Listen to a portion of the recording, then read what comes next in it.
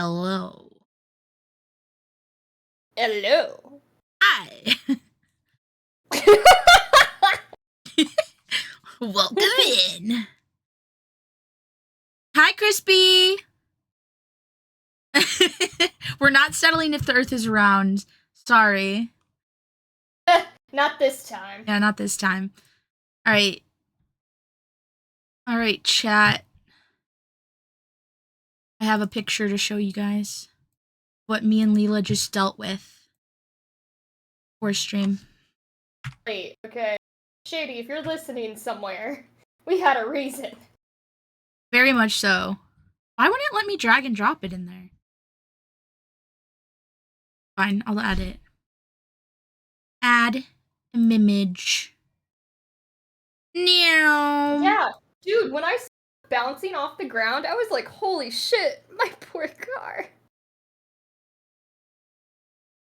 It is not drugs, no. It is the hail we just had. And to be fair, these have melted a bit because I wasn't about to go out there right when they were, fresh. But me and my mom ran out there when it stopped hailing and we were, collecting them so we could show the babies. They're like golf ball size, some of them. And then, yeah, it just happened. Literally 10 minutes ago. 10 minutes ago, man. It happened just now.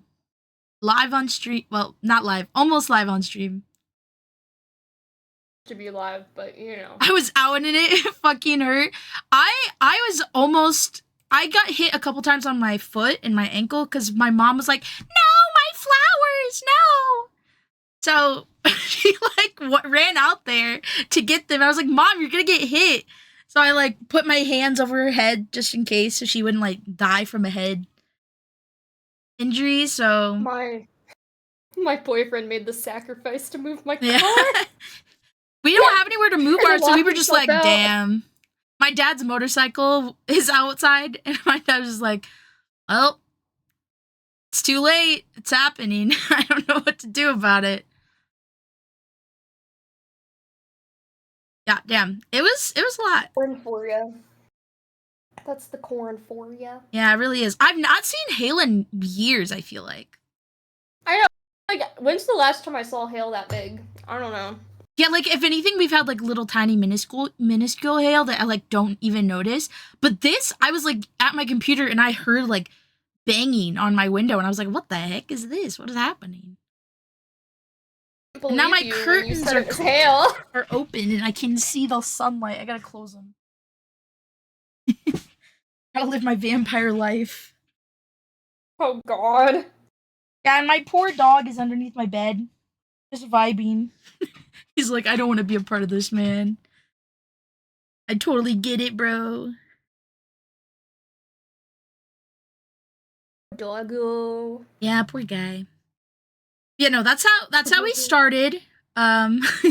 We were genuinely ready to go, things were happening on time, and then it started doing that, and I was just like, oh. Okay then. So we're a little bit late to the game, but it's okay. We're on time enough. I'm still eating. Exactly. And I'm organizing my files for podcast. Getting all of my pictures in here that I wanted to show. I don't know if you had any pictures or not. Really? I only have a picture of Annabelle and the family. And then I have obviously when we're talking about Ed and Lorraine, I want them to know who they are. So I have pictures of them and their daughter. Honestly, that's really it. I didn't even think about finding pictures. That's okay. We can always, flop around, do some finding while I talk and whatnot. There's so much to talk about though, guys. We have between the two of us, I think we have 24 pages of doc. 29. We have 29 pages of doc. Plus the 1 page of doc that we have on the actual doc. I didn't realize how much I had. 19 pages. That might be a lot. Fuck. It's all right. We'll be fine. It'll be all good. Yeah, why not? Why wouldn't it be? Because we're amazing and and we're sane, and Lila's not gonna be having nightmares tonight. Of course, yes. True. I swear my meds were working overtime. I was like telling Anakin, I was like, oh my god, I'm gonna have nightmares, I'm gonna have nightmares. But hey, the medicine worked, no nightmares. That's good. Last night. Bruh. I don't fuck with the supernatural, okay? I did have nightmares, but they weren't. I have like nightmares generally, so it's not like it was like a because of this thing. But I have a feeling that I'm gonna have nightmares because of this stuff tonight. Like, yeah, my nightmares generally is why I take the meds, but you know, like things trigger it. Yeah, for sure. And this is definitely something that would trigger mine if I. Bruh, okay, guys, I texted Sero earlier. I was like, she was like telling me something. I was like, oh, is that like Annabelle? Because I wasn't touching that story with a 10-foot stick. No, thank you. I mean, it is not great. I will say, okay. So I watched the movies as well, because the only movies in the Conjuring like universe that I haven't seen are the Annabelle movies. So I watched those two because I was like, well, I'm talking about it, I might as well know like the differences and like all of that. So I watched them and I was like very uncomfortable. I was like in my room, in the dark, by myself, watching these movies in the middle of the day. And I was just like, all right. So instead I put them on my phone and then I went up and sat in like the sunlight-filled living room and watched them there. I feel like I need to go grab one of my crosses real quick. Honestly. It was a time. Yeah, no, I just watch docs, like documentaries. I was not watching the movies. Well, No, I watched not docs me. as well, but for my particular ones that I chose, they were adapted into movies. I guess Amityville was as well, but The Conjuring, like especially The Conjuring, the very first one is what like really lifted a lot of these off the ground into like mainstream instead of just like paranormal side of things. So I had to like rewatch it and like be able to talk about it. So yeah.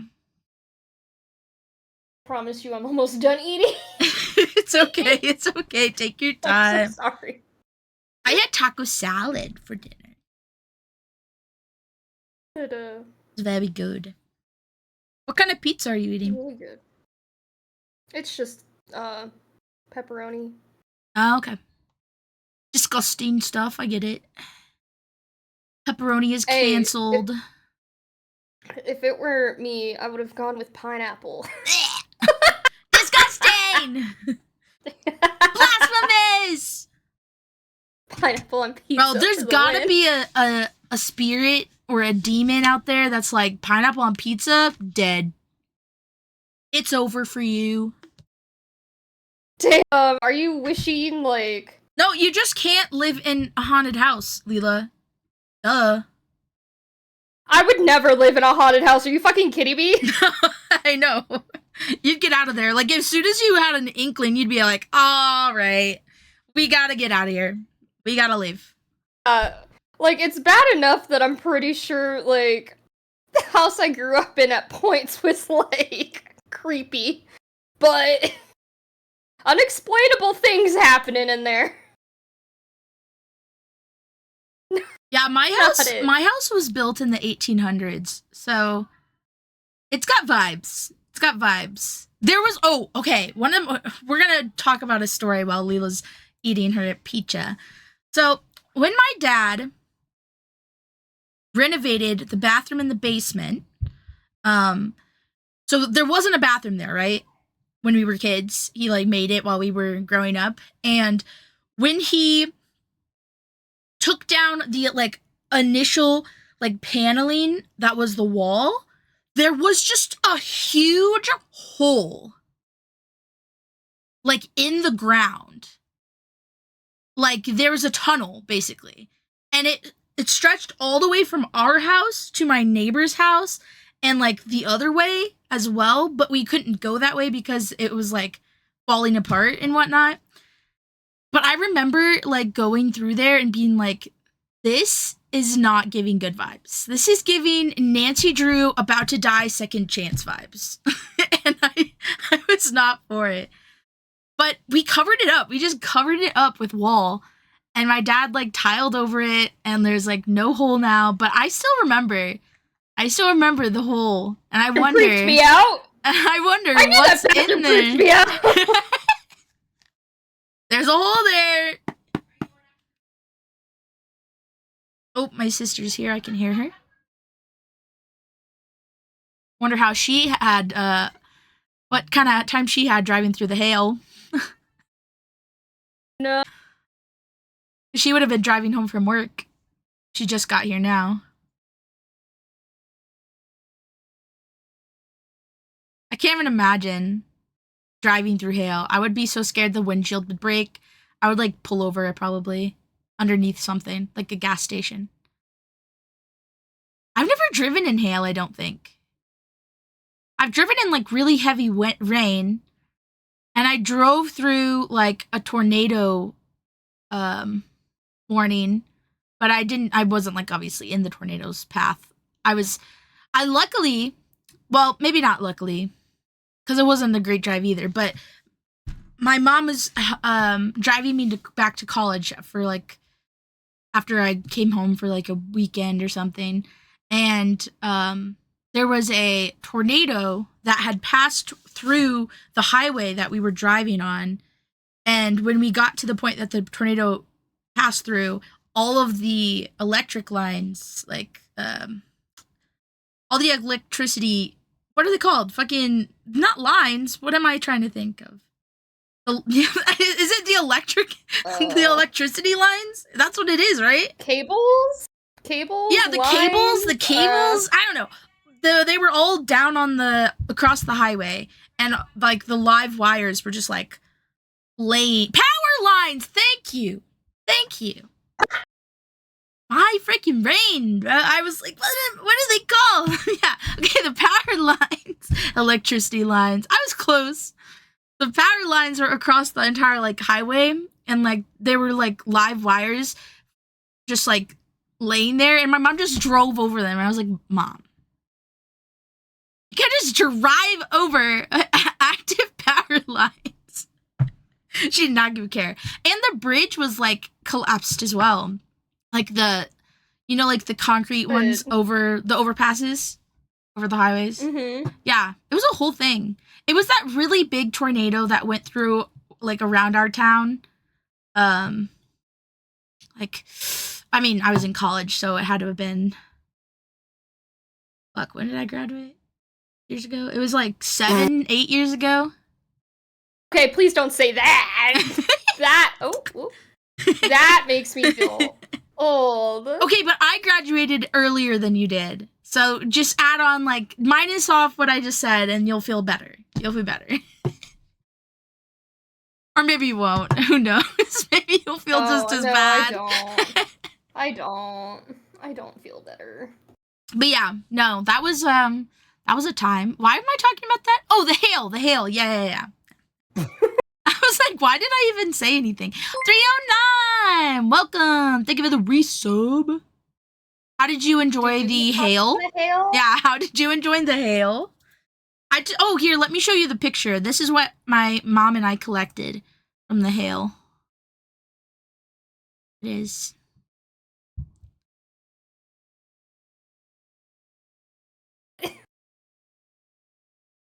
Yes. There were some golf ball sized ones in there. They were pretty big. And my mom, of course, had to go outside and protect her flowers, so. a message to my family group chat real quick. Yeah. See who got hit. Oh no. I was gonna talk about Anakin. Oh, if I had to go outside to move the car. Hail into the hail. Gale. Into the gale. Hunger Games? Gale! Wait, have you read the new Hunger Games book? No. You need to. It's so freaking good, bro. Okay. Doggos had a treat? Were the doggos scared? I can't. Were they eating the ice? Did they get hit? Bruh, that was my first thought. I was like, is Dexter outside? Do I need to, like, run? But he was under my bed already. He was ready. He knew it was coming.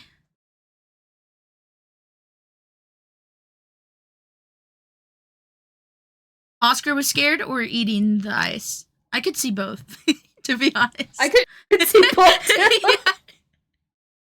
Oscar. Eating? Okay, yep. I can see that. Checks out. What a guy. Holy shit. Oh my god, something just fell over. Oh.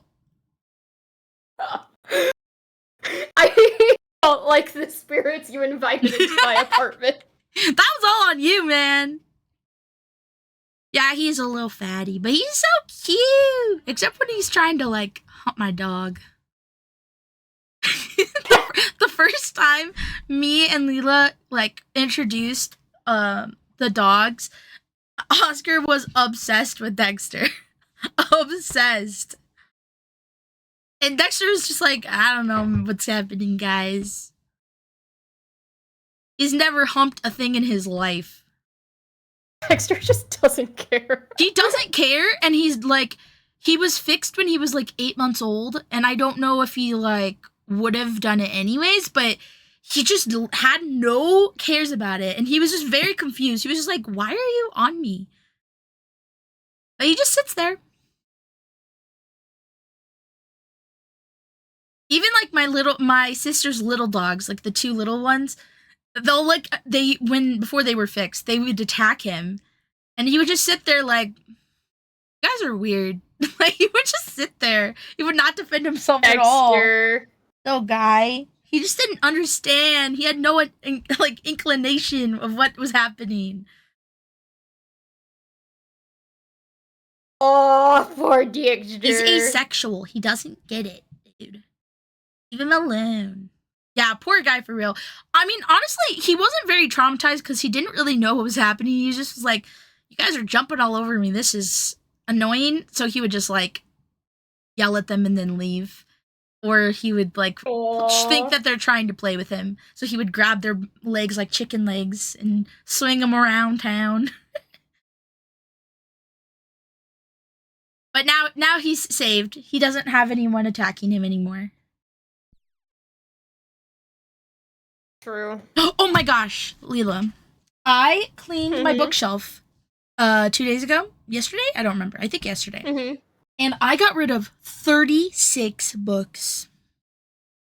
Holy shit. Yeah. A lot of books. And my bookshelf has never looked better. I will say, it was very hard to fit all of the ones that I kept. Because when I worked at, like, my past job, I would get free books from, like, publishers sending them in. So I just have so many just random, like, advanced reader copies in my shelf, and I'm like, I can't get rid of these. I mean, I can donate them. I just can't like sell them because they're like pre-published books, I guess. But like even then, like why would I want to get rid of like an advanced reader copy? Like that's so special. But I did get rid of a few of them that I was like super not interested in. Because when I like my last day, I just took like a pile of them. I was like, all right, I'm leaving, so I'm taking all of these books before I go. But yeah, I think I've narrowed it down to like 200 now instead of like the 240 that I was getting at. 250. I might be at 210. I'm not sure. I haven't recounted them, but I do have a lot more than I realized because I haven't been updating my Goodreads shelf. Yeah, so that's what I did yesterday. How was your week since last podcast? Well, today at work, there was a guy with no shirt and no shoes walking around the parking lot. Oh no. Looking at people's car. He went from this one grocery store and did that, walked across the street to our store establishment. Yeah. And was walking up to people's cars and looking inside them. And then walked across the street to the other store that was there and was doing the same thing. And then that other store was Walmart. And then and then he fucking walked back and somehow magically had a shirt. Did he steal a shirt from a car? I don't know. And then he was walking through the parking lot again. And then walked over to the restaurant. Yeah, smash and grab for real. Behind us. Yeah, and I guess the police were just circling around and stuff, and I'm like, are you not doing anything about this? No. Not surprised. Interesting. But yeah, like... Okay. There were associates who, aren't afraid of... confrontation. Situations like that, yeah. That were out there and just, like, staring him down. That, today was a little weird. Chaotic. Chaotic, to say the least. So that's all? That's all your craziness for the week? I've just been playing a game called, Grounded. Have you heard of it?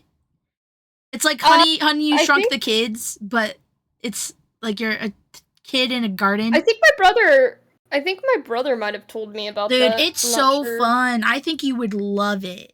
It's a survival game, but it's Honey, I Shrunk the Kids in a survival game. It's very fun.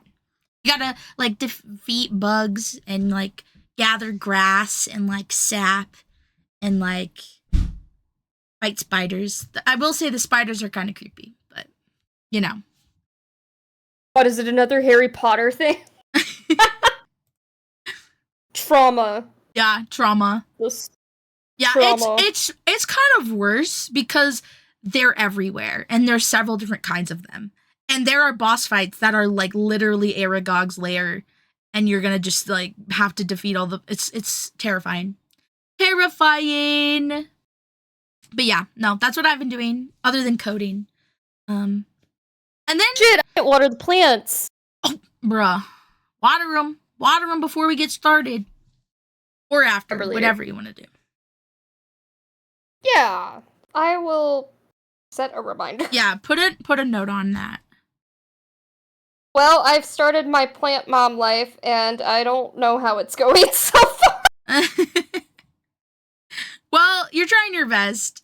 I suck. I literally, when I was cleaning my bookshelf, you know what I found? My niece got me this little air plant. It's an air plant that you have to spray with water, like, once in a blue moon. And I had killed it because I completely forgot it was there. It was just dead. Dead and gone. I've killed, like, 3 bamboo plants and a cactus? Damn. Killing a cactus is wild. Yeah. They do need a little water. A whittle Just water. a little. Just a whittle. Never got any.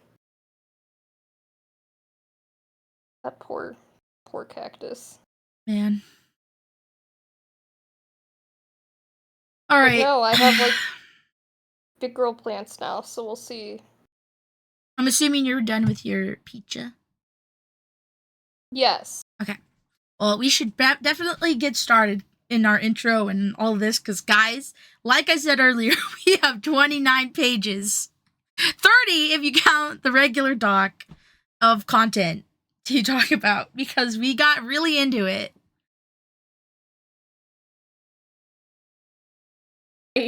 Yeah. Yeah. To be fair, I just took a bunch of bullet point notes, so a lot of it's probably stuff that I can just, like... Bulk go over. You know. Yeah. Yeah.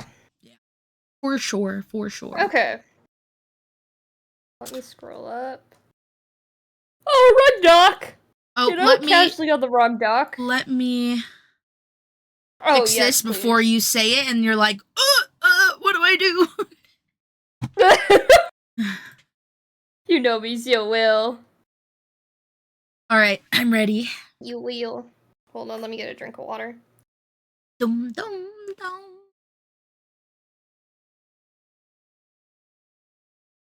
Okay. Tonight, we'll be diving into the shadowy world of Ed and Lorraine Warren, two of the most famous and most controversial paranormal investigators of the 20th century. They caught the we both just fumbled the bag. What is happening? Alright, I'm editing that out. They called themselves demonologists. Some called them heroes. Others called them frauds. But one thing's for sure. Their stories have terrified millions and inspired some of the scariest films ever made. Homes and cursed objects, to demonic possession and exorcisms. The Warrens claimed they faced evil head on, and they lived to warn the rest of us. But were they brave defenders of the spiritual realm? Or master manipulators spinning ghost stories for fame and fortune? Tonight, we'll explore the most infamous cases, the legacy they left behind, and the question that still haunts believers and skeptics alike. What if they were telling the truth? Lila! And I'm Sero! Why are you so... Series of Geektastic Events. Your voice cut out for the entirety of that last sentence. Except for Series of Geektastic Events. Season 3, Episode 8 of Series of Geektastic Events. Yeah! Good job, Lila. That was good. That was a good intro. I liked how haunting it was. Goes from haunting to I'm Lila! And I was like, what the heck? That dichotomy. It was crazy. Mysterious Lila and loud as heck in my eardrum, Lila.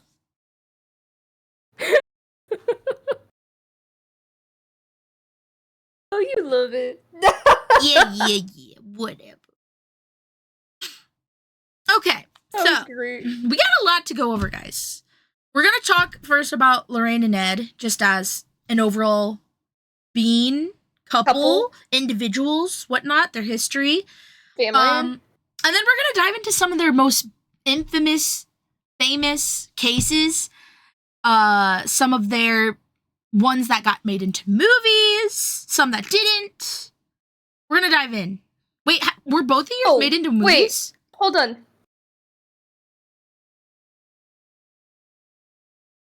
I don't know. Is there a movie of... I don't think so.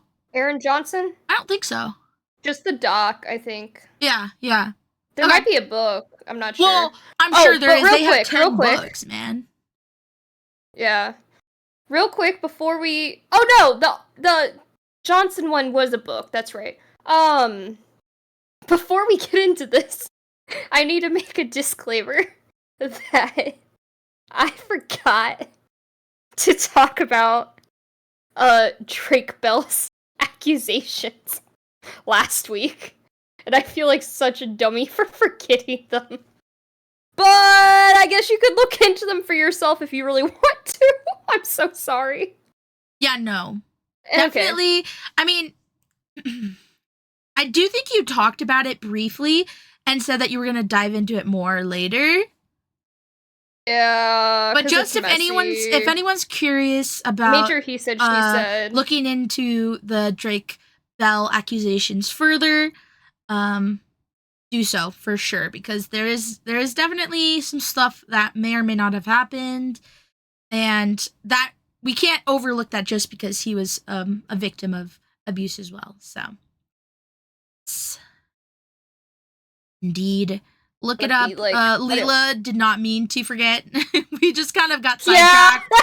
And I also think by a certain point at the end, we were like, this was all so dark and sad. And then we were like, let's talk about some of our favorite shows. And then we kind of like moved on and ended. So, yeah.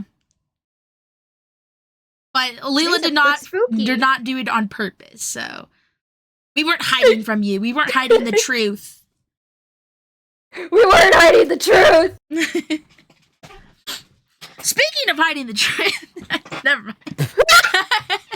The segue! Let's talk about Ed and Lorraine.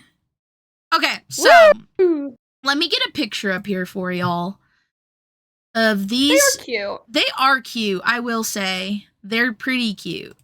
Why is it not working? My photos aren't dragging and dropping in here anymore. Yeah. So weird.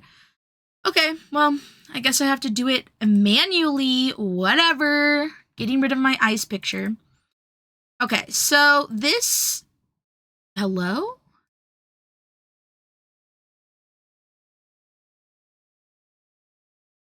You can't even see the picture. Oh, we're moving and grooving.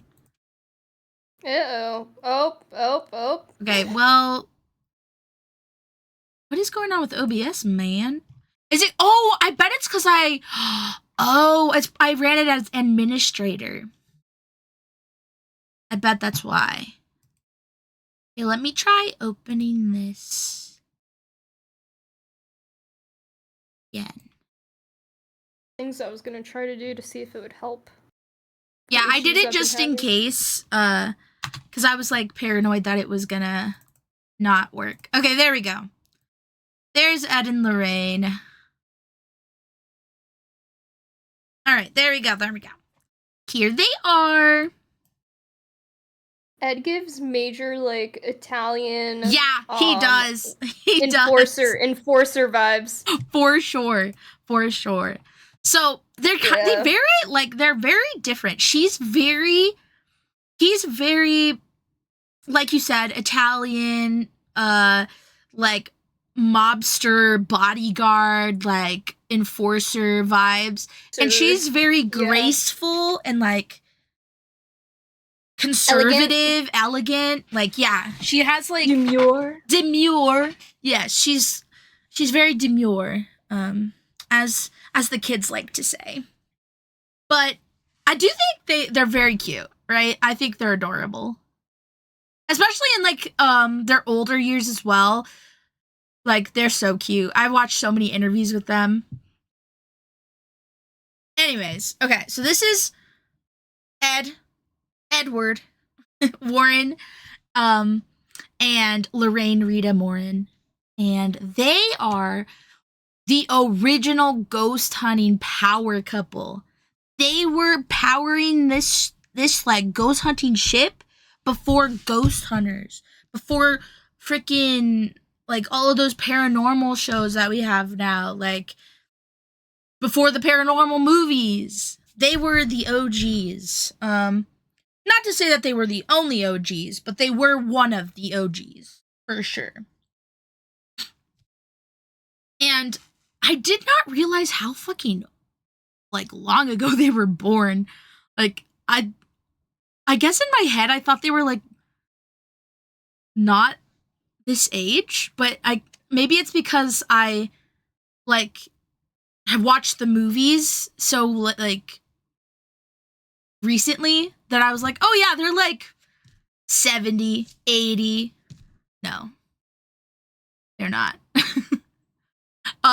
So they were both born in the 1920s. Ed was born on September 7th, 1926 in Connecticut. And he wasn't really what he turned out to be in the end at all. He wasn't a very good student. He was a bit of a rascal, you know, spitting like balls of paper out into people's backs and backpacks and oh, damn, Lila just sent me something crazy. I won't say it though. Another thing too. There's wait, another thing wait, too. Let me see. Time out, guys.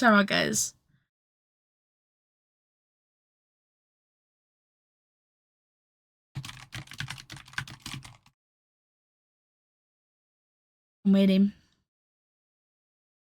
Bam, bam. That's so mean. Because I sent the thing in the group chat. That's funny. Maybe he was born in 1926. Jokes, just joking. Anyways, like I was saying, Ed kind of does fit that enforcer vibes with what we know about him as a kid. He wasn't a good student. He was a bit of a rascal, always, getting into trouble, playing pranks and whatnot. But he did have a pretty hard life. His mother was an alcoholic, and though he doesn't blame her for anything, knowing, it's a disease and, like, she couldn't really help herself at that point. But she was an alcoholic, so that contributed to a lot of his upbringing. His father was a police officer and a boxer, and also was a naval officer in World War I, which is interesting. He looked up a lot to his dad. And I feel like a lot of that has to stem from him being the stable parent. But also, he really thought of his dad as a hero, and he really wanted to be just like his dad. Another aspect of his childhood, though, that caused a bit of turmoil, he knew from a very young age what the supernatural was. He states that he lived in a haunted house from the age of 5 to 12. And during that entire time, he knew things about the supernatural that no one was teaching him, that no one was like reading to him, or he wasn't reading himself out of books. He just knew.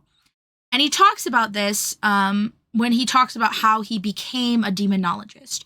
Because some people have asked him over the years, like, do you train? Do you go to college? Like, is there a degree? Is there a certificate program?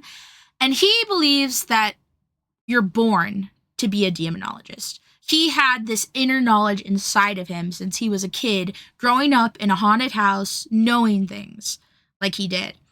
Much like saints or architects. And religion is a big part of this story, guys. A huge part of both me and Lila's side of things. So I forgot to talk to my mom. Oh yeah. Maybe you might need to have a meeting after this, just so like dive into some things, get some closure on some questions. But yeah, no. Yeah. Religion, especially Catholicism, is very big in this story. Both of them were Catholic.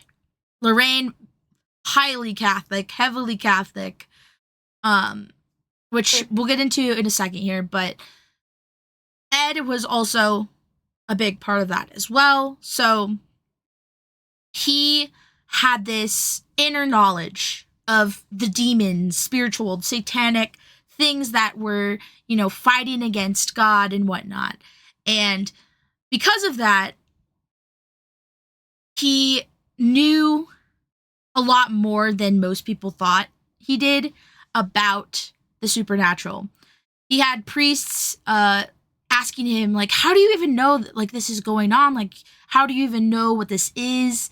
And he's just like, I just know. Like, I've always just known. So that's a big part of his early life. That was a huge part of his childhood, and then obviously, again, in his adulthood with his wife. Lorraine was born in 1927, January 31st, so she's a little bit younger than Ed. Not by much, though. And her early life, like I said, was heavily involved in the Catholic Church. And because of this, when her clairvoyant light trance medium abilities started showing up when she was around 7 or 8, she was very apprehensive about talking about it, acknowledging it, believing in it. She started seeing lights around people, which she now knows to be auras. And she had other gifts that would develop later in life and throughout her teens and whatnot. But she knew, her family being very Catholic, very likely would believe that these peculiar gifts were sinful. And that she was, involved with the devil. And so she repressed them for many years, and she was very skeptical of all things paranormal at that point. Until she met Ed. Ed, as we know, knew this stuff from the beginning. 5 years old, he was like, yep, my house is haunted. I know all this. He believed. He was a big believer. And so his belief really combated with her skepticism, and it was pretty easy for her to kind of release herself from that repression she had of her gifts. She really embraced them with Ed, which I think is actually, like, you could say whatever you want about, like, their cases, about what they, eventually become, but their relationship is quite lovely, honestly. They were married for, like, 50 years or more. I think it was, like, 50 years, yeah. Before Ed, passed away. But, oh, I'm getting a message and my VTube studio crashed. Well. Okay, my internet's good. Okay, we're good. Okay, so let's talk about them as a couple. So when Ed was 16, he worked at a movie theater, Colonial Theater, as an usher. And Lorraine and her mother would frequently go there.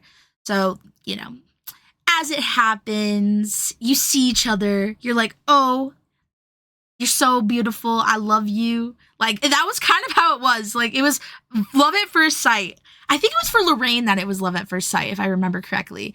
It was literally like, I see you. I love you. We're going to make this happen. So they started, chatting each other up. And not too far after that, they started dating. And honestly, not too far after that, they started not being boyfriend and girlfriend, but being husband and wife. I'll tell you in a second, but it was literally like a year. Maybe less than a year, honestly, to be frank. So they become boyfriend and girlfriend, and then Ed turns 17. So a couple months down the line, he turns 17 and he enlists in the Navy. And just to point out the time frame, this is 1940s. This is World War II. So he was a naval officer during World War II. And you can kind of draw back to his dad, who was a naval officer in World War I, and see just how much of like an inspiration and connection he had to his father. So he was deployed for 4 months before his ship was sunk in the Atlantic Ocean, I believe. And he returned home on a 30-day, what they called survivor's leave. So he had 4 months out there before he was basically almost dead and had to come home. And while he had those 30 days of survival leave, him and Lorraine got married. So 4 months after he left for the Navy, he comes back on survivor's leave, and they're married in 1945. But I mean, that's like a product of the times, right? Like World War II, people were doing that all over the place. I'm not surprised. But yeah. I think it is very heartwarming to see how, like, loving and long-lasting their relationship was. Especially because it started out in, like, a bunch of chaos. War, being in the Navy, like... their life was chaos, let's be real. We'll get into a lot of the stuff, but, like, their life was chaos, so maybe it was for the best.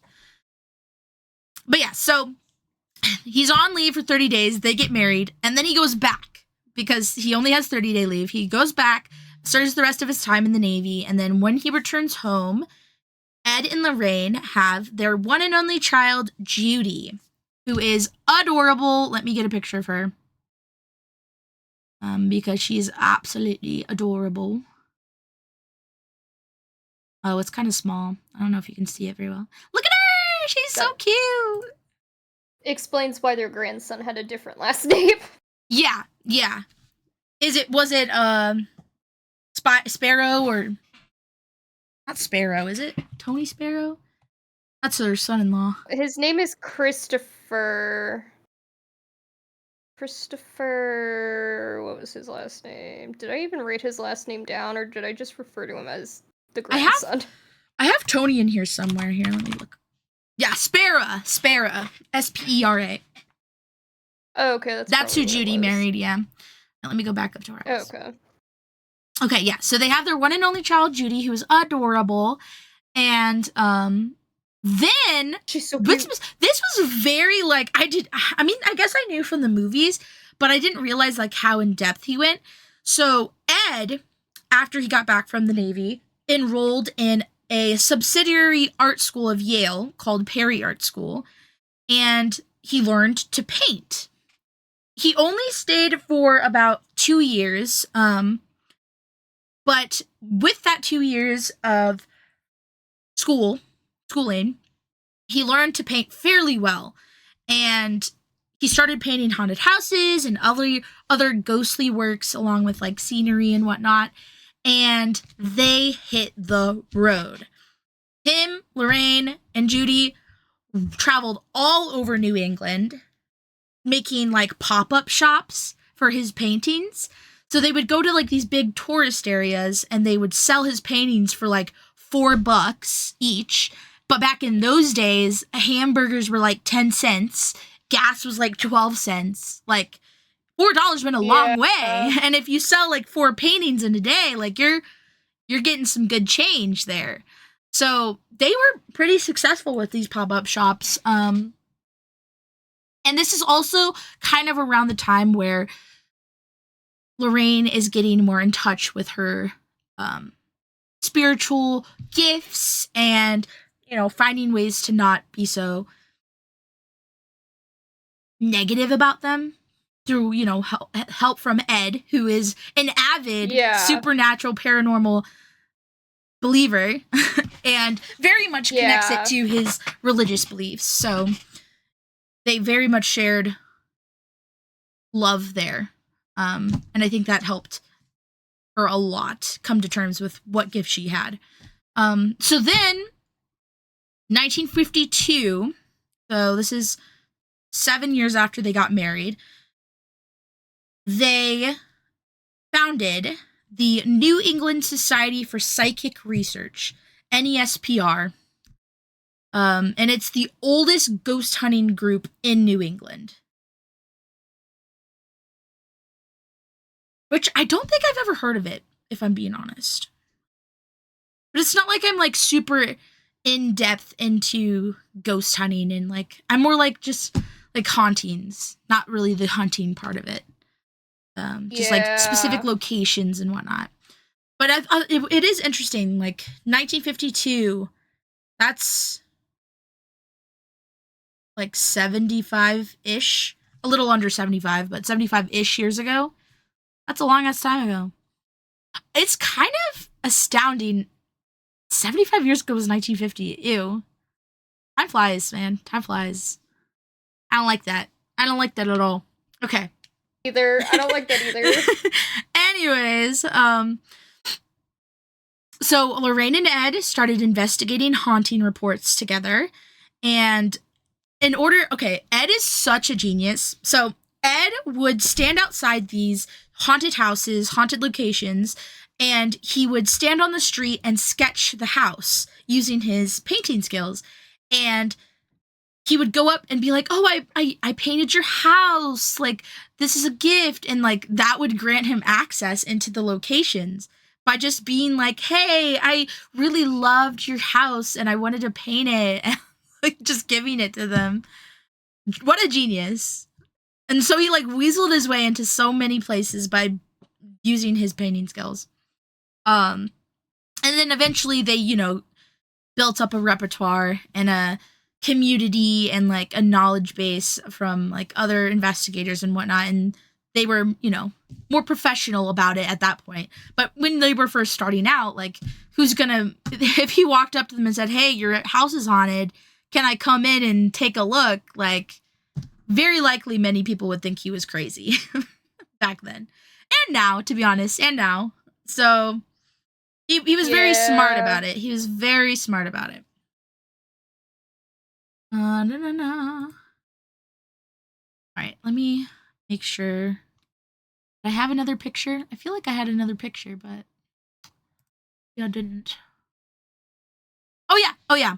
Okay, so this one is kind of out of order because I forgot about it, but I want to show you anyways because it's kind of a cool picture. So this is Ed in the Navy on the left. That's Ed.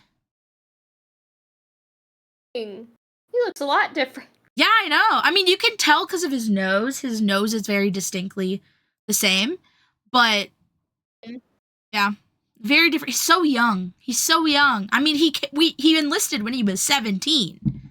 He was a baby. Yeah, no, that's crazy. Like, the times have changed for real now. Like, dang. Could not imagine. But anyways, yes, let's move on.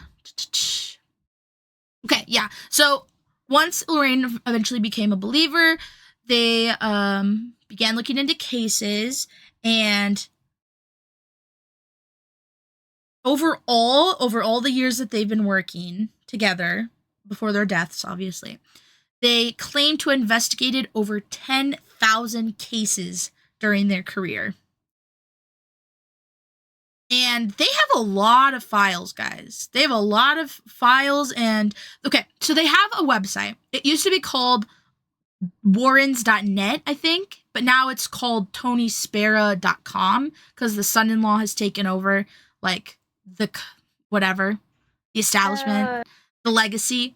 So him and Judy still, Judy, we'll get into it a little bit, but Judy is very afraid of a lot of what, her dad told her lots of stories when she was growing up. So she is not as comfortable or confident around the paranormal as some others would be.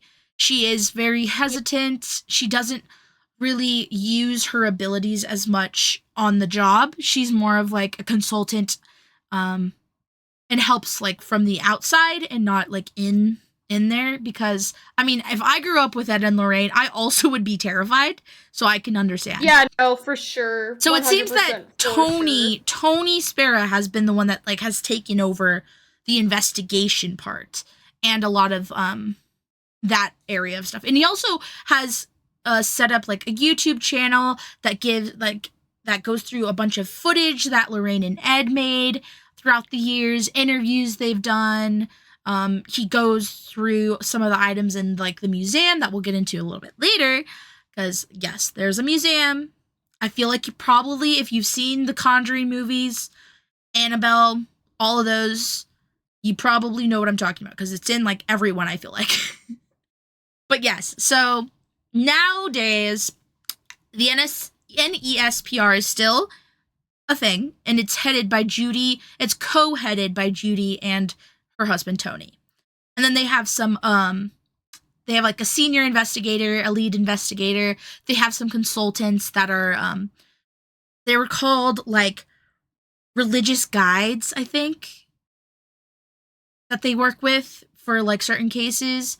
But yeah, so they're still going strong. They're still investigating. And they also go to like paranormal cons, and like supernatural cons. Like they go to a bunch of cons. They have a bunch of events still. I was looking at the website. It's still going strong. And they also have so the website has a membership thing that you can look into more of their cases, like look at the actual files and whatnot. I just looked at the free ones. Clicked on one because I'm poor. Yeah, I'm poor. That's what I just clicked on. Yeah. But there is a paid membership where you can look into even more. So they really are monopolizing on both The Conjuring and like all the hype that eventually grew because of that, and also just like paranormal in general. Which, get that bag, get that bag. But yeah, no, they became a legacy in their own right, but with the help of the movies, I really think they mainstreamed that legacy. I was telling Lila earlier, I went on to Ed Warren's obituary because I was looking at like what they talked about and whatnot in the thing, and you know how there's like donations or like comments you can make under obituaries to like, I can't remember what they're called, condolences for the family. There we go. And there are people that have been putting things on there for 10 years. Damn. Yeah. They put it up, like, whatever the comment thing was, they started doing that in 2014, because that's where all of the first ones come from. And there are, like, 208 pages worth of condolences from people. And there's so many that are just, like, saying, like, thank you, like, you did such great works. Most of them don't even know Ed and Lorraine. They're just, like, fans of The Conjuring. And I feel like that really kind of proved to me just how big this became because of those movies. And I don't think they were prepared for it. I really don't. Because they were big in their own right, in their own community, right? But like I said, mainstream is way different. So whether or not you believe any of their stories, whether or not you believe in them themselves, they were iconic. They were an iconic duo for sure in the paranormal scene. And we got a lot to talk about, guys. There's, like I just said, they claim to have investigated over 10,000 cases. Like, we could go into these for days. We're only going into 4 this time because there's a lot to talk about. We definitely want to do maybe another episode on these cases. Honestly, we could do, like, these cases could go on forever if there's 10,000. Like, but we do know that there's 4 more big cases that we want to go over, so we'll probably do that in a different season of the podcast. But the 4 that we chose to talk about today are really interesting. There's a lot to dive into. There's a lot of controversy. There's a lot of terror and horrible things going on. Nightmares for sure. Now you got me looking at their case files on the website, bro. Yeah, I know. There's a lot to dive into. Do we want to talk about the accusations first before we dive into the cases? Or should we do that at the end?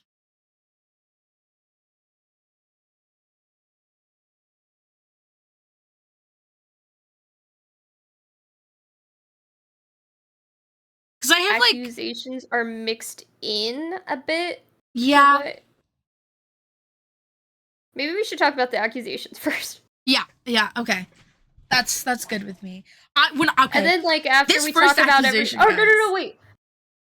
Yeah. Okay, we'll talk about the accusations, then everything else, and then we can come back at the end and, like, discuss. Because then it will make more sense. Yeah.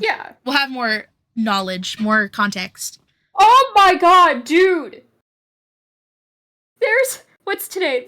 In a couple days from now, there is an event. I know, I saw that!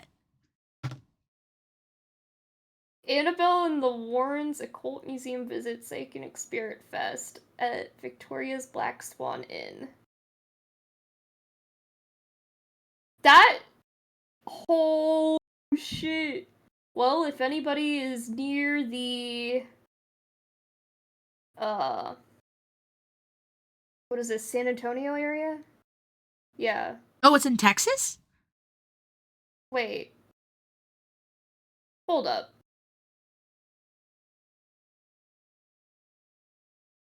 Back to San Antonio, showcasing the most notorious paranormally active object in the world.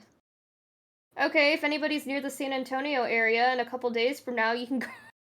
I'm so jelly. I'm so jelly. Nope. I'm good. You just can't be mean to her. It's Good. fine. You can look at her. You just can't be mean. She is cute. I mean, she's just a Raggedy Ann doll. I had a Raggedy Ann doll when I was a kid. I did not. Probably for the best. Probably for the best, Lila. Oh my god, there's VIP tickets. Oh my gosh. We gotta go. Imagine we like just fly out. $165. Bruh. $165 for one VIP ticket. That's a plane ticket. That's actually a little bit less than a plane ticket, but basically a plane ticket. Dude. Yeah, no, they're still making bank. They're still going strong. They have a store? Yeah, they have a store. They have a store. They have merch. They also have books. Ed and Lorraine wrote, I think it's 10 books about... So what they did, they realized, this is their own words, that everything that they were reading about the spirits, the demons that they were dealing with was very, like, wishy-washy. Some people said one thing, then they switched up and said another thing, and they just didn't believe anybody. So what they did was they wrote their own books with their own experience only. They only used what they knew themselves as demonologists, as ghost hunters, whatever you want to call them, paranormal specialists. And so they wrote 10 books about various different types of spirits, types of equipment, whatnot. I think it's 10. Last time I checked, it was 10. But I didn't check past the interview that I watched, and they were kind of old or young still then. Let me see. Ed and Lorraine books. They have, let's see, 1, 2, 3, 4, 5, 6, 7, 8, 9. Oh, never mind. They have a YouTube channel? Yes! That's what I was telling you. Tony Sparrow heads it, and it has, like, a bunch of their past interviews and stuff. I watched so many of them. So many.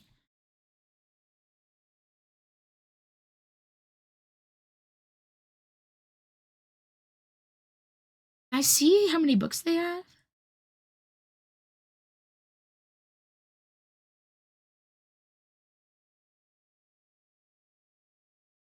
Also, Lorraine said vampires are real. Side note. That's great. That's what I wanted in my life.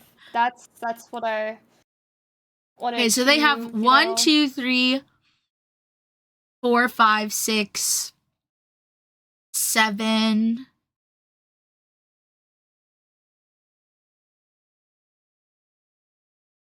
One, 2, 3, 4, 5, 6. Oh, there's 6 here. Let me see. 19. There's 19 different books, it says. Oh, some of them are just Spanish translations, though. Oh, we could have gotten in touch with them. Oh my god, can you imagine if we had, like... You know who I saw? I saw one of the Perrin children, the Perrin family haunting children, do a bunch of interviews with, like, podcasters, like, very, like, out of nowhere podcasters, and I was like, oh my gosh, one day, like, we should read all of her books. So she wrote a trilogy about the haunting, about what actually happened, like, from her perspective, right? I think it would be so sick. We read those one day, like, for one of the seasons, and we're like, hey, we would love to, like, have you on, like, let you kind of talk about some of the things. Like, that would be so sick. Also, she could give us some insight into the extraterrestrial side of things, because she also has some stuff going on there. I don't really dive deep into it, but there's some stuff there too. Like, I think you would find her a fascinating human being. Whether or not you believe in anything that she believes in, she's quite fascinating. And I heard that her books are pretty good. I do want to read them. There's only 3, so. But anyways, yeah. There's so much to do. So much to do. All right, so yeah, accusations. Brother. So this first one, I saw Lila, and I was like, was not happy. I don't know though. Like Oh. it's so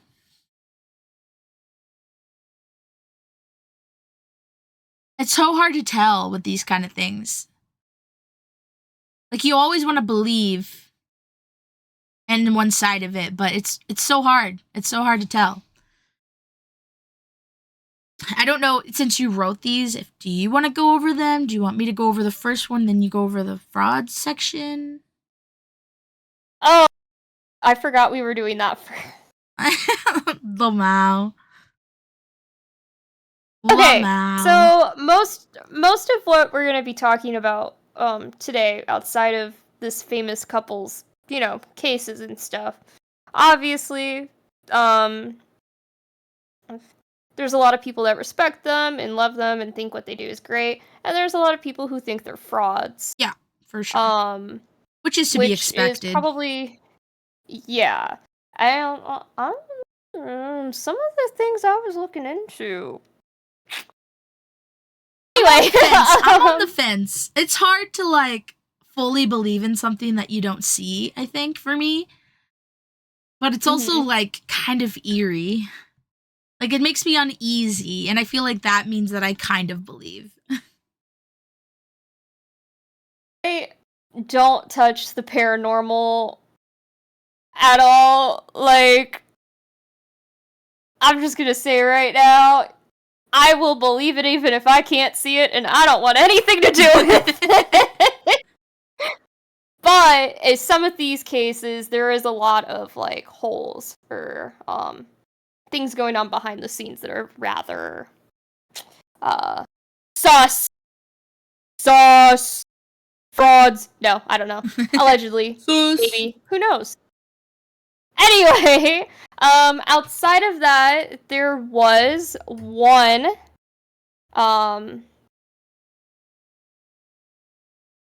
allegation of Ed and a minor.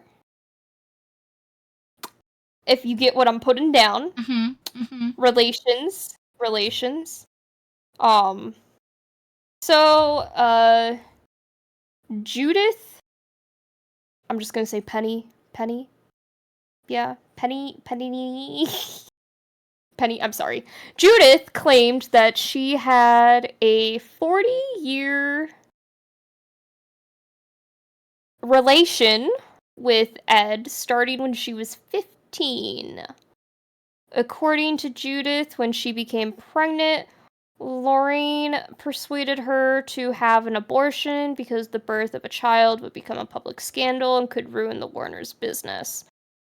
Judith also claimed to have witnessed the couple engage in physical abuse.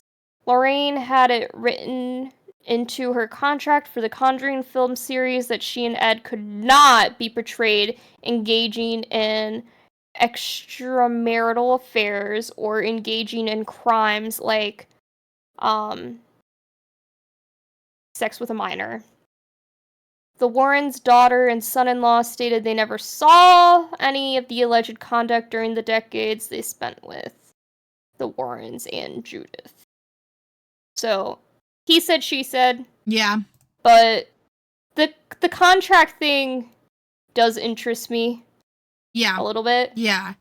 That's definitely a little sketch. Yeah. Yes, Plaza, we're talking about the Warrens.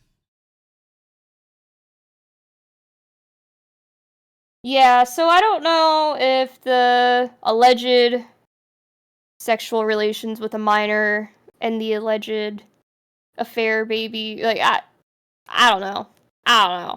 And, they're dead, so can't say. Yeah. But never know. Yeah, no, the contract thing does, like, because, okay, this is just my thoughts.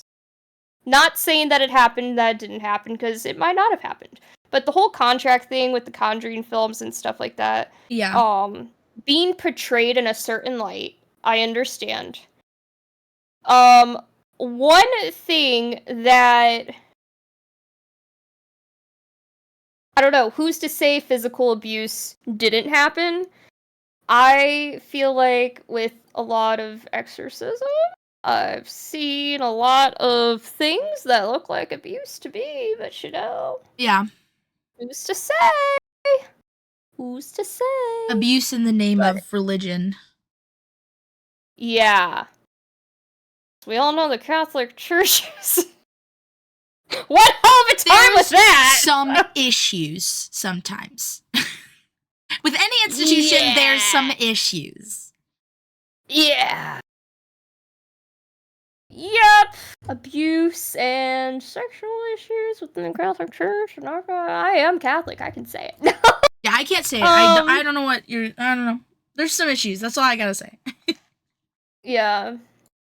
So, yeah, I don't know. Since it is an allegation that was made and was thrown out there, might as well talk about it, you know? Yeah. But yeah. Is Judith still alive? I don't even Judy? know. Yeah, Judy's alive. Yeah. She's alive? Okay.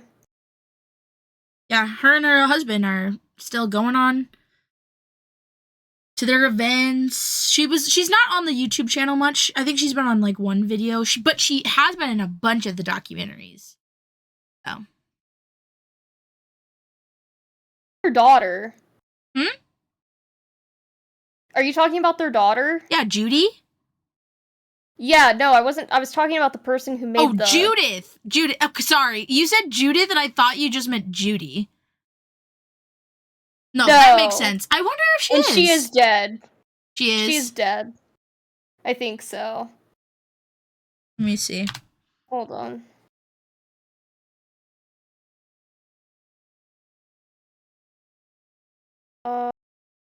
She was in her 70s when she came forward. Fuck. Which was like nearly 10 years ago. So she could still be alive. That's like... Oh god, that reminds me of the Me Too movement. Now I don't know! I'm so confused what to believe! Yeah, I mean, if she came forward in her 70s, like, what was happening in 2017? Was there a movie? Was the because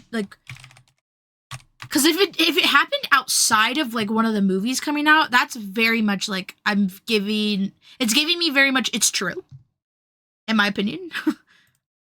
Oh shit! Reddit just went hard. Oh, the post got deleted. Okay, Conjuring 2 came out the year before her accusations, so I don't think...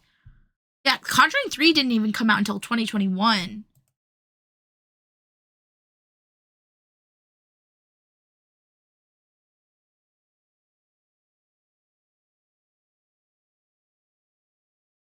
Laws of Ed not having relations with an underage woman for the contract.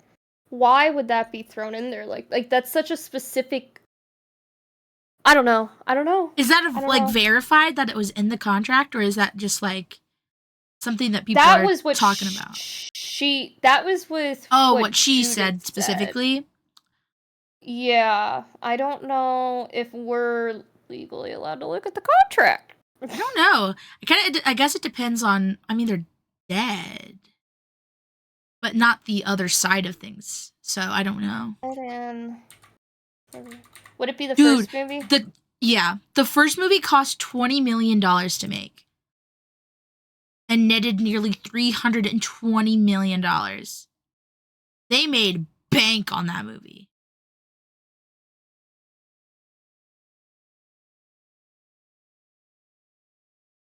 Where I look, it states it like it's fact, but I'm like, where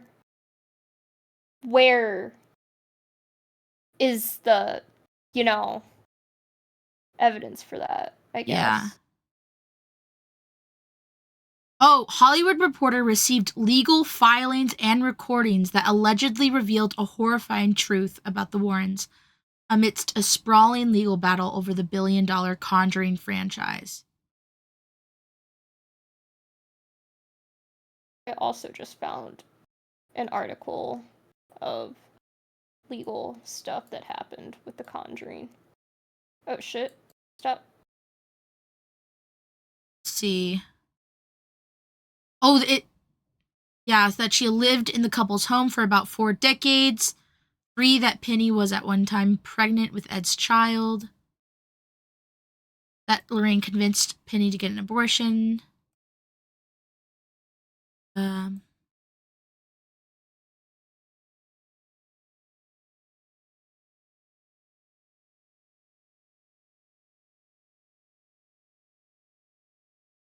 Died in 2006, and Lorraine Warren's attorney Gary Barkin says the family has no knowledge of the alleged conduct, and his client, now 90, is declining health and unable to respond to the allegations. And obviously, that was a few years ago. So I don't think she might not have publicly ever said anything.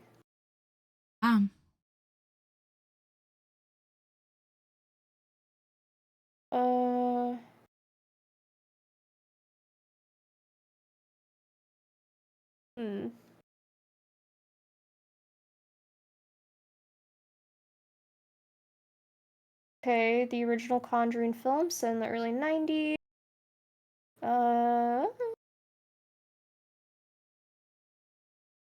Family residing in Rhode Island farmhouse, supposedly by a spirit of long... Okay, deceased witch. Warren, from the start, Warren's romantic relationship is central. Ha. I got even more here. Like, in the same article, it talks about their co-writer for the books that they made, and the co-writer later explained how much of the book was a hoax. As I gathered all the necessary information for the book, I found that the accounts of the individual Snedeckers didn't quite mesh. They just couldn't keep their story straight. And Ed said, "Oh, they're crazy. Everybody who comes to us is crazy. Otherwise, why would they come to us? You got some of the story, just use what works and make the rest up. And make it scary." Dude, I have something similar that I was going to talk about later with the Amityville. Interesting. Books. Not specifically Ed, but just in general. But yeah, no. And then man, it really does deconstruct my image of them, man. There was a lot of shit that one of the brothers from the Devil on Trial possession story, one of the brothers really does not like them. Oh boy, did he get into some juicy tea, some hot tea. Yeah, Judy Penny was often the person that would answer the phone when Ed and Lorraine were out of town. So I feel like there's a lot of, because there's in a biography that another author made, Gerald Brittle, he talks about Penny in the home and also about her answering the phone when he called. Dude. So not only is there darkness in the cases and the possible fraudulent behavior with those, there's darkness in their day-to-day lives. Allegedly. Of course. Allegedly, her deal with New Line to serve as a consultant on or model for The Conjuring includes unusual restrictions. The films couldn't show her husband engaging in crimes, including sex with minors, child pornography, prostitution, or sexual assault.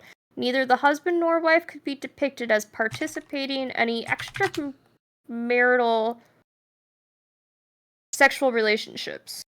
Talent attorney Jill Smith says she has never seen specific language. Oh my god, an actual attorney! Talent attorney Jill Smith says she has never seen specific language, barring such depictions through individuals selling rights to their stories. So she's seen sometimes restrict for sales.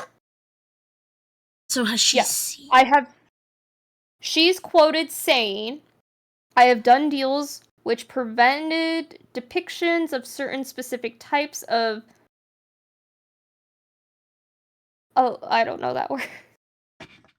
I'm gonna have you read the quote because I don't know that word and I don't want to mess it up. Go for it.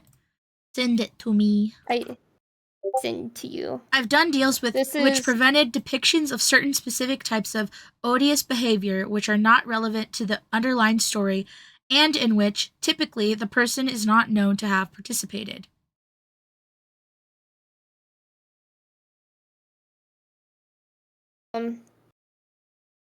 Soon after the original Conjuring movie opened, producer Tony Del Rosa Grund sent an email informing top Warners and New Line executives that the film was a far cry from the advertised true story of the Warners. Interesting. Del Rosa Grund, now locked in a legal battle with the Warners over profits from the movie after he claims it was unfairly shut out of the sequels and spin-offs, said in his September 2013 email that a woman close to the Warners had seen the movie and was mortified to the inaccurate portrayal of the relations between Ed and Lorraine Warren. Among those copied on the email, Warren's chairman Kevin Sujihara and marketing chief Sue Kroll, as well as Toby Emmerich, then president of New Line, now president of Warner's Film Studio, outside counsel Michael O'Connell, and in-house attorney Craig Alexander. It is unclear whether the Warrens responded.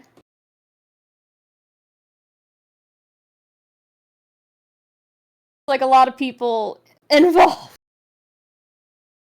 Not only was the Warners' marriage a far cry from the one portrayed on screen, Del Rosa Grund wrote in his email, but their daughter, also named Judy and portrayed in the original film by Sterling Jurtis, had lived not with her parents, but with Lorraine's mother. Oh!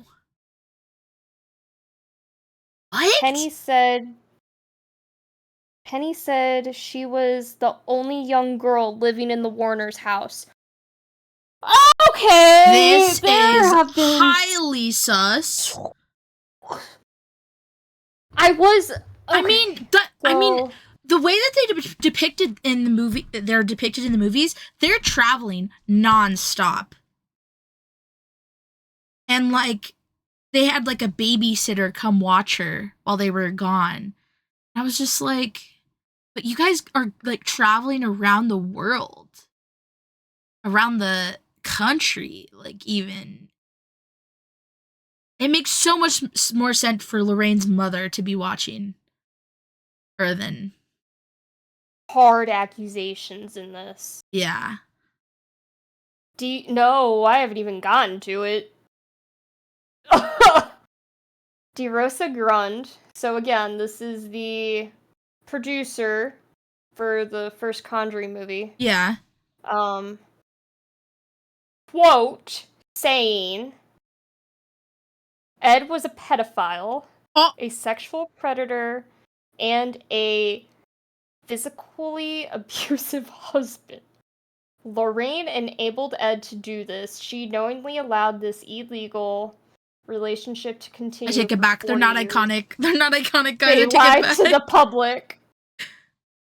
The email was sent after the first film, but the 2016's Conjuring 2 only amplified the loving relationship between the Warrens.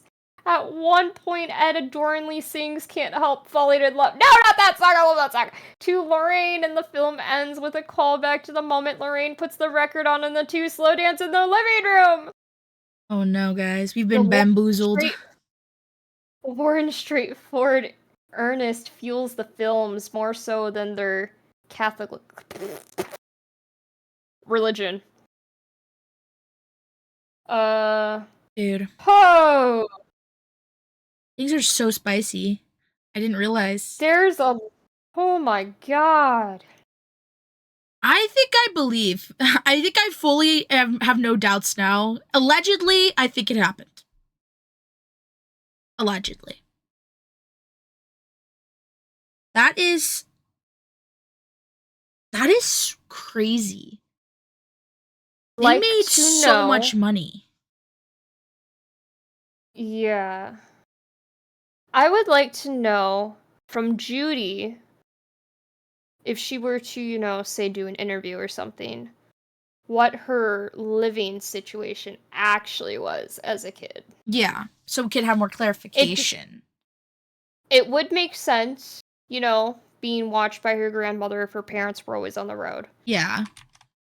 And if that were true, then she might not. Obviously, you never want to view your parents like that. Yeah. But she might not have even known. I have knowledge. In a 2020 interview, Judy said that she spent most of her childhood living with her grandparents.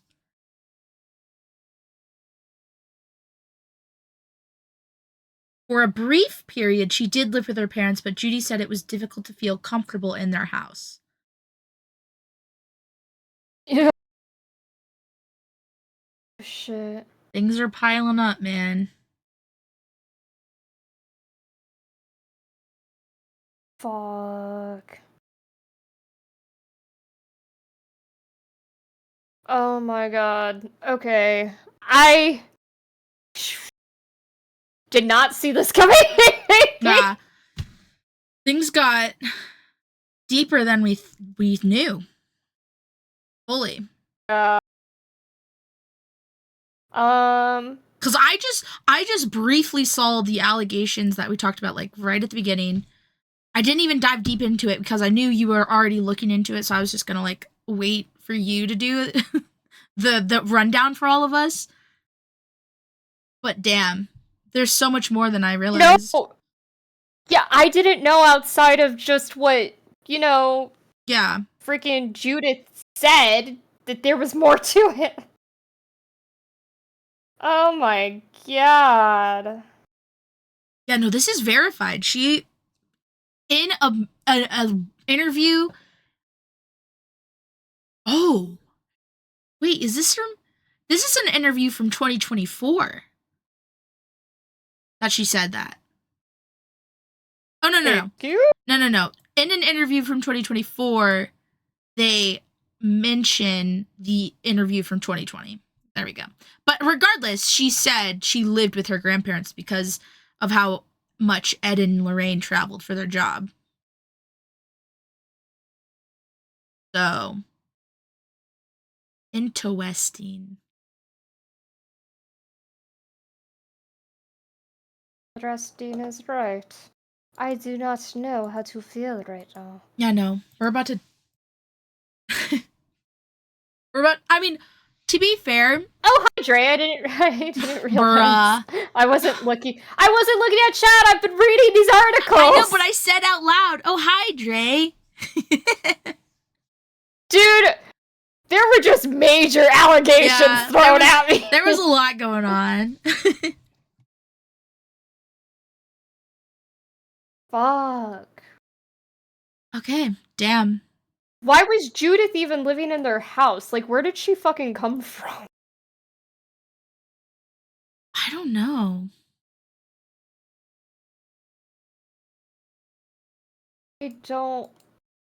I can't find much on her. I mean, she must have been a troubled teen that they took in for nefarious reasons.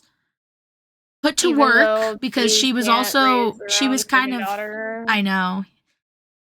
Like, she was just home alone, like answering phone calls for them, and that's so weird. Oh, Stella! Welcome in, Stella and Raiders. Welcome in. Guess what I ate? Stella, I have pizza. Yeah, Stella, she had pizza. Stella, I got pizza. Actually, I still have pizza left. I just haven't finished. Like, I'm not actively eating it right now. Hi, Varktik. I can't shout out right. Oh, hi, hello, Cassius. hello. We are talking about the Warrens, Ed and Lorraine Warren, if you know who they are, like The Conjuring, Conjuring 2, Annabelle, whatnot. Right now we're getting to some heavy accusations. We did not know was a thing. Yeah, no, we did not dive deep enough. There we go. I got it. How was your stream, Stella? I hope it was good. I hope you get pizza later. Lila's not going to share with you. Yeah, we're getting to the real dirt for real, Plaza. Like, we... Dare you say that? I'd share with Stella. Oh, really? So you're going to drive over and give me a piece and pick off all the pepperoni for me? No, I said I'd share with Stella, not you. Wow. Hate. The Sero hate is real.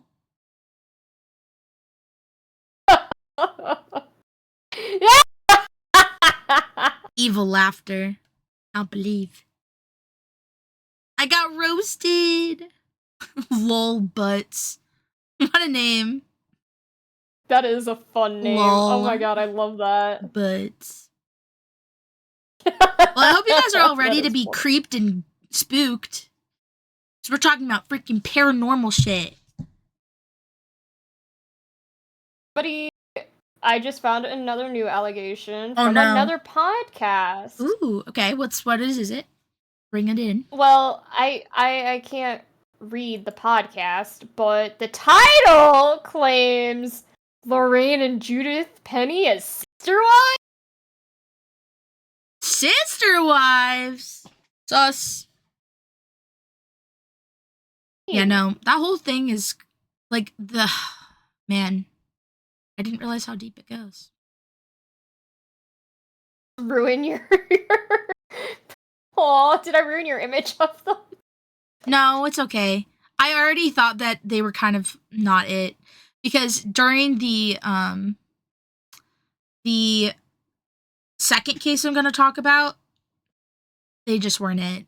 They just weren't it. And the movie makes it seem like they are everything and they really aren't, and it's very disappointing. But it's whatever. I'll get over it in the end. Arnie Johnson trial. They did some sus things. Oh yeah, I'm sure. Okay, do we want to talk about the frauds before or after? I think we set the precedence with this. Okay, yeah, let's continue on then. Oh my god.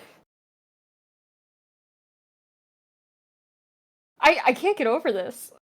Yeah, no, it's pretty bad, guys. Why was she living with them? To give a little quick rundown, Ed and Lorraine are ghost hunters, right? They're very well known in the scene. Demonologists. Yeah, demonologists, clairvoyant, medium. Clairvoyant, yeah. para, what's it called? Paranormal investigator? Parasite. I don't know, she calls herself clairvoyant and a medium, so. Okay. But regardless, there was another. It was alleged that by this woman, that when she was 15, she began a 40-year sexual relationship with Ed Warren, in which he stayed in their home, aborted a child, witnessed physical abuse. Not a lot of good things. Not a lot of good things, guys. Clairvoyant? Yeah, no, not clairvoyant.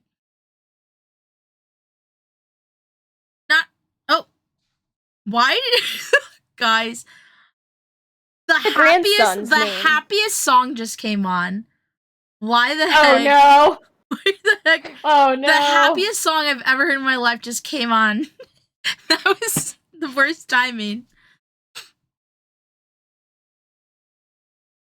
Grandson's the humans were demons all along. McKinnell. Oh. Yeah. I don't know where that came from. But no, yeah, that's their grandson, McKinnell. Maybe he changed his name so he didn't have to be, like, involved. Oh, shit! Oh my god, you're gonna freak! Wait. Parents, Graham Christopher McKinnell, Judy Spira. Oh! So she was married twice.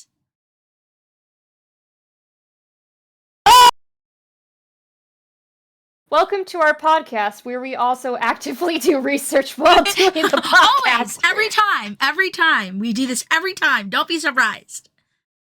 He didn't pass away until 2022. Graham Christopher McKinnell. See, I only ever heard about Tony in my research. Oh wait, maybe not. Graham got erased from the journey. Yeah. What? That's so strange. I didn't even know. And Judy. I, for one, am absolutely shocked. Me too, Stella. Me too. Dude, there is so much tea right now. Holy fuck.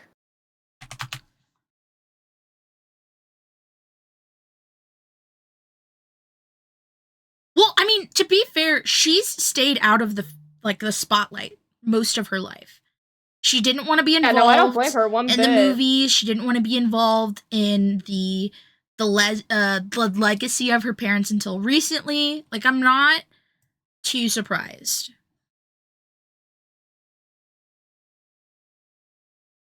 I have interview stuff that I'm going to talk about later from their grandson, but I didn't even realize that, like, his dad was not okay. I can't find anything on his dad.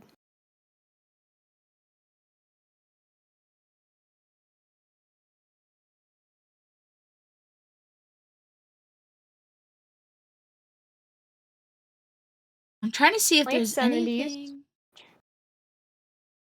It says when she met Tony. They met in 1979. He was a police officer. I knew that already. And she waved to him thinking that she was someone else. He was someone else. And he didn't know her, obviously, but he fell in love at first sight. Common theme.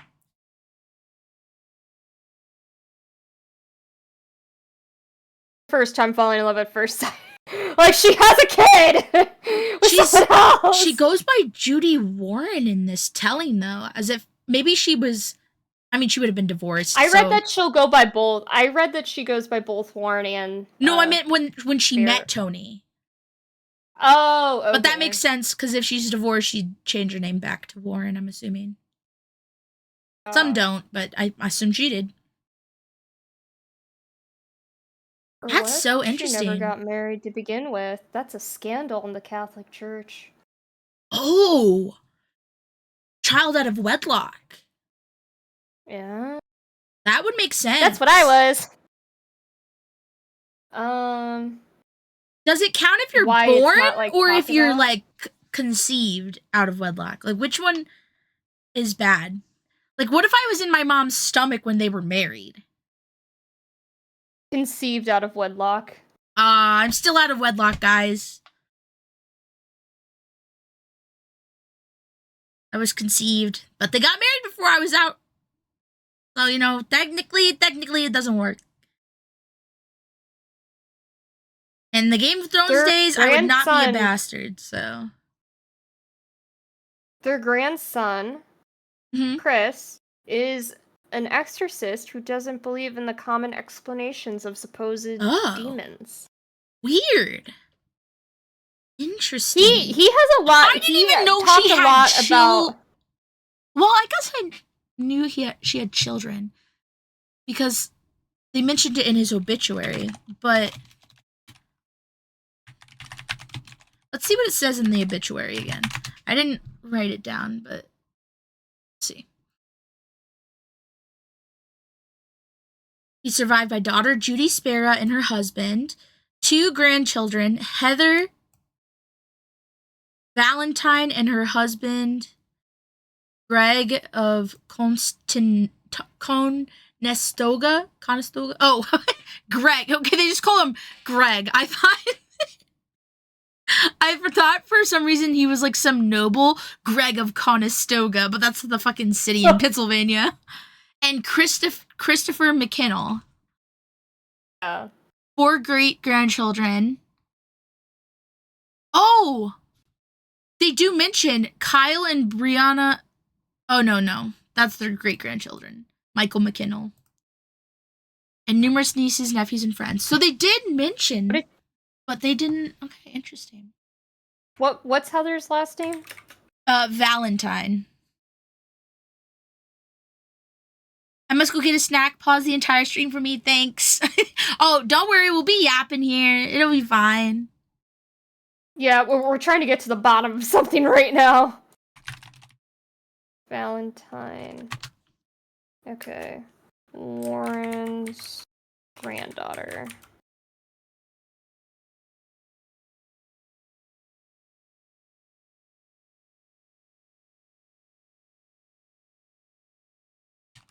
Oh, that's a really cute picture. Oh.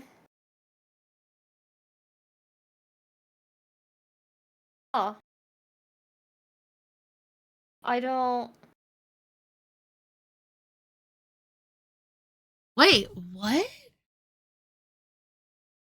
I find that much on her. I read something that says while Heather Valentine is not directly related to the Warrens, she is a member of the Warren family. What does that mean? Was she adopted? Maybe?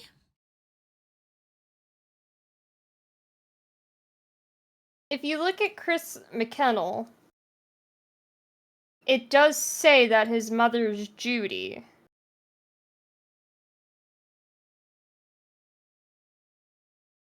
That is what Conestoga resident Heather Valentine said happened to her grandmother.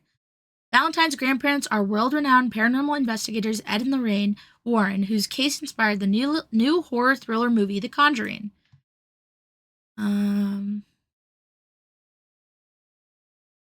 According to Valentine, this particular case occurred in 1971.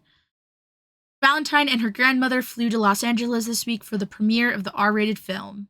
She accompanied Lorraine. Or no, Judy? She accompanied Judy to the... Interesting. Hi, welcome back. What snack did you get?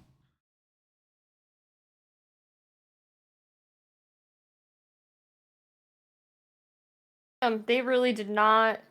If they did not want to be in the public, they were not in the public. Holy, it is hard to find some info.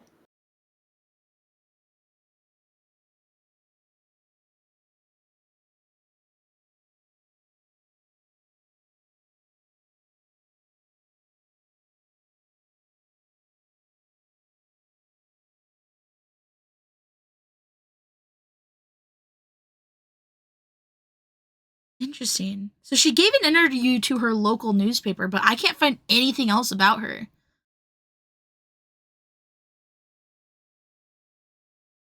And then you have Chris over here going on documentaries. Yeah. I didn't even know she had an... I mean, I guess I did because I read the obituary, but I just didn't connect the dots. Yeah, I feel like... Yeah, no, they must not want to be in the... Ooh, a bagel. That sounds good. I'm kind of hungry. I might get a snack while Lila's entertaining you guys with the tea. It says, Chris McKennell, grandson of legendary Ed and Lorraine Warren, has spent over 40 years investigating the world's most notorious supernatural phenomenons, from hauntings to demonic possessions. As the founder and director of the Warren Legacy Foundation for Paranormal Research, Chris continues his family's iconic legacy, bringing a fresh, engaging perspective to the paranormal. His extensive global experience and unique blend of quantum physics, psychology, and cultural anthropology make him a compelling authority in the field. A seasoned speaker and media personality, Chris's captivating storytelling and expertise have made him a sought-after guest for television programs and documentaries exploring the unknown. Sounds like he's following in his grandparents' footsteps. Wait, Heather was not always married to Greg, guys. No, she divorced Greg and she's now married to Matthew of Pennsylvania. I just saw that in Lorraine's obituary, which was from 2019. There's a lot going on. Oh my goodness. It's got a lot going on. Jesus. Interesting. Interesting.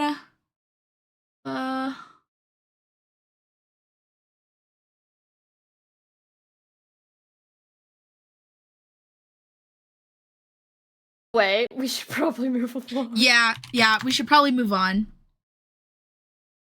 All right, Lila's gonna continue on to frauds, and I'm gonna get a snack because I'm hungry.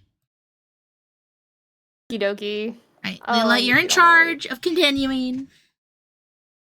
Bye, boy. Wait, boy. Oh, I'm on the wrong dock again. No, wait, that was the right one. Ah, there we go. Frauds! So, if you're a believer, you're a believer. If you're not, you're not. But I will say, even if you are a believer, the Warrens do have a little bit of sketchy stuff under their belt. Okay. So we're gonna be talking about frauds as we go with each individual case, but I believe in pizza for sure. Yeah, I think that's a safe belief. Pizza. I believe in pizza. Ah, the pizza gods.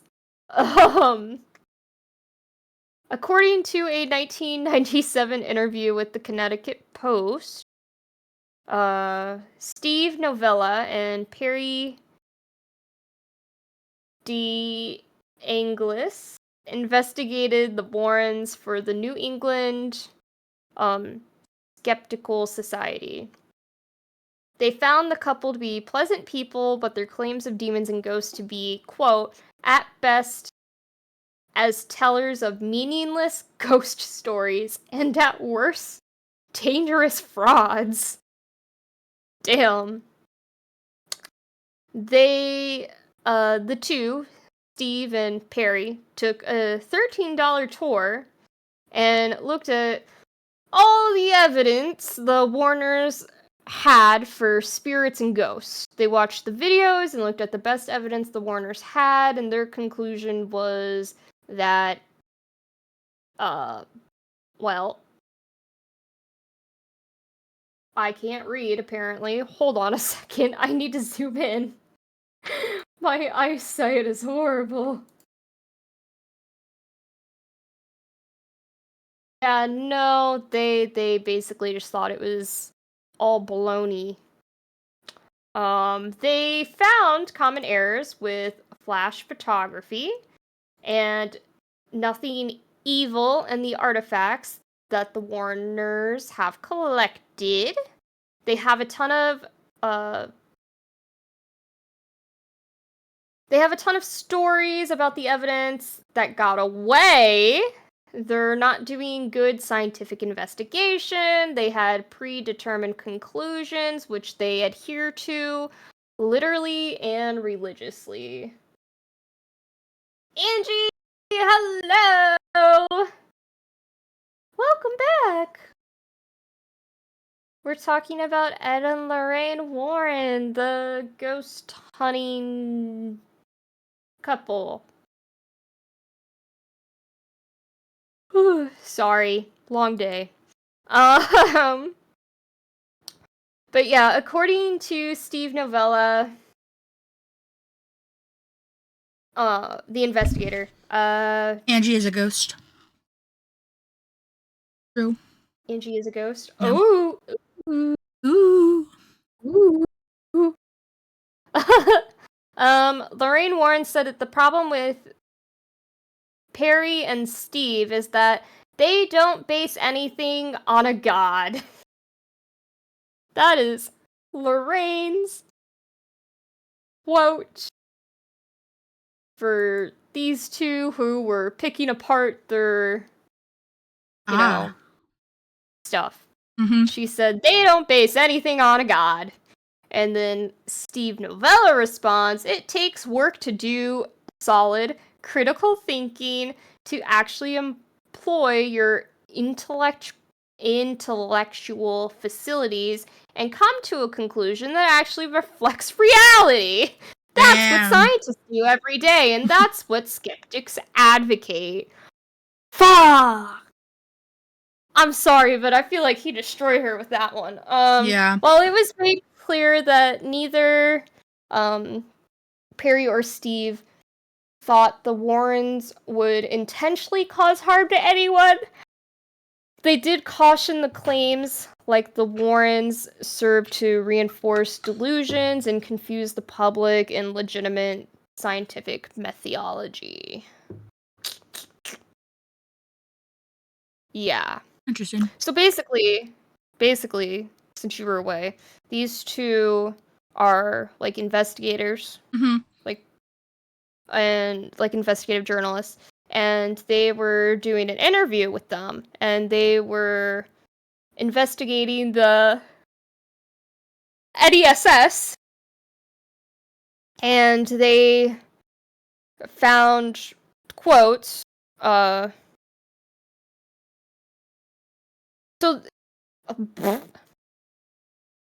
they found the couple to be pleasant, but their claims of demons and ghosts, quote, at best as tellers of meaningless ghost stories and at worst dangerous frauds. Okay. So that's where that got started. Yeah. Okay. They all thought it was a hunk of baloney. They had a lot of evidence that got away, and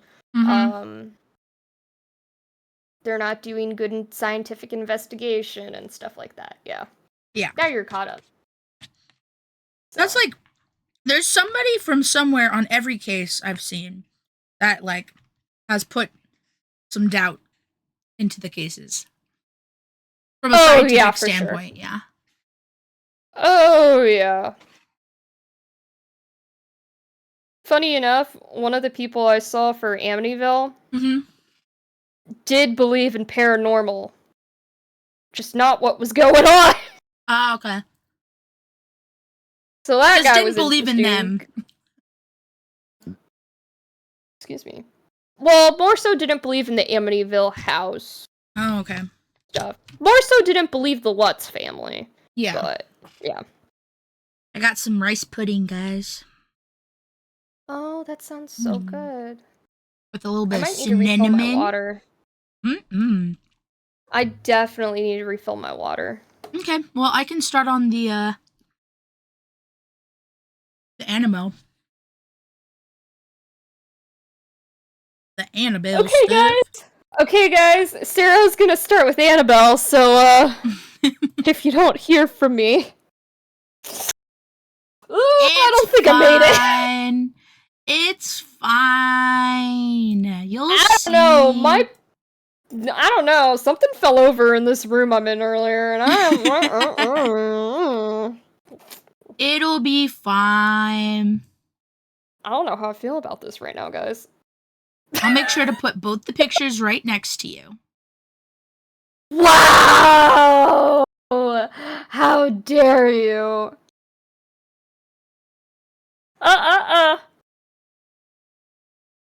No! It's like, get it away from me, please.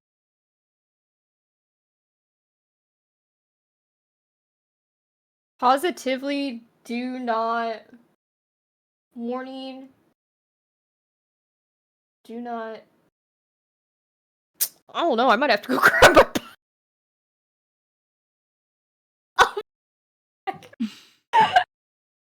Do not open is what it says. Oh, okay. I was like, I can't tell what it says.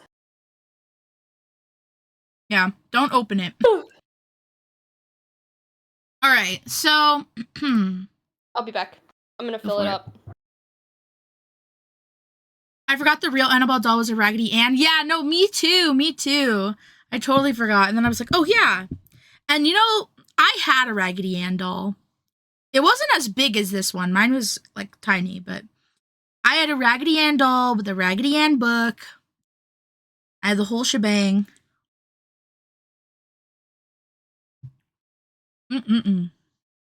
This rice pudding is everything. Y'all don't know. some cinnamon, some rice pudding. Gets me through the day. Anyways, my Nana collected Raggedy Ann and Andy dolls. That's so cool. But after hearing this story, I feel like I'd be creeped. But I can't say anything.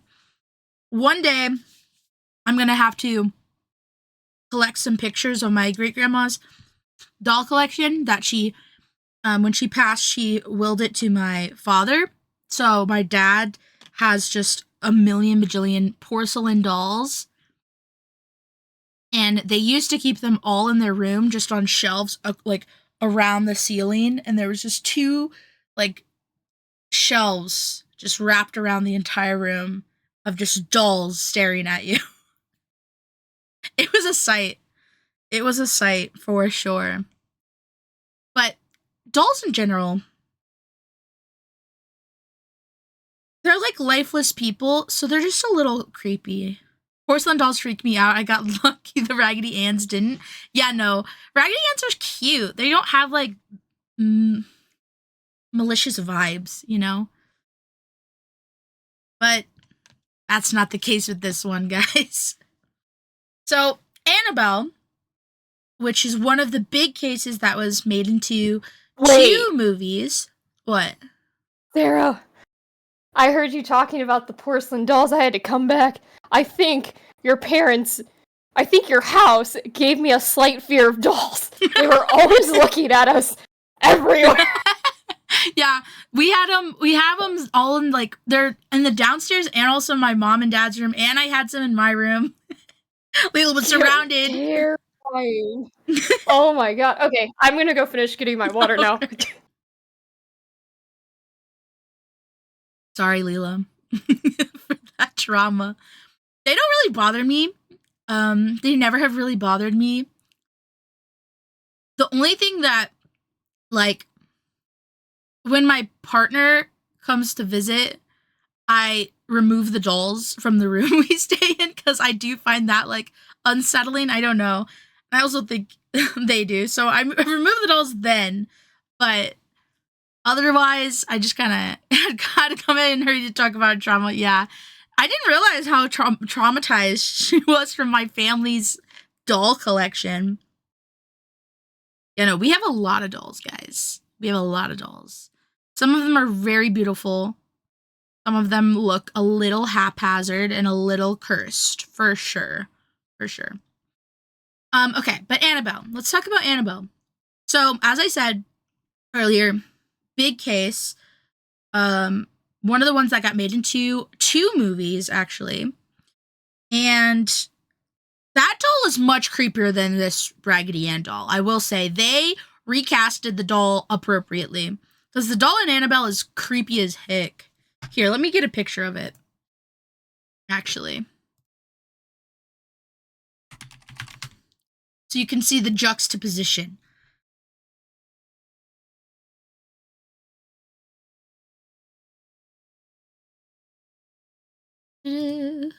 Add image. Here's the juxtaposition for you guys. Their Annabelle and the real Annabelle. Very different vibes. Very different vibes. This one is trauma. This one is cute. The other one is very... They're not the same person. Not at all. So yeah, Annabelle, very much scarier in the movie. But let's talk about our Raggedy Ann here. The new Annabelle definitely triggers my phobia. Yeah, for sure. For sure, Angie. Same, honestly. I'm not scared of porcelain dolls, but that one is not okay. So, this Raggedy Ann doll that you see on the screen here was gifted by a mother in 1970 to her adult daughter as a graduation, like, present, because she was about to graduate from college with a nursing degree. So, okay, I don't really get the reasoning for gifting an adult woman a doll, but like also different times. Maybe I'm just like missing something because I would never want to get a Raggedy Ann doll. But it wasn't an antique Raggedy Ann. So maybe she just was interested in like antiques, antique dolls. I don't know those situation. But I would have like started right from the beginning like, I don't really want this. I don't want this in my home. I don't know. Maybe it's just me. But maybe not though. Cause like what if she had a Raggedy Ann when she was a kid and then like her mom got her this one for graduating? It's like nostalgic. I don't know. Maybe there's some other story behind it. But it's just a weird thing that I found. Raggedy Ann is kind of a collector's thing, I think. Yeah. I think it's more of a, I don't know. I feel like it was really big when I was a kid, but I haven't heard about Raggedy Ann in years. But I feel like it was definitely, I mean, maybe it's like the Beanie Baby thing. Where it was like really big and then it just died out altogether. But regardless, so this woman, Donna, she gets this doll from her mother, and she lives in her apartment with a roommate named Angie, who is also a nurse and her like best friend. So Donna decides she's gonna put the doll on her bed as a decoration, and she sleeps with it. And then one morning she has the idea to jokingly bring it out to eat breakfast with them. So she's just like, oh, Raggedy Ann wanted to, sit down and eat breakfast with us. And Andy's like, haha, that's so funny. And so they sit her down. Not funny. They sit her down in a chair at the table. And they start doing this several mornings in a row. So they keep setting her down. They keep pretending to serve her breakfast. They keep talking to her like she's a real person. And then one morning, the doll, whose arms are laid down in her lap, raises her arms and puts them on the breakfast table, the dining table. And yet the girls are just like, that's strange, but we're not like weirded out. We're not scared. They're kind of just fascinated. Excuse me? They're fascinated. Excuse me? And then the doll begins to move even more. The doll begins to move between rooms. They leave for the day to go, be their nursing selves. Come back, and the doll is no longer in her bedroom or in the living room. It's in a different location. And there was even an occasion where they came home, and the doll, which if you know Raggedy Ann dolls, you know how floppy and doppy they are. The doll was standing straight up, waiting for them on the other side of the door. So the girls were a little uncomfy. They did start taking the same shifts, so they weren't home alone at the time, but they didn't get rid of the doll. They still had the doll. And it wasn't until some more things started happening, along with an incident with one of the girls' boyfriends. So, things progressed to what Ed and Lorraine would later call infestation. They started hearing knocking sounds. They started seeing lights flashing across the room. They started getting areas of icy coldness in the home. Their beds would shake. They would hear whispering. And they started getting messages. Handwritten messages on parchment paper that read, "Help us," and "Help Lou." Lou being Angie's boyfriend. And they were written in the handwriting of a child, or what seemed to be a child. It was scratchy, it wasn't very elegant. It seemed to be child writing. Lou's boyfriend, who has been around this doll the entire time, Angie's boyfriend, Lou, who has been around the doll since it arrived, is creeped from the beginning. Is not about this doll at all. And he's like, you should burn the doll and get rid of it. Ooh! Well, he says this out loud. And Miss Raggedy Ann is not about that life. She does not want to be destroyed. She wants to live in the now. So this doll creeps up his body while he's in a dreamlike state. He's not dreaming. He thinks he's very much awake, but he has like, you know, paralysis. He has like nightmare paralysis. And he watches the doll creep up his body, wrap its little tiny hands around his neck, and strangle him. The next morning, he wakes up thinking that perhaps it was a nightmare. Maybe it was real. But what really freaked him out was there were marks on his neck.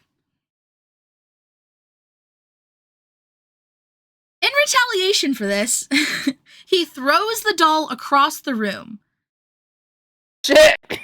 And he jumps back in pain as 7 marks start seeping blood through his clothes. 7 distinct claw marks had been carved into his chest and torso. And these marks healed very quickly and were gone within a few days, but he swears that they were there. This incident, along with, the infestation things that I said were happening, caused Donna and Angie to finally contact someone. A fellow nurse of theirs knew a medium, and through the nurse, they got an appointment with her. She came over, and they held a seance. This is where the medium introduced Annabelle. Annabelle Higgins was a young girl of only 7 who had died in a motor vehicle accident outside where the apartments were built.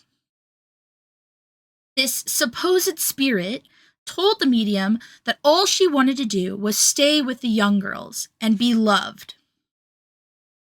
And then asked if she could have permission to inhabit the doll.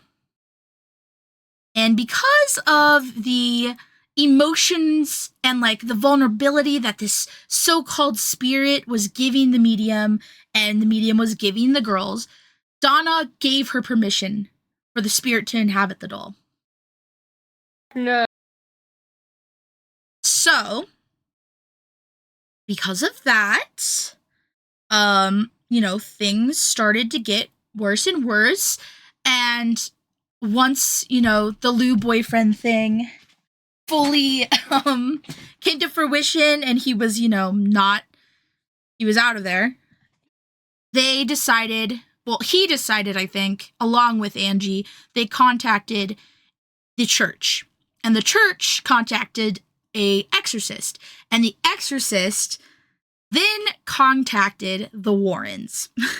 So we went through this whole church contact line to get to the Warrens. And the Warrens show up, and they take a look at this Raggedy Ann Annabelle doll. And they determined that it was not possessed by the spirit of a young girl. In fact, spirits of young girls can't possess anything, Ed said. He says that God would not allow little children to be like a malevolent spirit that possesses things. And he instead said that it was an inhuman presence that was manipulating the doll to make the girls believe that it was a young girl. Oh, Dexter, are you okay? You sneeze? I think he sneezed. Poor guy. Anyways, so, he sneezed again. Are you okay? You gonna go get water? Here. Hey guys, my dog's under my bed. Anyways, so the demonic spirit used the opportunities to speak through the medium to prey on the girls' emotions, and the Warrens believe that if the spirit would have... Jeez Louise, are you okay? Yeah, he's just like violently sneezing under my bed right now. Here. Yeah, creepy. Hello, Matt. Okay. Go upstairs. No? You're gonna lay down? Okay. That's your prerogative, dude. So, the Warrens believe that with 3 more weeks of this spirit inhabiting the doll, inhabiting the doll and the apartment in general, it would have moved on to possessing and quite likely killing the occupants of the home. So they quickly got their exorcist over there. They performed an exorcism over all 3 of the people, so Lou, Angie, and Donna, sorry, not Doran. Donna. And then they also performed an exorcism over the entire apartment. They then took the doll back to their home, which, before we got this information about the child possibly not living with her parents, I was like, where his child lives? He's gonna bring this possessed doll where his child lives? For what reason? And the way he explained it was that no one ever believes them about, like, these cases. No one ever believes them. What's the proof? Where's the proof? And so he took the doll as proof. That's what he said in an interview with his son-in-law, Tony Sparrow. So they take this doll back, and they, as they're traveling back to their home with the doll, there's some weird stuff happening. Every sharp curve that they're taking when they're driving home, the car stalls and swerves and nearly crashes into other cars and off of, like, the side of the road. And they finally stop, as, you know, Ed's probably thinking this is likely coming to a fatal car accident. Ed stops, gets some of his ready holy water, and splashes the doll with it while, you know, doing the cross, the sun, the goat, whatever, the Catholic shit. Sign of the cross. Yeah. Sign of the cross. Well, like the Was he praying too? Yeah. He did, like, the Our Father who art in heaven. I feel like I can't say, like, Catholic shit. I have to be like Catholic stuff. I feel like that's more respectable. I can say it. Give it to me. So anyways, he does that, and it seems to work. So they're able to drive home safely.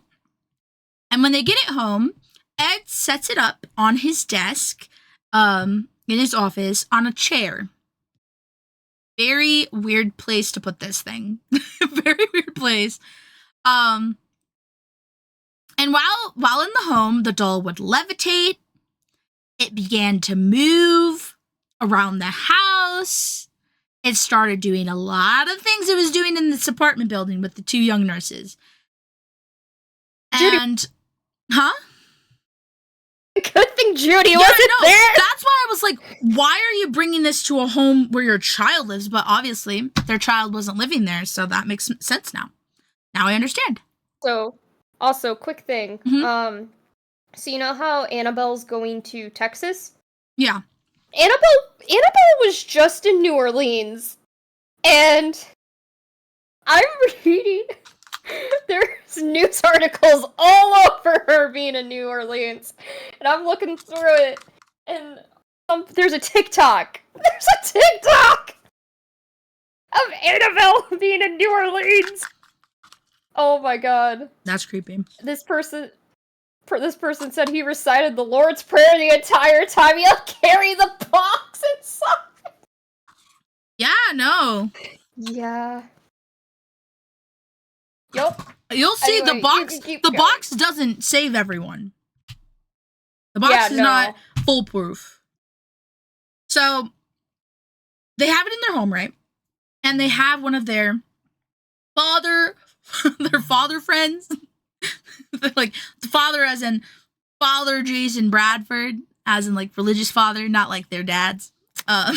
So the father saw the doll while visiting the Warrens, and for some reason he gets real big, real bold, and he tells the doll that it's just a doll and it can't hurt anyone.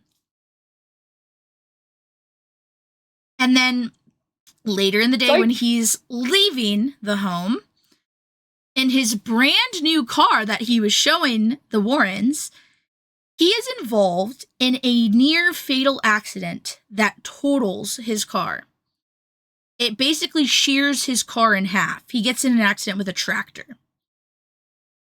And he explains that it felt like his car had taken control of itself, that he couldn't control the car. So, because of this incident, the Warrens are like, we should put this somewhere safer. So they built the case that you see here on the side of, let me move one of these pictures. This case here. They built this case. Obviously it's been blessed. It's been, all the things have been done to it. And they place her in that case and lock it away. Lock her away. And from this point, she no longer moves. She can't get out of the case. She can't really move at all. Like, she's not, like, seen moving her body anymore. And the malevolent spirit seems to be contained. However, there is an incident, which I'll go into the museum. Maybe I should talk about it briefly here. So, in their home, which again, I'm so glad to find out that their child does not live with them, they have a museum of cursed, demonic, satanic, like, evil items that they keep. A collection of various artifacts and relics that they've gotten from their investigations. And they are attached to some form of demonic presence. These items are all placed in the museum, and it eventually becomes a public museum. So people would come and visit the museum and walk around, obviously being told not to touch anything, given like a tour, which Tony, I think, was doing at some point. And then after Lorraine's death in 2019, the museum was shut down for like zoning reasons, because you're not allowed to run a museum out of a resident home. Like you can't do that. But they were doing it for years. But then when she died, they like got in trouble for it, I guess. So there no longer is a public museum, but there are still available. There is like tours available to select few individuals. So I don't really know what that means, but I'm assuming like if you're a family friend or something. I mean, it is a home, so like you could just invite someone to your house. Maybe like have like very limited invitations or something. I don't know. But Judy and her husband, Tony Spera, took over the museum, even though it's closed to the public. But he does a lot of videos in there, talks about a lot of the items, gives tours, all of that stuff. So that is where Annabelle is in that picture. She is now in the museum. And while she's in this museum, during one of the... and then casually mentioned the cursed items at dinner. Yeah, no, exactly. Exactly, Akimo. Hey, do you guys want to see this, like, Annabelle doll that maybe sorta almost killed a priest? Do you want to see? Like, hello? What a conversation starter to break the ice. Yeah. So they put this doll in there in its case, but they do still have the museum tours. And during one of these tours, a young man and his girlfriend drive up on a motorcycle, come in, and are very, it seems like, skeptical, don't really care about, like, even, like, the inkling that maybe this is true and maybe I should be respectful so I'm not, like, cursed and shit. Like, they don't have that. Well, the young man doesn't, at least. And he starts banging on Annabelle's case, saying if the doll could scratch people, then he wanted to be as well as like proof. And Ed, very not into that, kicks them both out. But later, the girlfriend speaks about how they were making fun of the doll as her boyfriend drove her on the motorcycle. And suddenly, her boyfriend drives the motorcycle straight into a tree, dying instantly. She miraculously survives, but is hospitalized for over a year and is seemingly pretty afraid of the whole incident. The only problem with these stories that I've told you is that none of the eyewitnesses, none of the people involved have come forward to corroborate Ed and Lorraine's stories. Ed claims, at least with the nurses, that they are still highly traumatized and afraid and don't want anything to do with this. They won't come to his lectures when he talks about the story. They won't do any interviews.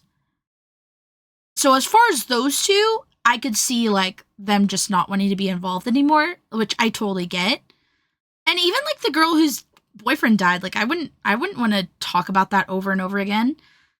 So like it is kind of plausible that they wouldn't want to talk about it, but there is, some skepticism because there are literally no eyewitnesses to any of these accounts other than Ed and Lorraine say so, right? Well, there's another religious studies professor at a university named Joseph Laycock, which, what a name. He says most skeptics have dismissed the Warrens Museum as full of off-the-shelf Halloween junk, dolls and toys, books you could buy at any bookstore, and calls the Annabelle legend an interesting case study in the relationship between pop culture and paranormal folklore, and speculates that the demonic doll, popularized by films, emerged from early legends surrounding Robert the Doll. So he thinks that they kind of got the story from Robert. Yeah. Didn't we talk about Robert? We talked about Robert. I think so. Yeah, no, we talked about Robert. So, yeah. Commenting on whatever. Oh, yeah. Let me see. Where did I? Look at the TikTok comments I sent you. Oh yeah, let me see. About Annabelle's World Tour. So fucking funny. Annabelle's World Tour has TikTok going crazy. Here, I'll put them on the screen. Some of the funny comments. Here, let me...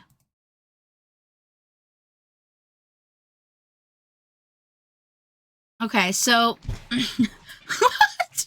Okay, I'm not gonna read the first one, because we don't need to be political. Unless necessary, obviously, but... The next Conjuring title gonna be Annabelle the World Tour. Because New Orleans doesn't have enough issues. Right? Why is she on tour? She's supposed to be in that basement. So true. So, oh yeah, I forgot to say, the museum is blessed, like, weekly by priests. Yeah, I was gonna say, someone said Ed and Lorraine are rolling in their graves. They did not do everything they did to take all the precautions they did just to have this doll paraded around the country. So Annabelle is no longer in the basement that gets blessed by a priest constantly because they got her doing a world tour like she's Hannah Montana. Real. So who was the genius that thought moving Annabelle to a city that has supernatural history was a good idea? Very real. Because she's a conduit, right? She brings in bad spirits. Like, she is a beacon for it. Guess what? This was next to a voodoo shop. Nah. Texas better watch out. Texas better watch out. That's all I gotta say. Yeah, y'all know Ed and Lorraine worked all them hours locking them up. So real. Oh heck no, They the need French to leave Quarter. Annabelle alone. She's gonna commune with their besties like a class reunion. Yeah. No, why is Annabelle traveling more than I am? So real. But yeah, no. So Annabelle is probably one of their most popular film adaptations. I think it's honestly the scariest for me personally. I don't know. I've watched them all now. And maybe it's just like because I watched that one the latest, but it's scary. It was scary. I got a little creeped. Contact fell out. Oh no, Lila's contact fell out. I'll be right back. Okay.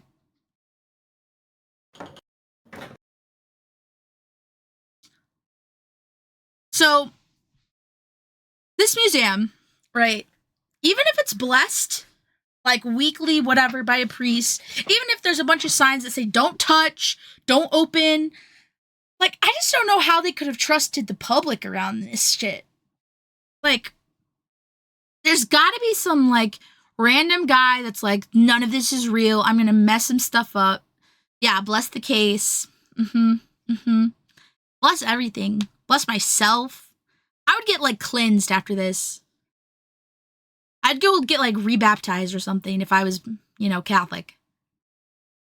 I'd get, like, a double baptism. Are you allowed to do that? I don't know. I don't know the rules. but if I could, I would do that. Because I'm not trying to deal with anything. But yeah, no, this museum is kind of creepy. I watched some videos of them giving tours, and there is a section of it that is very, like, spirit Halloween. But it's, like, gifts that Ed has gotten from fans over the years and for birthday presents. So there is a large portion of it that is very spirit Halloween. But there's also a large portion of it that's very ew. Like, I don't like this. Yeah, order some holy water online and apply it directly to your forehead. Yes. We're thinking about, like, the strategies you'd use if you walked into this museum. Like, I would immediately, like, cleanse. I would not. I would not walk into the museum. Are you kidding me? Yeah, no. It is pretty. It's not a great idea. You need a crucifix. You need some holy water. You need. Yeah. You need your Bible. You need to know your prayers. Yeah, no. There's a lot. Do they have a gift shop? I don't know. I don't think so. Not in their home. Because this museum, you got to remember, this is in their home. Like, it was inside their home. So, I don't think they had a whole store inside. That would have, like, I feel like the zoning laws would have gotten hammered down on way sooner if there was a store. But they do have a store online. They do have an online store. Crazy to me. Yeah, but they definitely up the ante for the movies. There's a whole backstory to Annabelle that we don't really get in real life because, there's not always well-documented history. That's life. And especially, like, earlier in history, there's a lot less documentation. So they do know that there was a girl named Annabelle Higgins that got in a car accident at 7 and died. But I could not find anything about her. I could not find anything that was proof other than Annabelle's story. And I can't think of that as proof. So I need, backing up. I need some backup credible sources, like some type of history there, but I couldn't find anything. That would have been fire, though, selling, like, replicas. Ooh, they would get bank. You might need to send an email to Tony Sparrow. We'll get on that deal. Say, hey, if you take this idea, give me, like, 5%. Damn.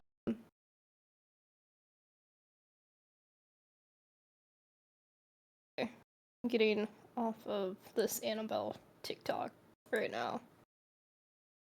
Okay. I don't need this in my life. Yeah, so the Annabelle one is a little bit shorter for me. The Parent Family, it goes a bit harder. So. Yeah, Annabelle was only 2 pages. The Parent Family is 8 pages.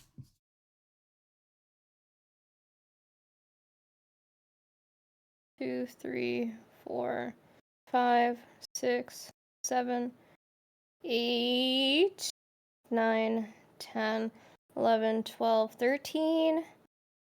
13 pages Okay. is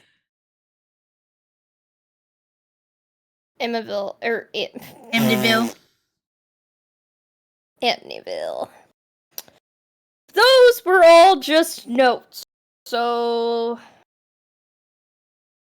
we're gonna go off of notes and memory here. We're gonna dive in. Yeah. We're gonna tell a story. Okay, guys. Wait, I don't even know how many like horror movies and shit and books are related to this. To Amityville? There's a bunch of Yeah. Amityville movies. Here, I can. Amityville. The Conjuring universe. Because one, you have just the murders alone that have been turned into like books and movies, and then you have the Let story. It's also been turned into books and movies.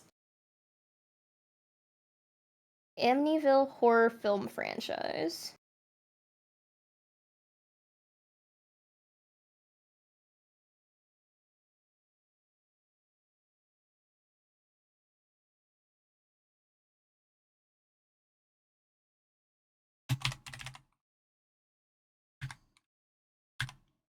One, 2, 3, 4, 5, 6, 7, 8, 9, 10, 11, 12, 13, 14, 15, 16, 17, 18, 19, 20, 21, 14 movies pop up 23, immediately. 24, 25. I found. What's 25 minutes? No, don't answer that. There are currently 23 films. You're talking about Robert the Doll? What? Akamo in chat. Robert the Doll. Oh, Robert the Doll. We talked about Robert. Okay, there are 24 films, and then there's one for this year.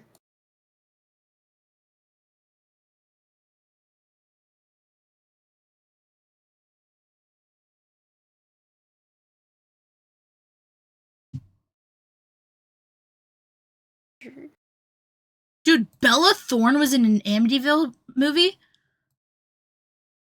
Surprised Ryan Reynolds was. Cameron! I don't know how to say his name. The guy from Shameless. McKinnon Grace. Wait, isn't McKinnon Grace the girl that played the daughter? And yeah. Any of these? So, McKenna Grace, who plays the daughter, Judy Warren, was in Amityville: The Awakening.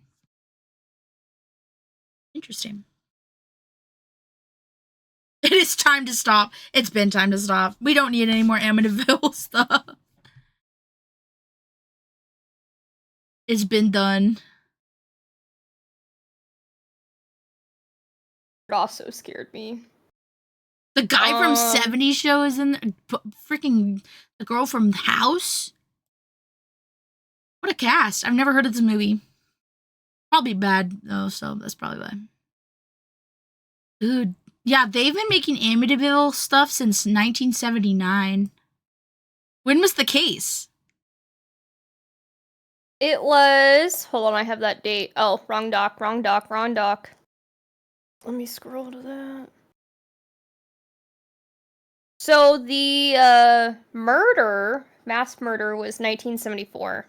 Oh, so they had a turnaround quick on that movie. Yeah, because the Let's haunting was the year after. Yeah, 1979 is when they made the first movie about Amityville. So only 5 years later. Okay. Damn. Well, okay. Amityville. Amityville. Oh, I should probably get this off the screen. Let me get Annabelle off. Let's banish her. Let's remove her from OBS. I don't have a... I can find stuff while you're talking. I can find stuff while you're talking. Okay. So, let's set the scene here. I gotta scroll again. Sorry, this is like 13 pages long. I am scrolling. Nope, down, down, down, down, down. Okay. So, setting the stage here. We are in... Oh, I thought it was Rhode Island. We are in the U.S. Okay, November 13th. Yeah, there is a new Conjuring movie coming out. There is. It's time for me and Lila to go to the movie theaters, guys. Fuck no. November 13th, 1974 was the day that will go down in history for a mass murder. I'm sorry. So, the DeFeo family was, from the outside, a devoted Italian-American Catholic family that, you know, they looked normal and kind on the outside.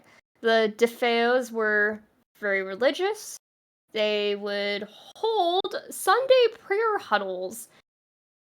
And they had a large fountain statue of St. Joseph holding baby Jesus in their front yard, and that's where they'd hold the Sunday prayer huddles. The husband/father, Ronald DeFeo Sr., would regularly... Can't talk. Basically, they were known for, like, helping, being part of the community, all that stuff. Ronald DeFeo Jr., also known as Ron Sr., or, like, I think it was, Big Ronnie or something. Butch? No, Butch is the son. Oh, okay. Would regularly give a neighbor rides to her job. The entire family would watch over another neighbor whose husband died. The New York Times reported, trusted source right there. So they definitely had, like, an image, okay? Big happy family. On the outside. On the inside, not so much. Ronald DeFeo Sr. was known for his short temper and being very abusive to his family. Especially his oldest son and wife. His oldest son, Ronald DeFeo Jr., who was nicknamed Butch. So, an investigative journalist who was, like, all over this case for a long time, named Rick Osuna, was quoted saying Ron Sr. was quite abusive to the children, especially Butch. Osuna tells A&E True Crime, Ron Sr. would go on an abusing spree and then go pray in front of the St. Joseph statue for forgiveness, according to neighbors and, like, eyewitnesses that he interviewed for the book. Neighbors didn't want to get involved because Ron Sr. bragged about having mob connections. Mob connections. Not the last time we're gonna hear that one. So, other members of the DeFeo family, Luis, Marie Briganet? I'm sorry, I don't know how to say her maiden name. DeFeo, so the mom/wife, she was very, very beautiful. I believe she did modeling before, or was talking about going into modeling. I didn't write that one down, but definitely modeling as, like, a career opportunity there. She was very pretty. They actually... Oh, shoot. Is that your alarm? Yeah, my meds. I'll set it in, like, I'll have it remind me in 10 minutes. I mean, you might as well just take them now while you're at the beginning of the family members, other than the dad and Butch. Okay, hold on. Otherwise, you're just gonna have to stop it when you do it again, so. Sorry, I got a picture going of the family. I want to try to find a better one, because these pictures aren't very good. But quality is not the best here. Oh, this little boy is so cute. Poor guy. Edged. Let me see. Oh, I did. Here's the house. If anyone missed it. Here's the house. This is the house now, I believe. So it definitely doesn't look exactly the same, but it's, pretty much the same. Got different coloring or whatever. Aww. Someone has enhanced photos of them. It's so weird. I don't like this. I don't like this at all. Dum, dum, dum, dum. Trying to find better pictures. Oh, why am I seeing dead bodies on my screen? Dude, they fully just have the murder photos out.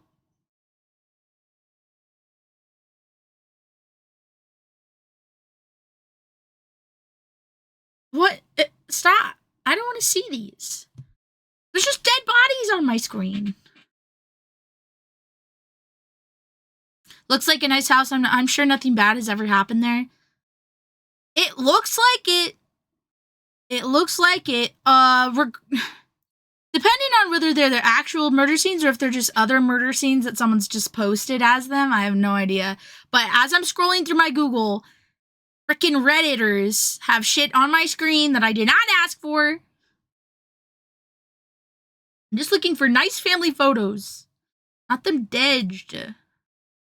That's Reddit for you. Yeah, that is Reddit for you. Jeez Louise. Ooh.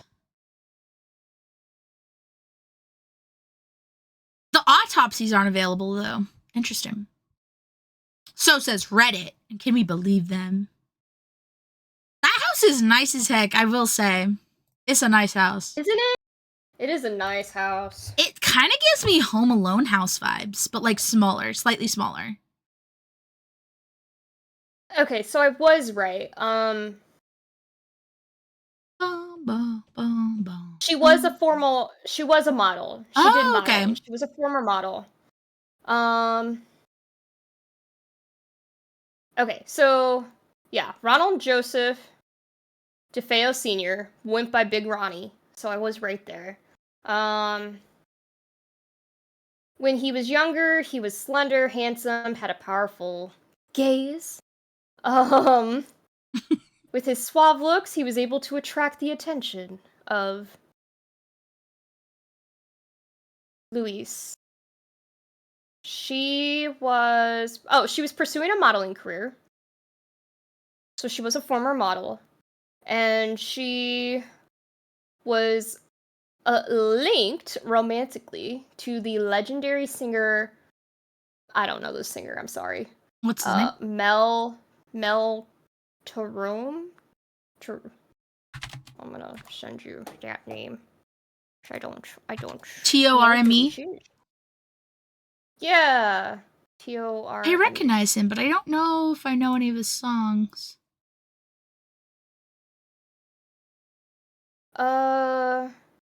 So yeah, it didn't take long for Big Ronnie and Louise to get married, and her parents disapproved of him, and well, I wonder why. They cut all ties with the newlyweds until September 26, 1951. Oh, you definitely know one of his songs. Here, you can listen to this for later, or if you want to listen to it briefly now. But as soon as I heard the first line, I was like, oh, I know this song.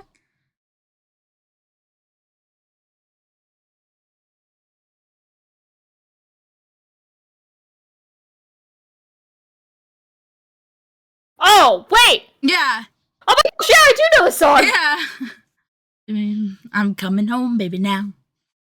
Mm-hmm. I don't know, maybe if she stuck with him, she would.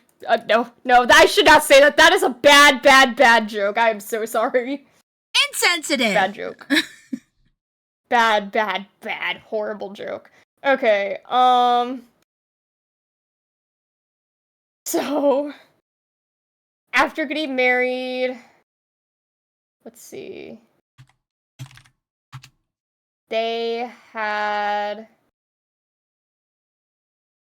their first son, Ronald Joseph DeFeo Jr., also known as Butch.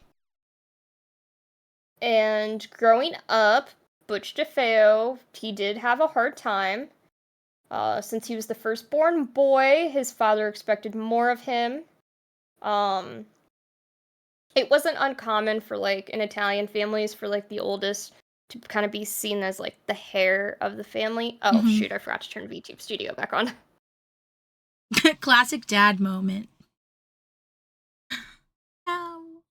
Ugh. Yeah, plus I'm pretty sure they had a small family business. Which for some reason is like I never see in articles. It's just always in the documentary interviews. Feo family. I think it was what's it called? Where you go to get your car fixed? The mechanics? Yeah, it was like a shop like that. Okay.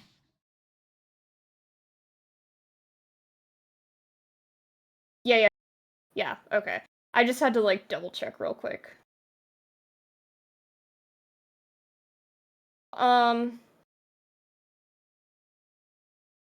Yeah, okay.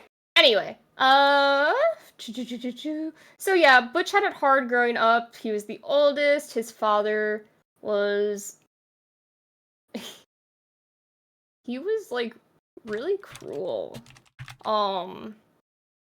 Big Ronnie was not afraid to discipline Butch in the cruelest fashion. One minute he would hug his son, and the next minute he'd throw him across the room. Actually, Butch's uncle, Luis's brother, would later testify at the trial that we'll be getting into that he witnessed an incident when Butch was 2 years old. He said, quote, "We are all sitting down in the basement watching TV, and I don't know, the boy had done something. All of a sudden, he," referring to Big Ronnie,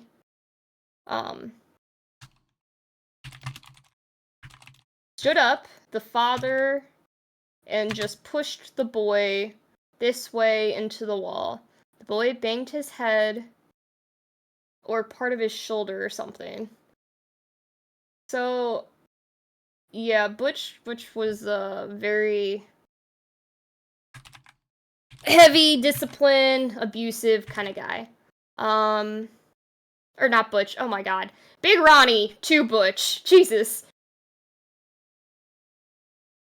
But as a child, Butch was also overweight and would remain so until his later teen years, so he would get, like, made fun of a lot. He was called names like the Blob,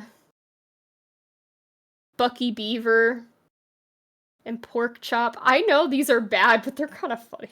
Like, this is mean, but it's something a kid would definitely come up with, you know? Lila promotes bullying of children. No! No.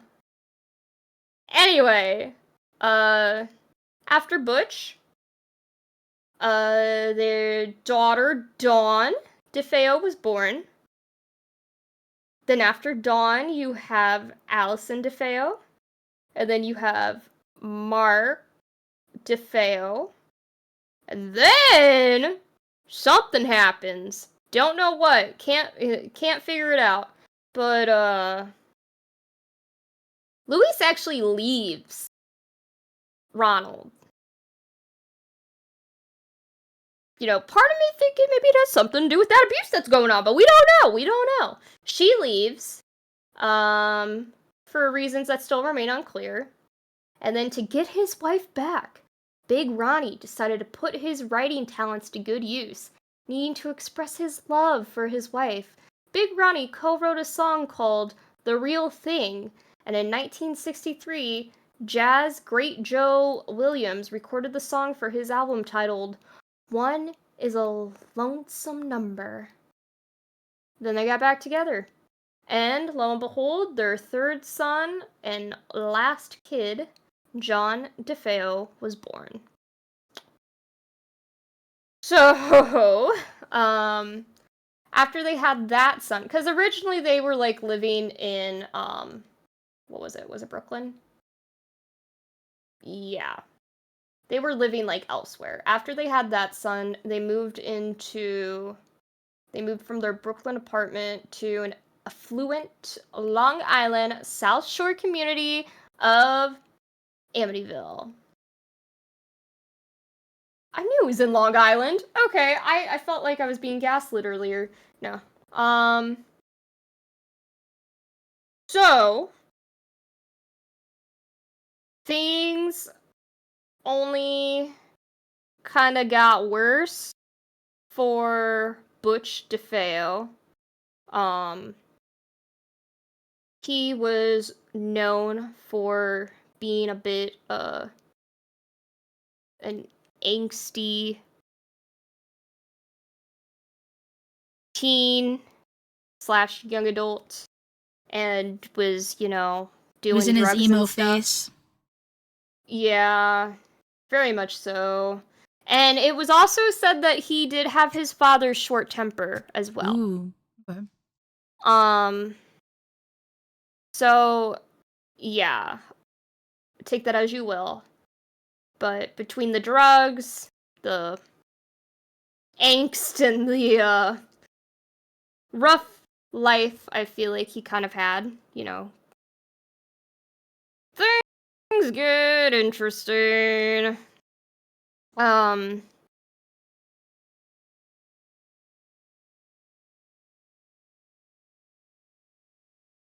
Okay, so if you hadn't guessed already, Ronald DeFeo Jr. on November 13th, 1974, killed his father, mother, 2 brothers, and 2 sisters in the Amityville home. He was found guilty of 6 counts of second-degree murder and sentenced 25 years to life. And he did die in prison March 2021. Whoa, that was not that long ago. He died. Yeah. Isn't that fucking crazy? Yeah, Now, that's insane. getting into the case, there's... Oh, yeah, guess what? Did you catch that date? March 12th, 2021. He died on my birthday! Yeah, Lila messaged me as soon as she figured that out. She was like, he died on my birthday! She was very upset about it, guys. Oh, my fucking birthday. The vibes were not good. Good. Did I turn 22? Wait. In 2021? You would have been 23. 23? Okay. 22nd birthday is when I got COVID. Yeah. 23. Okay. Anyway, died on my birthday. I feel like that's a bad omen. Not getting good vibes from that, I will say. No, not at all. So the thing about the case, there's a lot that doesn't make sense in this case. And he was 23 when he did it? True. My God! I hate. True! No! You know what would have been really... No, I'm not even going to put that in the universe. Never mind. This guy gets compared to Manson. You're connected. No! You're connected. No, thank Forever. you. Okay, so the victims were, again, Ronald Jr.'s parents, Ronald DeFeo Sr., who was 43, Luis DeFeo, who was 43, and his 4 siblings. Dawn was 18. Dawn's important, 18. Allison, 13. Mark, 12. And John, 9. Now, okay, that is really sad. Yeah, no, very sad. 9, 12, 13, 18. All of the victims had been shot with a .35 caliber lever action Marlin 336C rifle around 3 a.m. that day. I don't know anything about guns, I'm sorry. So with a rifle, okay. The children had been killed by single shots while the parents had each received 2 shots. Physical evidence suggests that Luis DeFeo and her daughter Allison were awake at the time of their deaths. So, the DeFeo family, were later buried in St. Charles Cemetery nearby in Farmingdale. Okay, so, Ronald DeFeo Jr. was the lone surviving member. And what happened first was, it's believed he staged it to look like a robbery gone wrong. Because he ran to a bar, like a local bar, and he was like freaking out. He's like, oh my god, like, somebody killed my parents, somebody killed my family. And like, the house was kind of a mess and stuff. So, that's kind of what it started off as. And then it led to Ronald saying he thought it was a mob hit. So again, Big Ronnie over here. Connections.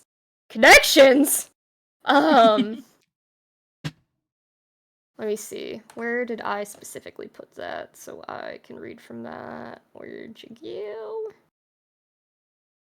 Oh, don't do this to me.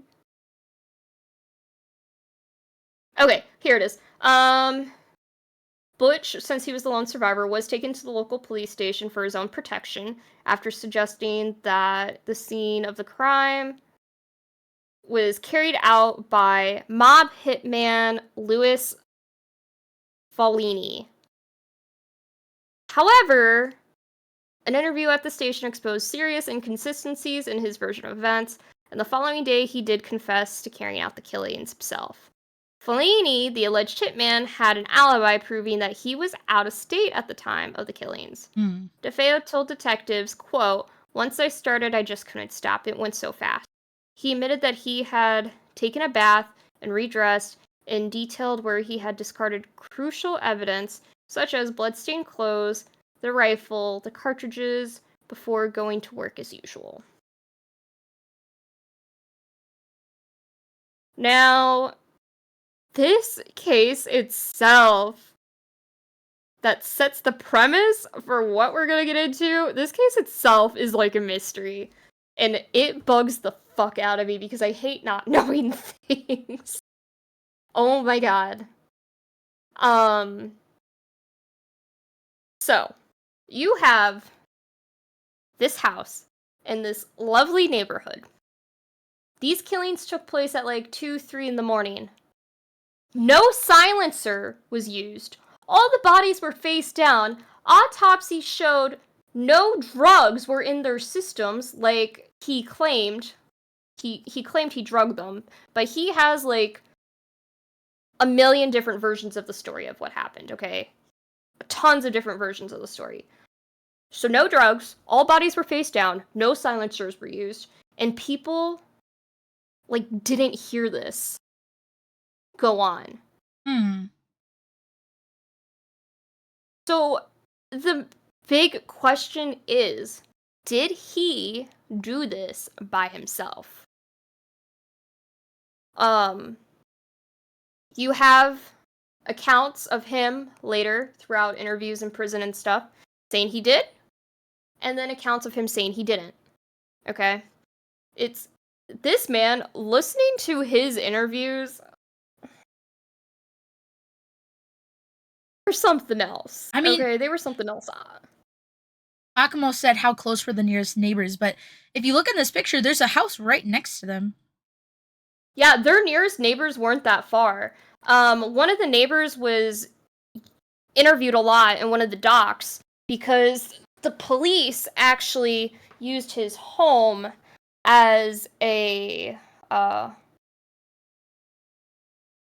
what you call a area of like operation when like the investigation was going on. Yeah. Yeah.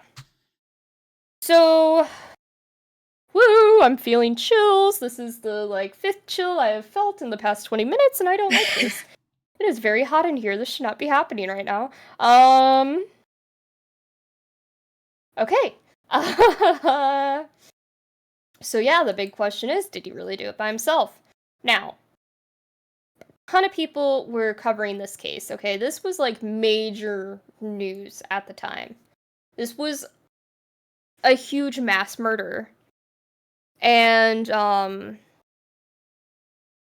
there were a lot of reporters, a lot of, just there's a lot going on.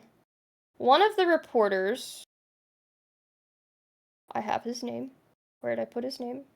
Sometimes when I write, I'll like write a bunch of stuff out and then I do dash and then a name and I'm like, oh crap.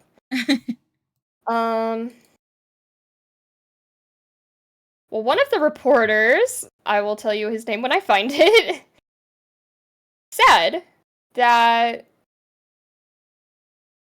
there was because again, DeFeo, Ron, DeFeo, Butch, did drugs and stuff. There was a drug operative that was actually watching the house before the murders even happened. For drugs, different thing, And the drug operative said he saw that night Dawn walk out in all black hoodie, gloves, stuff, wearing a jacket, and she was holding a rifle and threw it into the dock. The same dock where the weapon is later found. And apparently on her night clothes, there was unburned powder residue that, which, when found, which could show that she could have fired a rifle. So, after being tried, after getting the life sentences, Ron did try to get an appeal. And with the appeal, he turns around and claims, well, he was in a very drug-induced state. He was clearly in a drug-induced state. He was not sober. But Ron claims a hooded black demon handed him the gun. Ooh. So the reporter, whose name I still can't find, thinks it's true that it could have been Dawn, the sister, that at least killed the other family members. Yeah.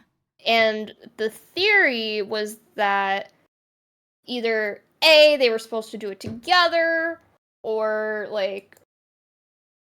and there could be a number of reasons. So I guess Butch and Dawn were very close. They had a close relationship. I don't know why this was hinted. I couldn't find anything else on this, but it was hinted.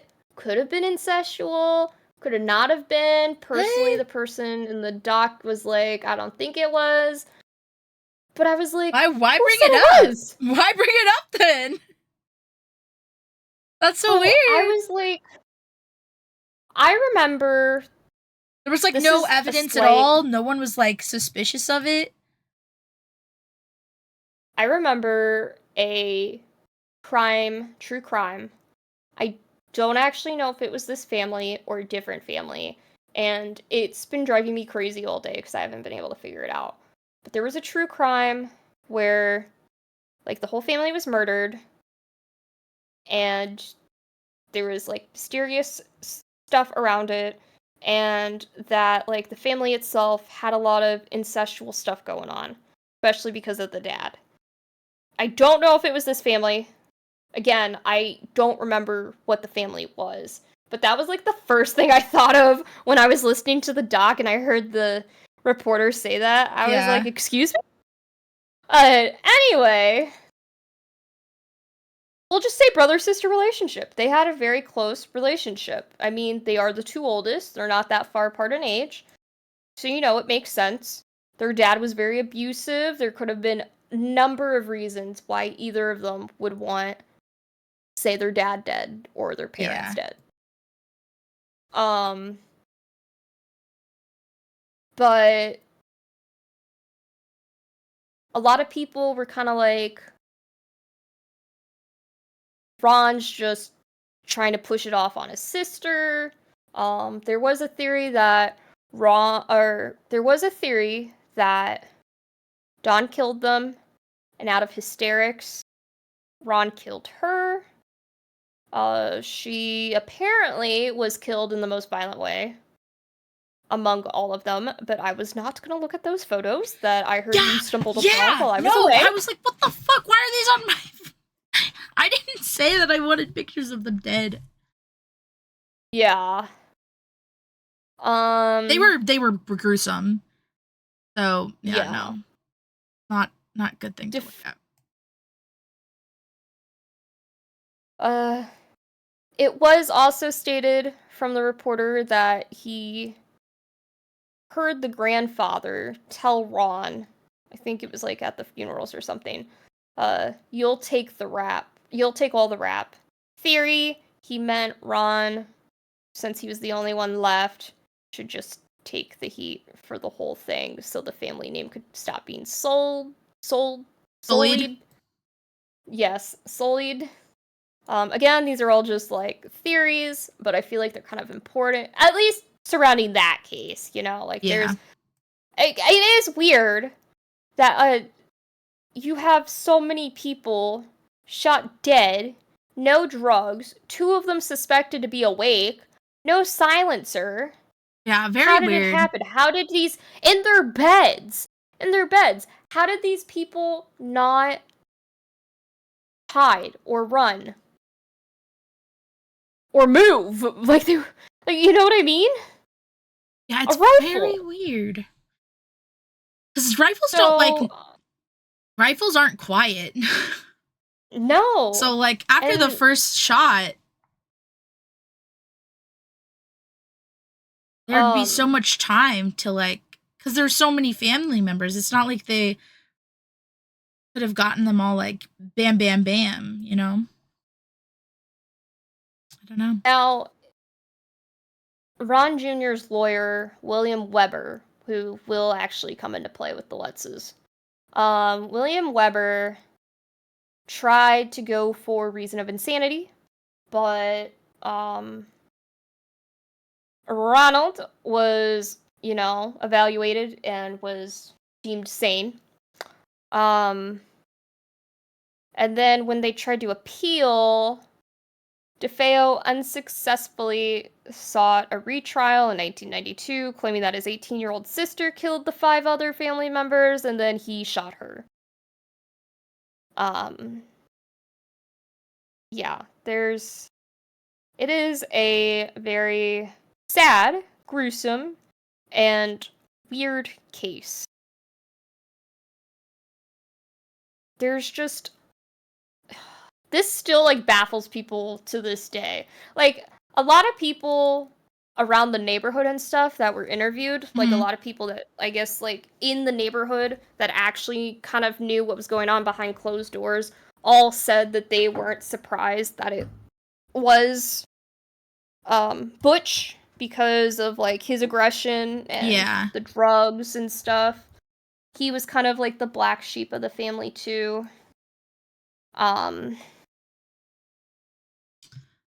So I don't know. I don't know. The other like witness that said Dawn left in like a black hoodie and all that. That's very.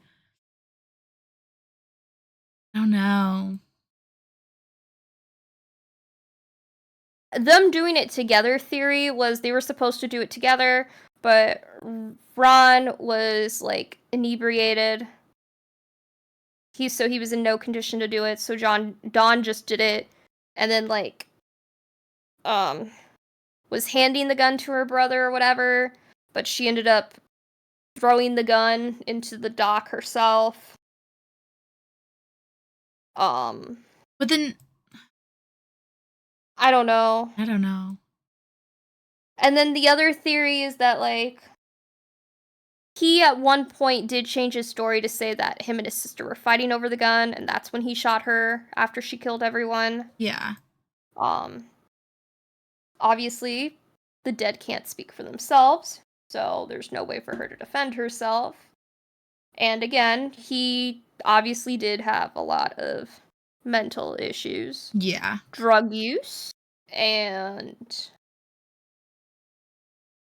I felt like even in the clips of interviews I watched, he was kind of a bit unhinged, but not necessarily in a Like psychotic way. yeah, not in a psychotic way. Interesting. Yeah, I don't know. So, yeah, very, very gruesome death of the family. And the house was literally put up on the market, like, not that long after. And it got sold to the Lutzes. Like, literally a year after. Nah. Which is Would crazy never. to me. Would never. But not catch Yeah, me. no thank you. Anywhere no near that house. Fucking thank you. So, and their story is also a bit weird. Okay. Real quick before I get into this, because obviously this is all about paranormal and stuff. Yeah. At one point, DeFeo did claim, because like as I said earlier, he thought this like black hooded demon gave him the gun. DeFeo did claim at one point that he was like possessed to do it as well. So he got sympathy points from certain individuals. Pretty sure Lorraine was on that list, but you know. Yeah. Anyway.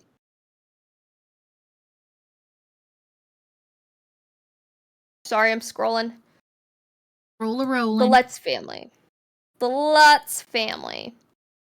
So, I watched a documentary. I watched multiple documentaries, but the first documentary I watched, I feel like gave me a unique point of view on this whole situation before I even got into like the real story, I guess. Because I didn't know anything about it going into this. The eldest son during the Amityville horror house, whatever, made a documentary from like his point of view, what he remembered, all that stuff, okay? And it really is like, is it real or is it a hoax? He claims he hates talking about it, he hates reliving everything. He's been in therapy like almost all of his life. And he views this tragedy as like an unfortunate gift in his life. And he really has like there's no outside of like the documentary, which was in 2012. He didn't really have anything that he himself like talked about the case at all. I haven't really seen anything from the daughter, the youngest, Missy, either. And I know Christopher, the other brother, has been kind of involved, I think, with, like, some of the movies and stuff like that. Yeah. But, I definitely feel like it's not like what their parents were. So, let's get into this. We are going to start with Sebastian, Quarantino, and Kathy, who was Quarantino but then got remarried and it became Lutz. So, As one Sebastian does. and Kathy, yes, Sebastian and Kathy were high school sweethearts, and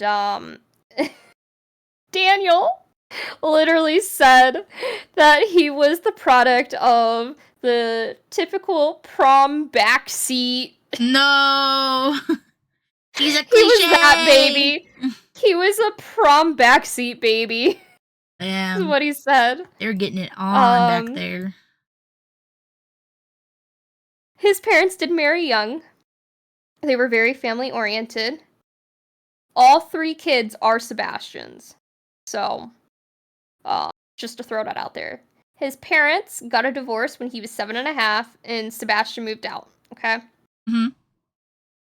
It hit him really hard because he felt like he didn't know where he fit in anymore. Since growing up, his family was very family oriented.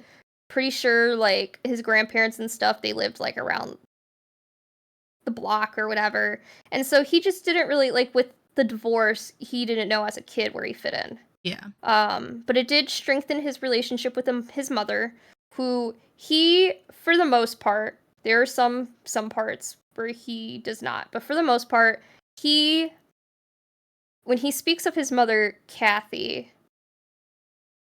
you can just tell they had a really, like, strong relationship, that, like, he valued his mother a lot. He did have to help take care of his 2 younger siblings.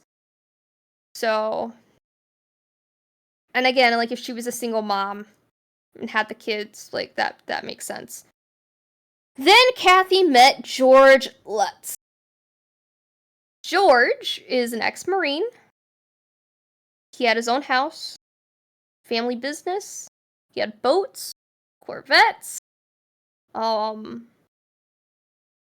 He was a very, say, authoritative kind of guy.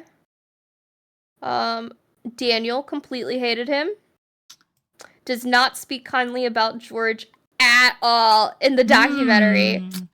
Holy shit. He kind of blames George for everything. Okay. George is kind of creepy. Like, George has, like, even after I watched this documentary and I saw the other stuff other people said, George is kind of Anyway, so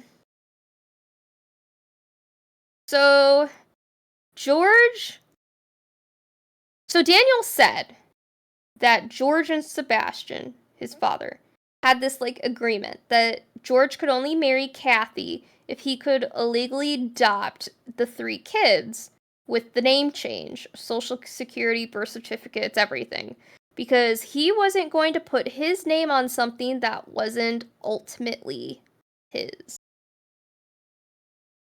Weird way to think about child. Okay. Yeah. Now, Daniel, like, he kind of refuses to call George dad or his stepdad. He only ever referred to him as, like, sir or George, stuff like that. But Daniel did say he started destroying George's world at every opportunity he could. He just wanted to go back home. Like, this is a little kid. His whole world was turned upside down. Then his mom gets married. Someone he, like, completely hates. He just wants to go home. He wants, kind of... He didn't say it, but insinuates the life before, Yeah. So, one of the investigative reporters during this whole ordeal was Laura Di Didio? And Laura was also a big person in this documentary that Daniel did as well. I've seen her in multiple of the documentaries. I feel like any documentary there is with the Lutz family, she's like there. It's kind of funny, actually. But she was there when the kids were young. She saw the tension between the kids and George. You know, she kind of just thought, you know, because he was the stepfather. She met George Lutz after they went underground, when they were trying to basically hide from the public and, like, the press and stuff after this whole event that I'm going to get into. So, what the hell happened at this house? Again. Yeah, again. So, outside of it being a house of a mass murder only a year before, George and Kathy Lutz, now Lutz, bought this beautiful house for the reduced price of $80,000. When they first moved in, and keep in mind, this freaking house has like a pool, has a dock area, it has a whole ton of shit. Like, it's big. When they first moved in, they were fine, but within a week, they started noticing some weird stuff, and they only lasted 28 days before they fled out of fear of paranormal activity. Ooh. Yes. So, one of the big questions is it true? Or was it a hoax? Now, to their dying days, George swore everything was true. Kathy also said it was true. Daniel did, you know, pick apart at some things George said that wasn't true, but he also thinks they were haunted. And that he still lives with the memories of it, like, to this day. So, yes, they apparently, for 28 days, experienced any sort of paranormal haunting you can think of in this house. You got levitation, you got possession, you got, like,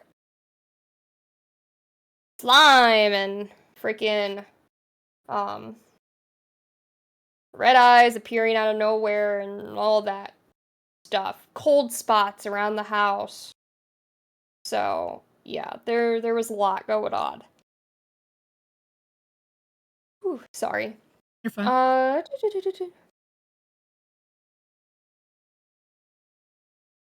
So yeah, George and Katie claimed that jolting sounds would wake them up during the middle of the night. They claim that their youngest daughter, Missy. Oh, I just got chills. Oh no. Had an imaginary friend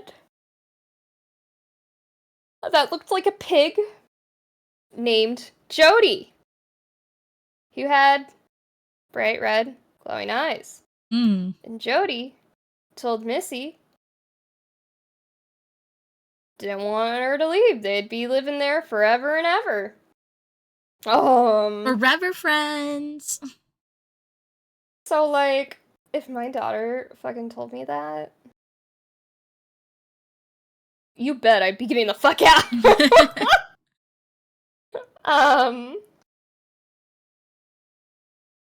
But yeah, they were concerned about a lot of things. Apparently, the house brought out the worst in everyone. There was, like, attitude changes. The boys were, like, more aggressive. Where the girls were,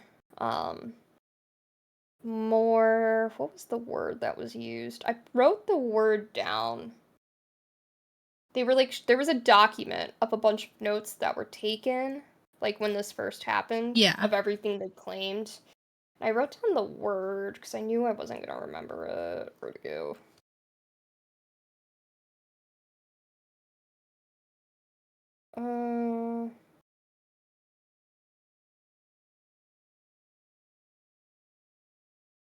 Fuck!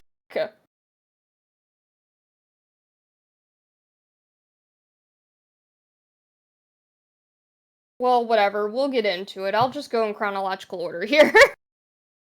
I wanted to get into it now, but, you know, whatever.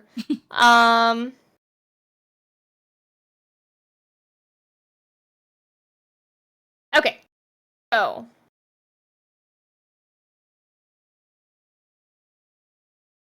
Laura said that the family was not seeking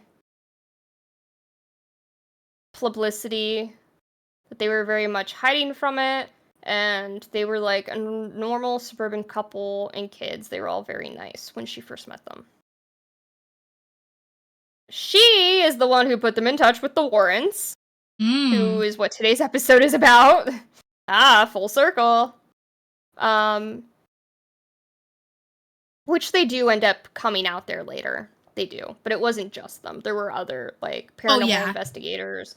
They were one of the first to come out, though, right? Yes. But they also came out with, like, a big group. Okay. So, Daniel himself said he wished someone would have asked him when he was younger what happened or what his thoughts were. Because the parents kept the kids out of it. They didn't want them to be, like, harassed at school or anything like that. I understand that. I understand that, honestly. Yeah. It does seem like I did want to talk about this specifically, because there's just a lot going on in this guy's mind. And Daniel, adult Daniel, very much gives.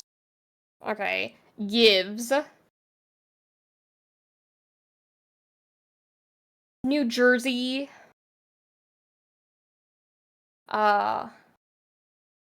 Short temper, New Jersey. Okay. Somewhat enforcer type vibes. Do you get what I'm putting down? Yeah, I get what you're putting down. Yeah, because he did get, like, mad a few times during the documentary for the way, like, people would word things, and he just would go off. Kind of, yeah. Which I'm surprised they kept in the documentary, but, you know. Each their own. Yeah. He said he's had this dream that he's had almost all of his life of their dog. And apparently, this was something that actually happened. But when he has the dream, it's always different perspectives of the dream. It's always a little bit different. But apparently, one day, the dog was going ballistic. And George kept him on a leash in the pen outside by the garage. And the leash was long enough for the dog to jump over the fence, but not fully land. And I guess the dog was going ballistic one day, jumped over the fence, and was, like, hanging himself, essentially. No. So Daniel had to go out there and fight to get the dog back over the fence, basically. And apparently he's been in therapy for a long time for that dream, where he has different point of views of either being the dog or, like, you know, just standing there watching, not doing anything. It's sounded kind of traumatic, I'm not gonna lie. I would be traumatized if that happened to me. Yeah. But he feels like he's in a point in his life where he could articulate the experience. He had no knowledge of the murders that took place as a kid until the actual day they looked at the house. Mom literally was like, "Hey, honeys, how does this house look?" while they were there looking at it. "Yeah, so a family was murdered here." Is that okay with everyone? Or Basically, yeah, that's what happened. bruh, I'd be like, She asked him if it was gonna be a problem. And Daniel said he was only 7 years old, barely knew, like, what that even was. yeah, like, Okay, he wasn't 7, I'm pretty sure he was 10. I think I put 7. Pretty sure he was 10 when that happened. But anyway, yeah, like, he didn't really know what that was. He was just excited for a big new house, you know? yeah. And he was excited because he thought it was big enough to keep George away from him, because they were living in George's house before that, and it was... sounded a lot smaller. Yeah. So here's when things start to get weird according to Daniel. Moving day. They got there mid-morning. Claims a priest showed up, okay? Daniel had no idea what was going on.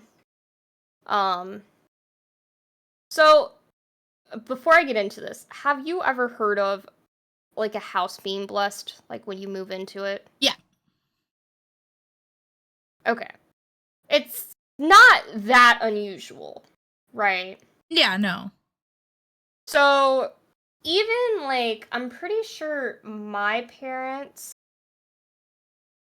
I'm pretty sure, if I remember correctly, my dad said that my grandfather, on the Native American side, did the blessing for our family home when we moved into it. So yeah, like, blessing a house, it's not an unusual thing. And the priest was there, he was gonna bless it. And Daniel wanted to know, he didn't know which room was his at the time, and he wanted to know which room his was, because he wanted the priest to make sure the priest blessed his room too. But the priest didn't stick around for that long. And I don't know how it goes down in the movies, because I've heard from the articles I was reading that the movies versus the books versus what actually happened, like, it's all different. Yeah. So, I don't know. But, that seems to be the common Daniel theme. Yeah. Daniel felt uneasy and was asking his mom, like, you know, why'd the priest leave? He wasn't here for that long. She said she wasn't sure, but he'd be back on Sunday. Don't actually know if he came back. I don't think he did. He understood the vibes. But, like, I don't like these vibes. yeah. Yeah, right. It's like, gotta go. Got another, blessing to do. But Daniel claims that he was bringing boxes to the playroom where there were 400 to 500 flies in the middle of December in Long Island, just flying around in the room. Called for his mom. His mom was, like, screaming, because, like, imagine walking into a room and it's, like, full of flies. Yeah, no. I'd fucking scream. I would scream. She ran out. And Daniel said he was smashing them with a newspaper. He was like, he felt really proud of himself. He felt like a big kid because he just killed a bunch of the flies. Went to go get he left the newspaper on the ground, went to go get his mom, came back, and newspaper's gone, and the dead flies are gone. And he was confused. His mom, I think, at the time, from what it sounded like, probably thought he was crazy. Oh, no. But, oh, okay, here's what I wanted to say. So, according to George and Kathy, different people reacted differently to the house. Kathy felt a certain, like, peace. She never wanted to go outside, never wanted to do chores. Like, she didn't even want to leave the house to go shopping. Where George and the boys were, like, more aggressive. So there were subtle personality changes in all the family members, violence and short tempers, and at one, according to Laura, from what George and Kathy told her, at one point, they ended up beating all the kids with wooden spoons one night and ordered them all around the house like drill sergeants. What? But according to Daniel, that didn't just happen one night, and that happened before they even moved there. Oh, okay. So they were... Yeah.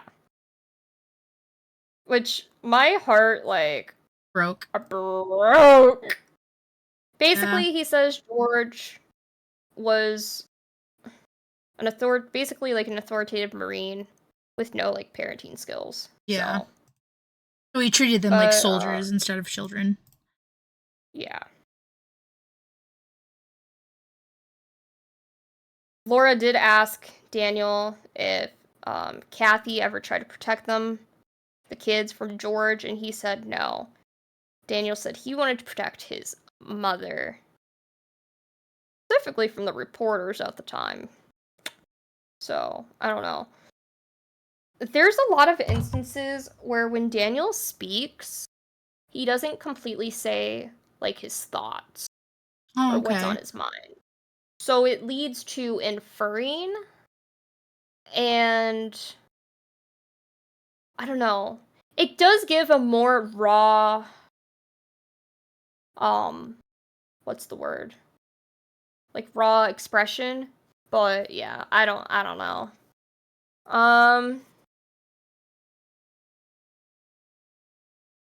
Oh, he called him, it wasn't George, it was Mr. Lutz. So it was Sir and Mr. Lutz, that's what he called them. Oh, here's something ominous. He hated George. He was happy he was dead. He admits to Laura that... Maybe don't say that out loud. He admits to Laura that he tried to kill George about 50 times. Definitely don't say that out loud. Nope. He does have an ex-wife, and he has 2 kids. 2 teen kids as of 2012, so obviously they're a lot older now. He lived at the time in Whitestone, which was a small town. He was a UPS driver for 15 years, knew about 50% of the neighborhood on a first-name basis. And that's why he stuck around when all the movies and stuff were coming out, and everything went public. He did say a lot of people referred to him as multiple different names, because some people didn't realize that the name in the movies wasn't his actual name. Yeah, they changed the names for all of the characters, I believe. All of their movies. Yeah, and in different movies, he's different people. So. But, he does go by Danny. Danny's what he goes by. And he feels like he's constantly protecting Daniel. So he himself, older him, is Danny. And the little boy that he feels like he's still protecting, like, to that time, was Daniel. Okay.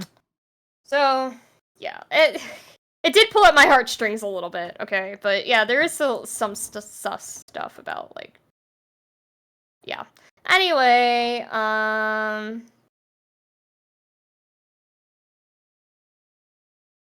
did claim that there were cold spots in the house, in the hallways and the rooms. The furnace would be jacked up all the way, and they would have a fire that was, like, super high. Blankets in front of the doors, everything. But there were still drafts in the room, and there were still certain spots and certain rooms that were super cold. So we have the flies. We have the dog thing. We have the cold spots. The spots never changed. The family saw the garage door slam up and down, and George and him went down to go pull it down one night, lock it up, and at that time, Missy's room was above the pool on the 2nd floor, and Daniel and George saw, like, what looked like an angry pig with wolf-like teeth and red eyes, according to Daniel, in the window of his sister's room. They ran upstairs, and the rocking chair was just rocking back and forth. Nobody was in there, nothing was there, just rocking back and forth. Daniel said that George came in, picked up the chair, and was like looking at it, studying it, trying to figure out why the hell it was doing that. But Daniel believed it was a force beyond his control and that there is such things as evil and it can be manifested into any shape or form at will. He did claim that he was possessed at one point. He said that a spirit passed through him and his mother was there when it happened. He had gone into a fight with George and was on the stairs, and all of a sudden he was just projected up the stairs and flew into the wall. And his mother was there and watched the whole thing happen. And he said he didn't have control of himself. He was standing on the floor looking at his mother, and she was jumping around in shock. He said it felt like a numbness from after being shot. It felt like a sub-base, and it stuck with him for at least a decade, he said. He did ask his mother over the years what it meant, and she was like, maybe it was the voice of God. Of course. And he was like, yeah, no, I'm not buying that. Yeah, no. This is not giving me godly vibes.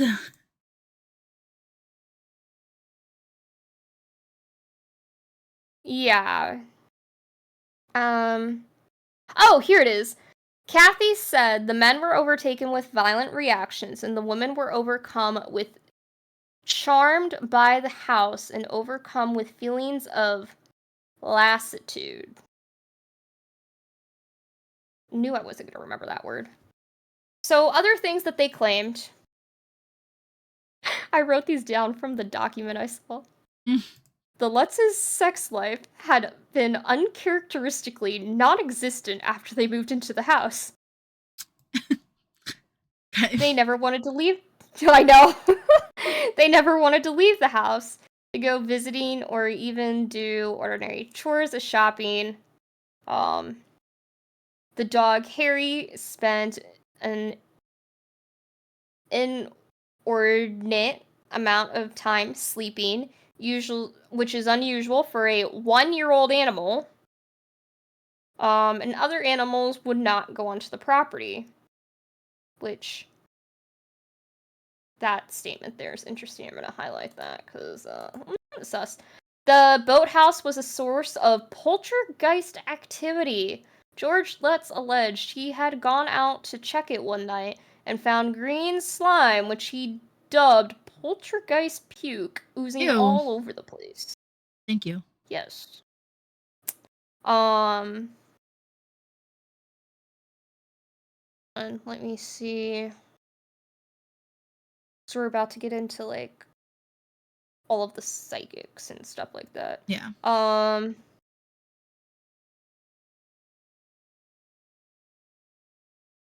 Drug operative, meet the family. Oh, George, okay. There was the whole thing with Jody and the imaginary friend and the pig. George also claimed things like the fine china and the toilets were turning black. Did not move in and out as the same family. Let's see.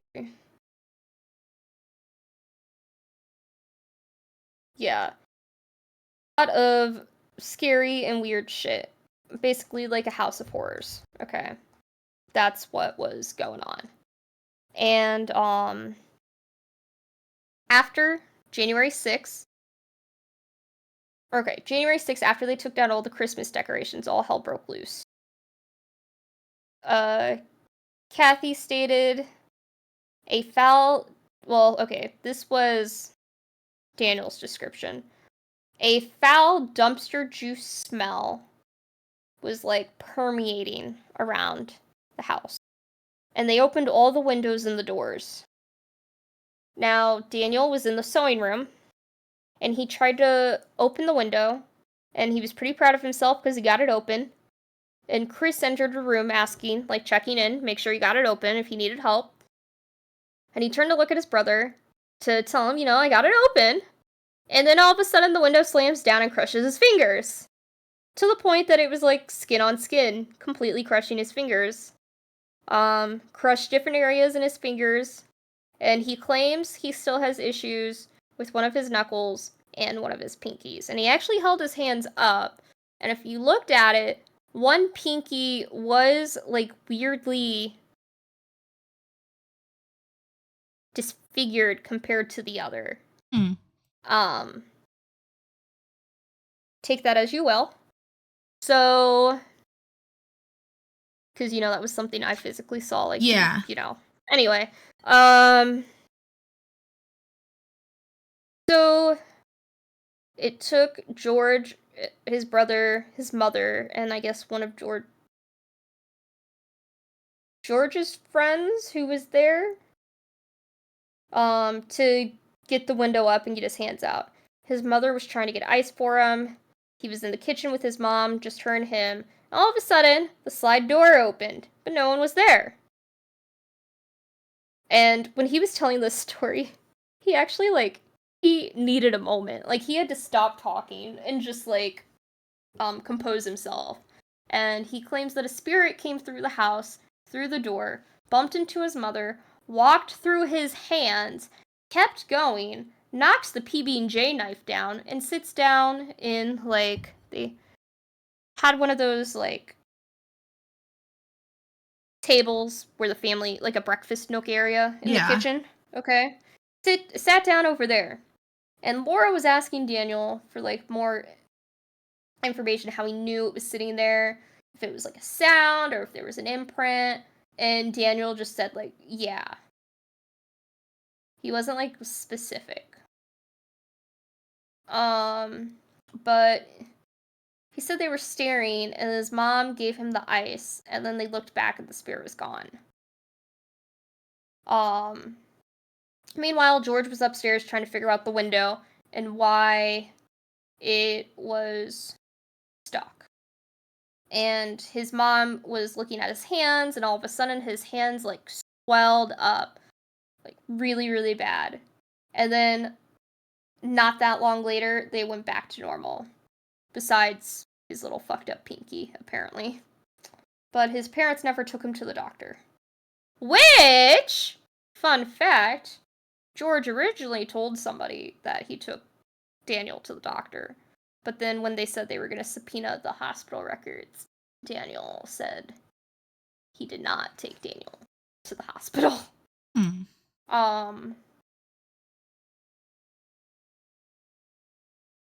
on, I need a drink. You're fine. Take your time.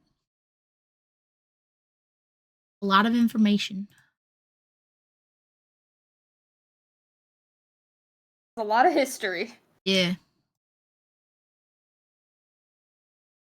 Laura, the investigator that was working with the family, or the reporter that was working with the family, called up Ed and Lorraine and invited the Warrens.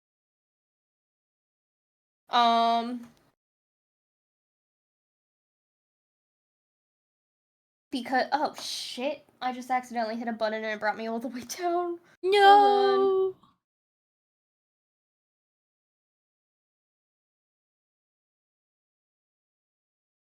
Because they actually had Lorraine in the documentary, and I guess it was Daniel and Lorraine's first time seeing each other since he was a kid. And Ed and Lorraine sounded like they actually spent time with the family and with the kids. So, how much though? Did they divulge? A little bit. And Daniel, he was so respectful to her. He was so sweet to her. He was so polite. And oh my god, when we get into this religion stuff. Oh boy. Okay, so anyway, called them up.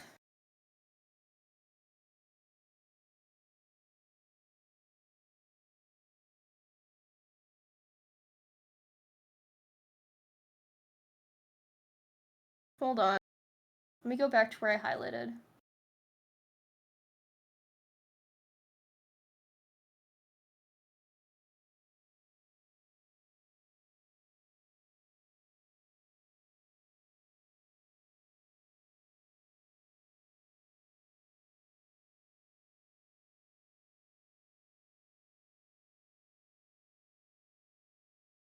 think what happened to, like, the DeFeo family murder, something lingered there, and George Lutz was actually the one who triggered that started to happen. Now, why would that be? Well, there's a lot of speculation that George was connected to the occult.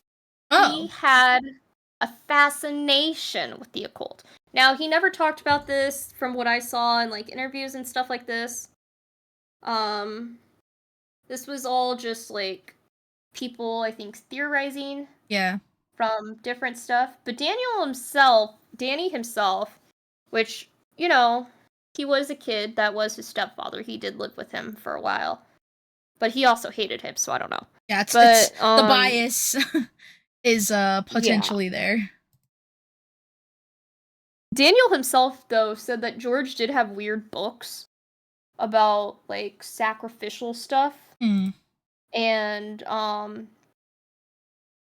telekinesis, mind reading,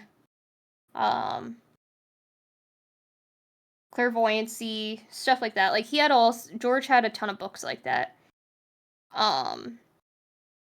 So it is kind of believed by others that George intentionally triggered something there. Which in itself is also a controversy within the paranormal world, which is even crazier to me. But yeah, Laura invited the Warrens, and George met them there, but he refused to go inside the property. Everything was as they left it. Lorraine went into one of the rooms and literally just backed the fuck out. Later, discovered it was Donnie DeFeo's room. She did take the family to meet the Warrens. And, Lorraine was really fucking old in the dock, I will just say, and she had fucking roosters in her kitchen and living room. Okay. Cage roosters in the kitchen and living room, okay? Let me just paint this eccentric picture for you. Lots of stuff in that house. So apparently when the kids were younger, Lorraine and Ed took the kids to the beach, and they had a talk with the kids. They talked about what the kids would hear and feel and things that they, like, saw and stuff, basically, in the house. Yeah. And Lorraine herself even said that there's a strong possibility George could have been a trigger, but, basically you're kind of, like, walking on eggshells with him. Danny said George didn't have parenting skills. I already said that. Danny did leave as a teenager, by the way. He, like, left home at 15, lived homeless in the desert for a while. In the desert? And fucking worked at the desert. I think in Arizona. And he worked at a gas station. And this was, like, I guess common knowledge, but Lorraine had no idea. And she just looked at him like, the fuck? Lorraine was like, what?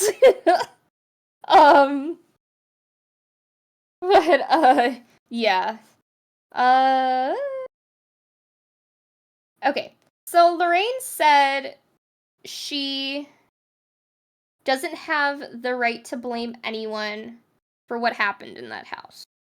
And she claims that she begged Ed not to go back or he'd die because she had this feeling or vision that that would happen.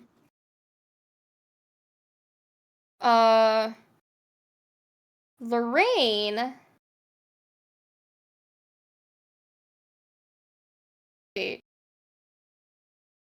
Okay, so they were talking about, like, threats that could have triggered stuff in the house. So Laura asked Lorraine, did Danny pose a threat? And Lorraine, she was like, no, Danny was just a little boy. He was a young and innocent child. He was baptized, so he had the protection. But you must have the faith. And Danny was like, oh, I do have the faith. And then this is where it gets awkward. I feel so bad for what this crew had to go through, bro. Between Danny's outburst and then this. Yeah. Lorraine asked the crew if anyone didn't believe in God, and it just got awkwardly quiet. Yeah, that's a little weird to ask. And then she pulls out a cross, a crucifix, a relic. She pulls it out and she said she was asking out of respect because she was opening a relic of a cross that Christ was crucified on. So she has this little wooden cross that has the original wood from the cross that Christ was crucified on. Okay. And apparently she did not have it at the time that they originally went to the Amityville house. She got that later. But what she like did the actual have wood? Yeah, apparently, yeah. That's a wild claim. That is a wild claim. Isn't that a wild claim? That is crazy. She how do you get some of the wood from the original cross? Yeah, that's what I'm saying. How is that even possible? I know. Yeah, how do you confirm that? I don't believe it for a second. I don't know. I don't believe it for a second. I don't know. Fraudulent behavior. She also, so she didn't have the cross at the time, okay? This was obviously something later. But she did pull out, after that, hair. And she said it was hair from Padre Theo. And I, honest to God, no clue who that is. I tried to look this up, and the only, Padre Theo, Father Theo that I could find was from the Roman times. And I was like, this lady cannot have hair from someone from that long ago. I don't know. It could very well be somebody else that I just don't, know. You know? Like, they did have strong Catholic ties. Yeah, Pope of Rome from 840. Yeah. That'd be crazy. But, she didn't have the cross, but she had the hair with her and was carrying the hair relic with her when she was going through the house. Yeah. And she said she didn't tell anyone she had the hair on her at the time, but she, held on to it and said that Padre Theo appeared to her and most definitely protected her during that time. Because as we'll get into it, according to her, there are some very bad things that were in that house.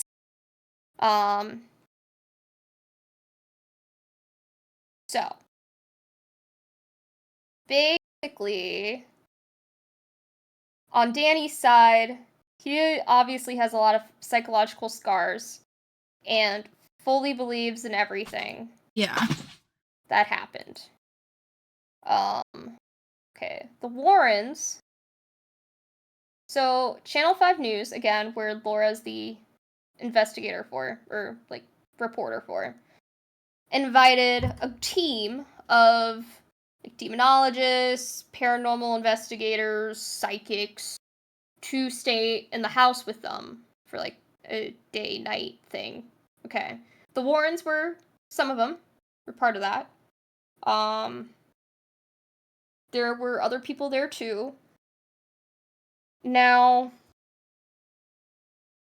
while they were walking through the house, so the reporters themselves never found actual proof or evidence of anything happening.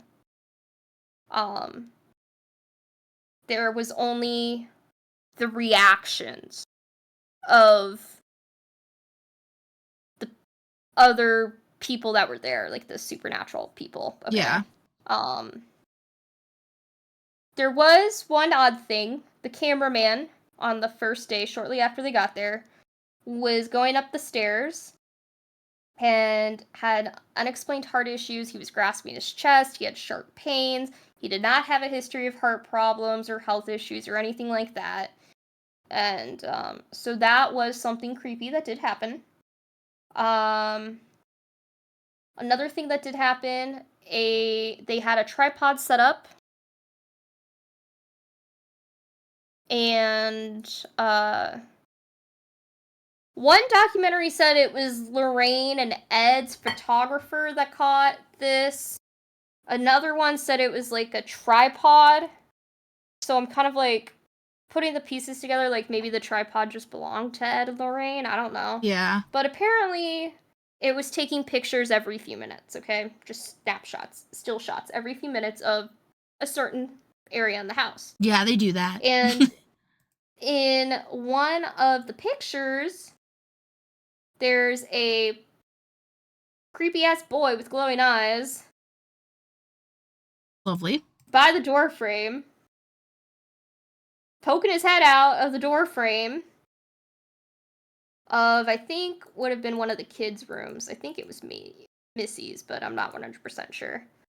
So yeah, there's that photo too, if you want to look that photo up.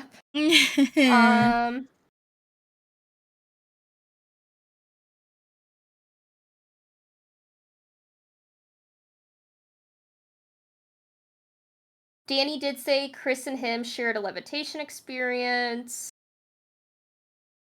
George claimed Kathy turned into an old crone and it took hours for it to go away. Where's the other Lorraine and Ed stuff? I know I put more. I'm just trying to find it. My notes are a little all over because I watched 2 different docs. Dum dum. Okay. Goddamn. That second doc was when Lorraine was like, the Warner Brothers have the rights to our lives. Oh, yeah. I was like, that's fucking weird, okay. Weird to say. Anyway, Lorraine talked about her experiences in the house. She said it was horrible, foreboding. It was possessed by something other than human spirits. Okay, Channel 5 News team, they had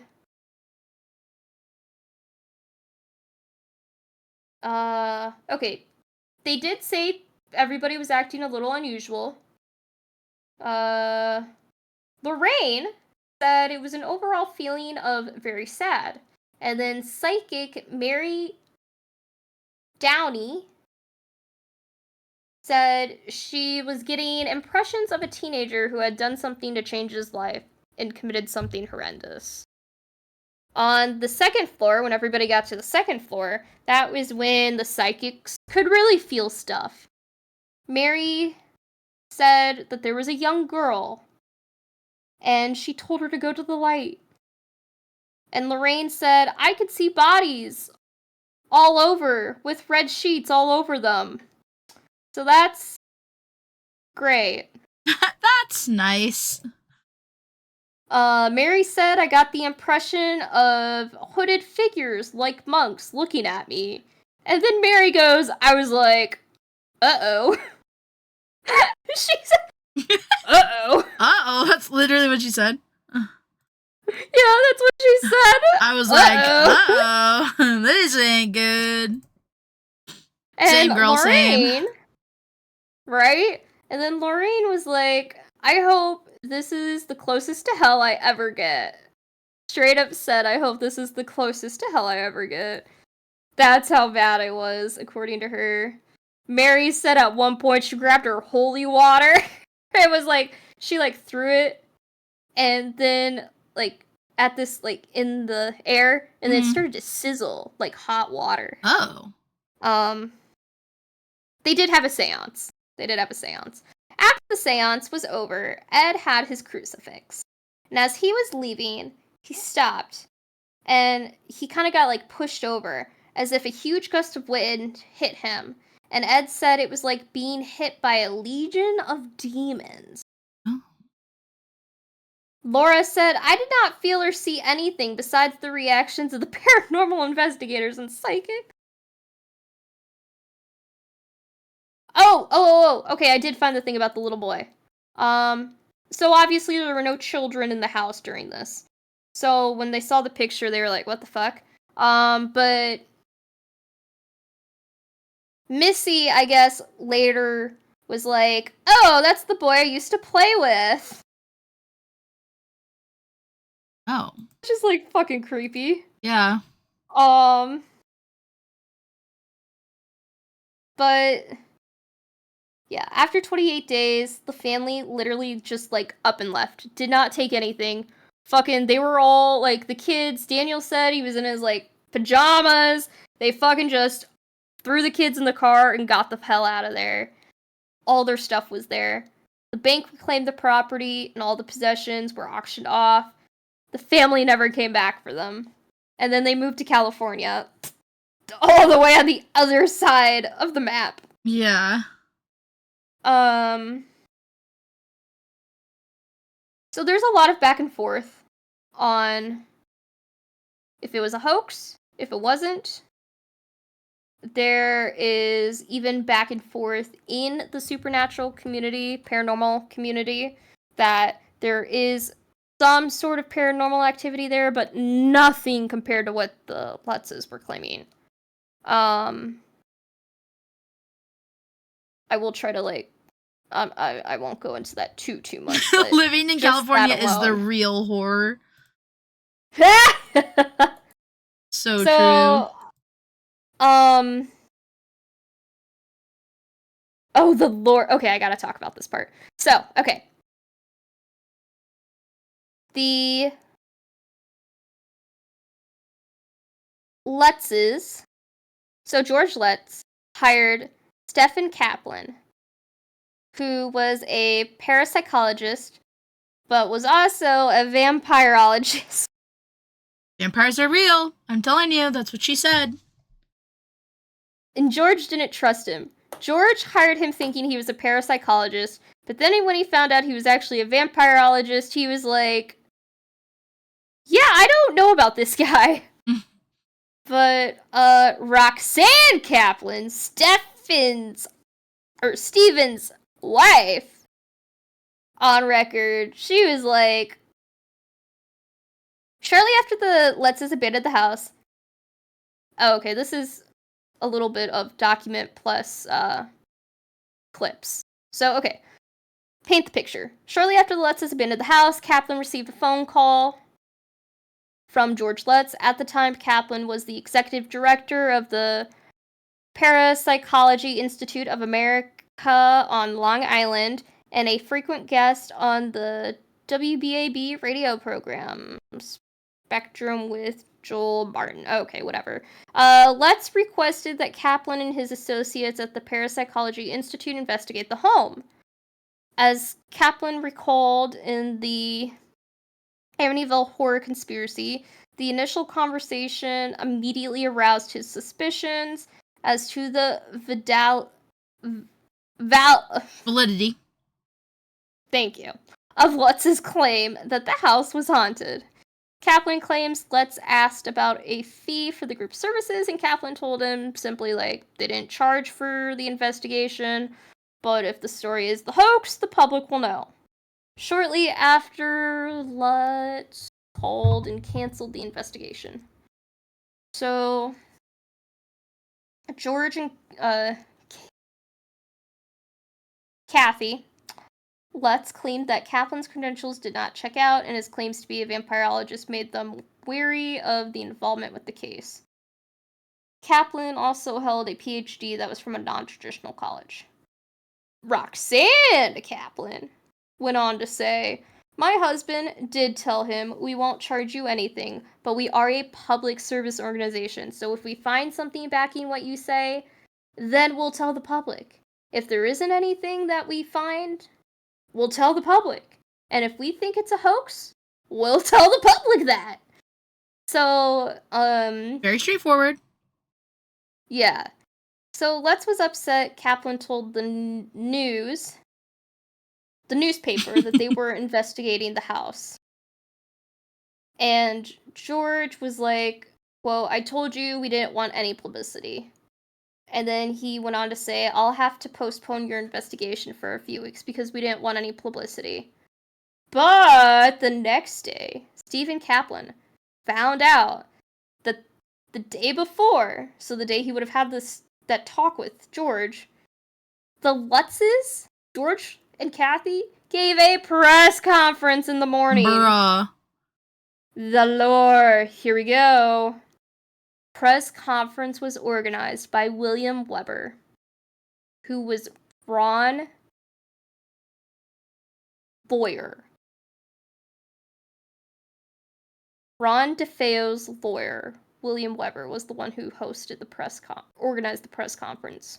Interesting. Is that just small town vibes, or is that deliberate?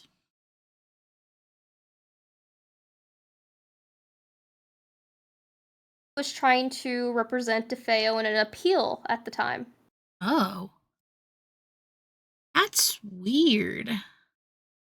And William Weber and the Lutzes made immediate contact after the Lutzes left the house. So, Weber claims a freelance reporter told him the Lutzes wanted to meet with him. And Weber, who had been given an oral commitment about a book deal and movie, Lutz claimed Weber never brought up the book deal at first. He was just trying to help his client. And they felt what happened to them could have been an incident, or an indication that it also happened to Ron, which would go with the whole Ron was like possessed, Yeah. Weber claims he relayed key details of the crime that ended up being used in the Lutz's story. They spent a whole day from like early morning, late at night, drinking bottles of wine. And Weber showed them photos of the crimes and talked about details of the case and everything with them. And they, based off of what he was saying, developed their own story of what happened, like, to the Lutz's possession. Yeah. In that house.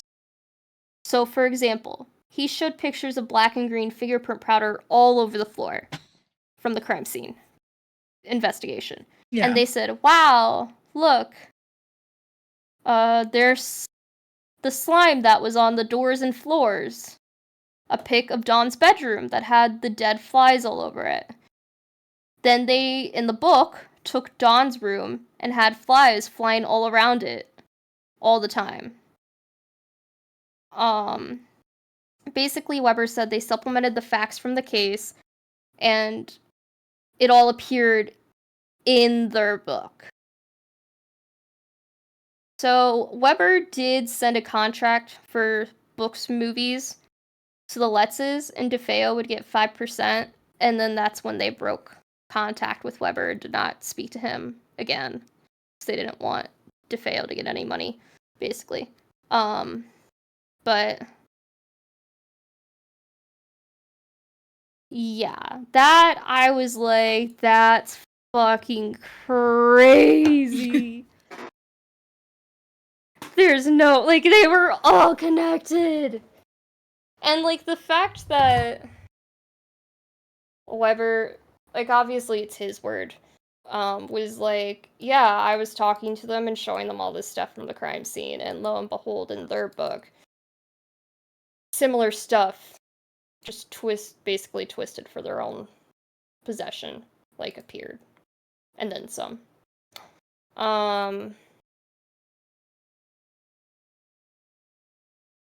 Most famous parapsychologist at the time, Hans Holzer, Dr. Hans Holzer.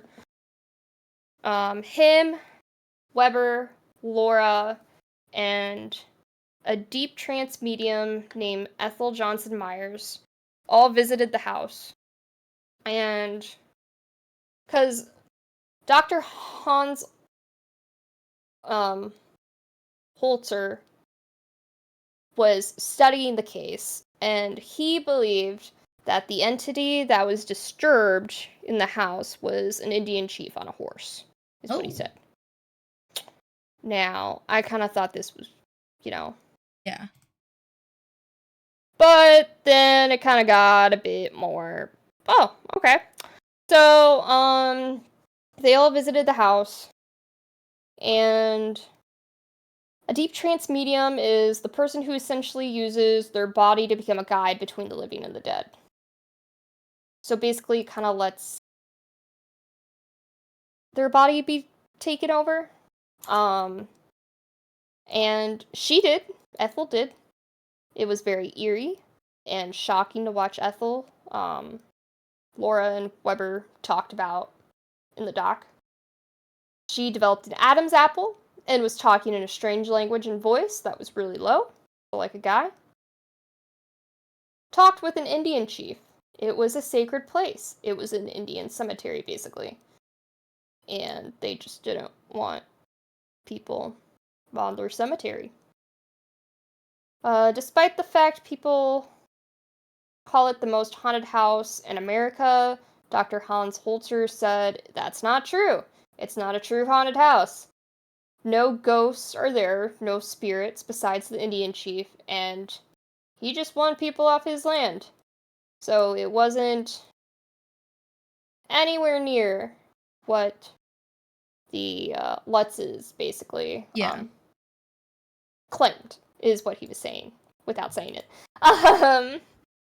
But there was also people who have been with the case since it started, and were also in Danny's doc, who were kind of talking about, this is where I found out more about George's occult stuff.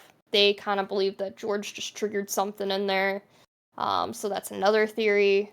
But one of those reporters, not going to scroll to find his name, sorry, but he is a real person. Okay, we believe you. Peter. It was Peter something. He was basically saying that when him and his partner Rick were investigating the sewing room where the alleged hand smashing took place, they discovered the floorboards were uneven. And with the counterweight and improperly set floors and windows, the window could have easily just come back down because of improper weight distribution.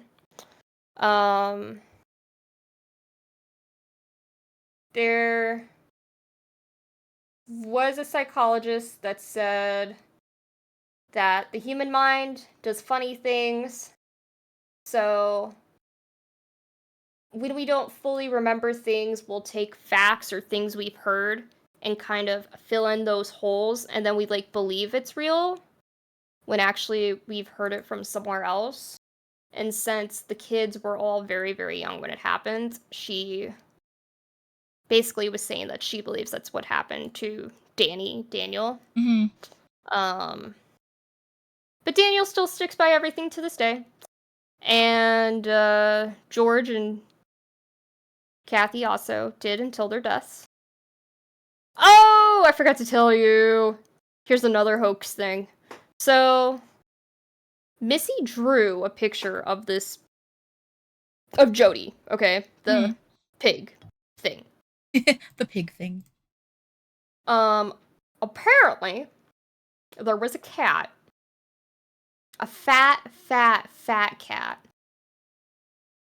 That the neighbors identified as a cat that Ronald DeFeo nicknamed the pig because it was so fucking fat. It was a Persian cat, and it did have glowing eyes, and it would jump up onto the window and just stare. That's not ominous at all. And the picture she drew, I know, but the picture she drew of Jody the pig looked a lot like a cat. Oh no, it was a cat all along! The neighbors were like, "Oh, that's the pig cat! That's the cat!" And then the flies, explanation for the flies. The murder took place. Victims were removed after 48 hours. And the house was completely sealed off until it was bought again. And the heat was on the entire time. Oh! That's person in the doc was literally like, it doesn't take a genius to figure out why there were flies. That's so gross. And none of the other families after them had any issues to this day. Oh, it was Kaplan who was gonna subpoena George for the records, and that was when for the hospital records, and that was when George was like, we bandaged him up at home. Yeah, and then the person who wrote the famous book about it, Jan Anson or whatever. A lot of people were pissed about the book too, because a lot of people were like, this isn't true, or this is very dramatized. Like, this isn't real. And Jan was basically like, I'm a writer. Yeah, I just write. And I just want to make money. Lots of people confronted him, but George still stood by Jan Anson's book. Interesting. He stood by it as, like, his truth. Yeah. I mean, even if it's a dramatized version of the truth, it still is truth. Yeah, true. But, they did make money. Some money off of it. Oh, I'm sure. And stuff. That's what it always comes down to. Money. Ed and Lorraine. I feel like this kind of plays into, because there are a lot of evidence and facts in this case that would show that maybe they did make it up. Yeah. Or, and if that's the case, Ed and Lorraine, who were very much like, this is a house of hell, even though nothing else happened after, it's like, well, are they frauds too? Like, what the fuck is going on here? What is going on? Yeah. That is Amityville. Jeez Louise. It was a lot, I'm sorry. No, you're fine. It's a lot to talk about. It's a lot to talk about. I didn't even get into some of the stuff that I had written down, like just other notes and stuff of what other people said. Oh my god, there were so many players in this, basically. So many people. How many pages is your second one? It's not nearly as. Okay. 1, 2, 3. 6, but I'm basically just gonna summarize it and then get into poisoning. Chill. All right. Yeah. Let me get my little picture up here.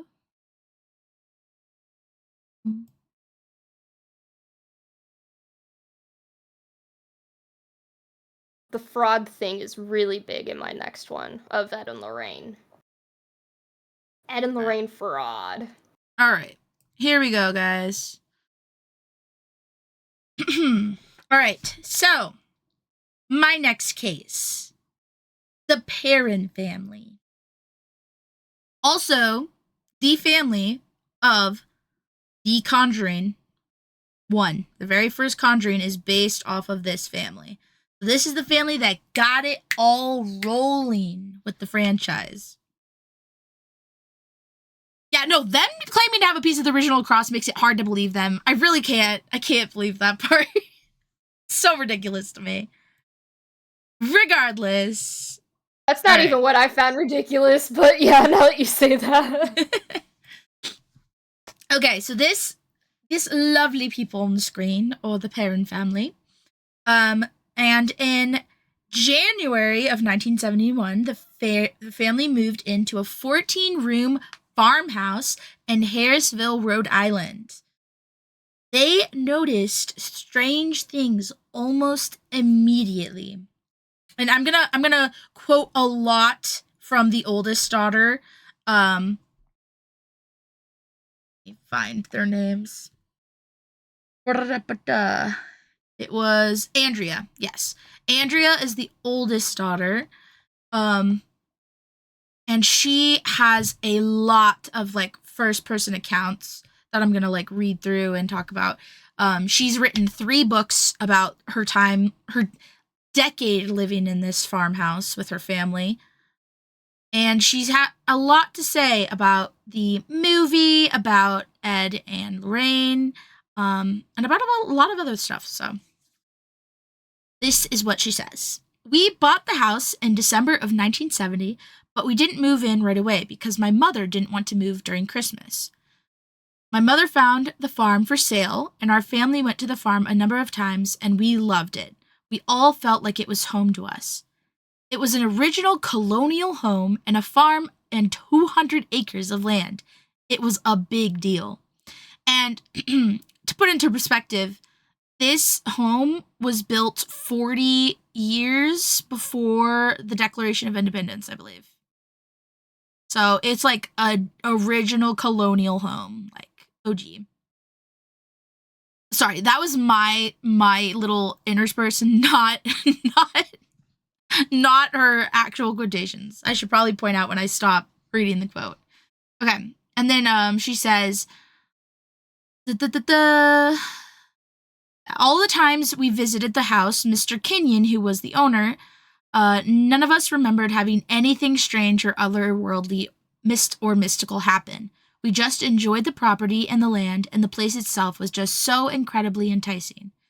None of us had any memory of seeing anything strange or weird there until the day we moved in.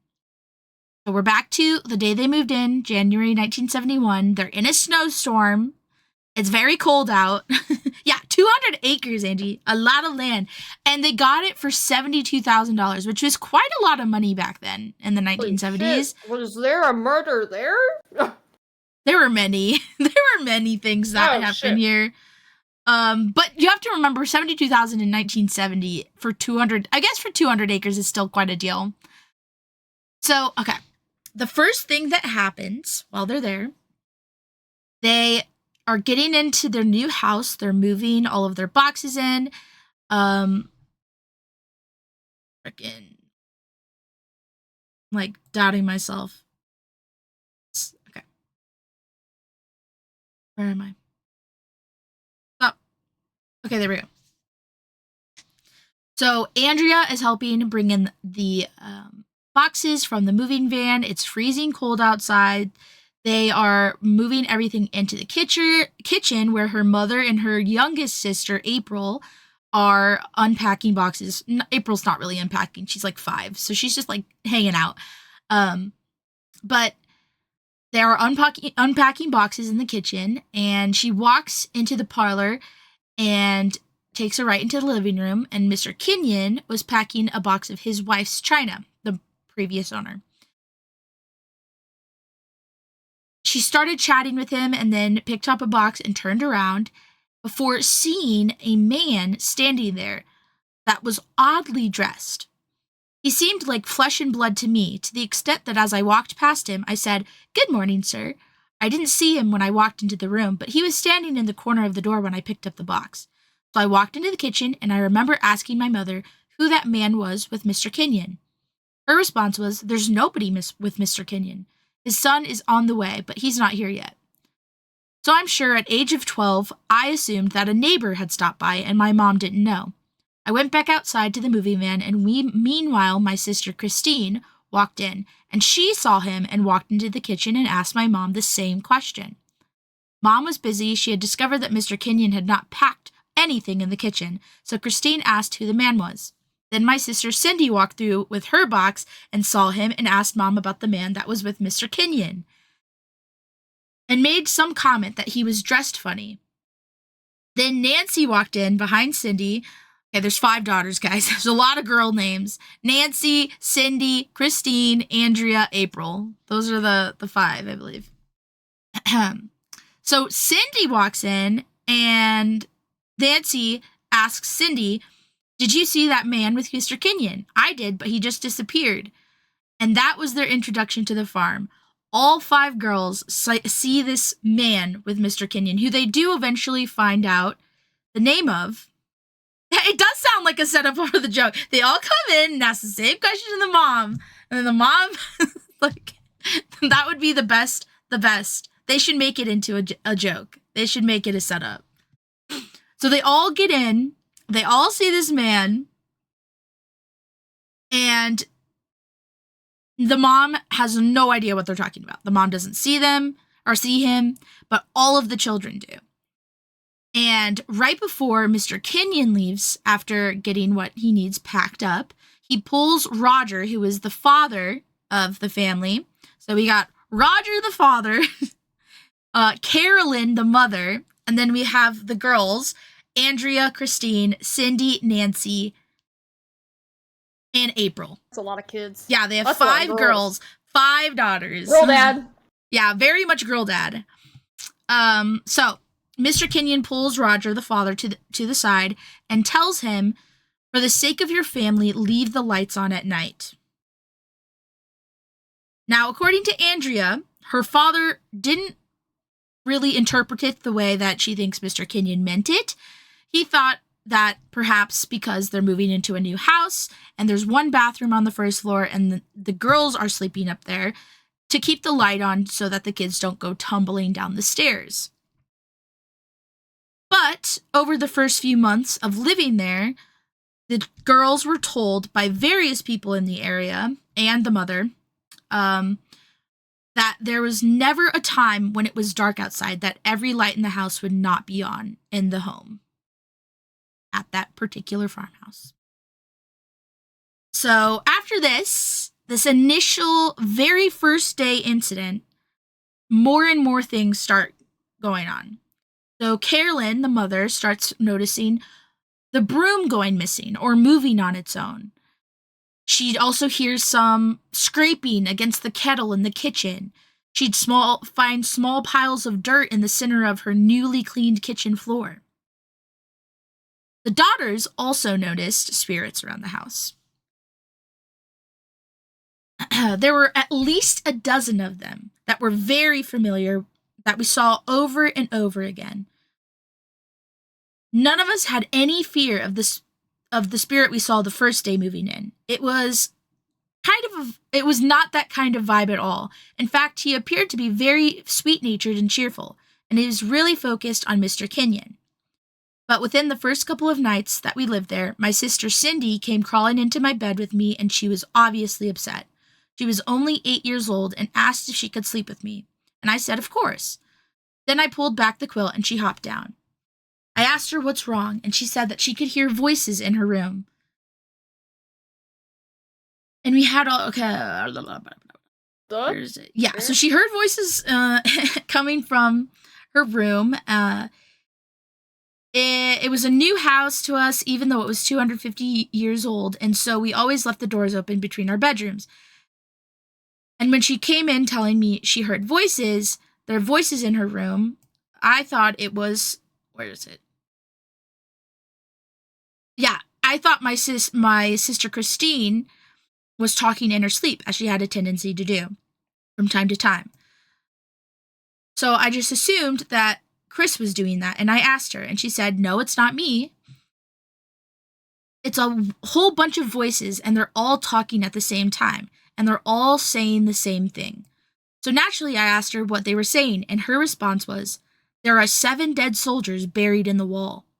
There are 7 dead soldiers buried in the wall, over and over and over. Oh, no, thank you. That's what I'm saying. Let me go back to where I was. Okay, yeah. The bed. Ouch. She said they were all around her bed, saying the same thing at the same time, pointing where the floorboards were shaking, and the bed was shaking. She put the pillow over her head to try to muffle the sound, and when it became too loud, she jumped out of bed and ran into my room and got into my bed with me. And about 3 years ago, so this would have been, the documentary that she was filming at the time was 2021, so it would have been like 2018-ish. So 2018-ish, the house, I I mean, nothing could be buried in the walls of the house because the house is just clapboard with horsehair plaster. But someone suggested there's someone buried out near the retaining wall behind the house or down around stone walls. And so the previous owner, not the woman that owns it now, but the previous owners had some people come in with ground-penetrating radar. And sure enough, they found 7 distinct anomalies under the stone wall at the bottom of the property, just before you go into the cow pasture. And because it's illegal to exhume anything in the state of Rhode Island, all they could do is offer the photographs as evidence. But there it is. There are 7 distinct images that are buried just behind the stone wall on the side of the cow pasture. And that's where they found whatever they found. But when you consider that that house was completed as it stands in 1736, the property was originally deeded in 1680, and the house was finished 40 years before the signing of the Declaration of Independence. It survived the Revolutionary War, the King Philip's War, the Civil War, and at the time of the Civil War, the owners, eventually, those owners passed down the house for 8 generations. So 8 generations of the same family owned that house before the Perrin family got it. So there's a lot going on there. There's a lot of family shit. So doing the sign of the cross right now. So after the girls have these instances, there's more I'll get into a little bit later, but the mom starts doing some research on the house, the history of the home, the history of the town. And she discovers the whole 8 generations thing. She also discovers that many of them in the family died under mysterious or horrific circumstances. There were several children who drowned in a nearby creek. There was one confirmed murdered. And there were also a few family members that had hung themselves in the attic. House.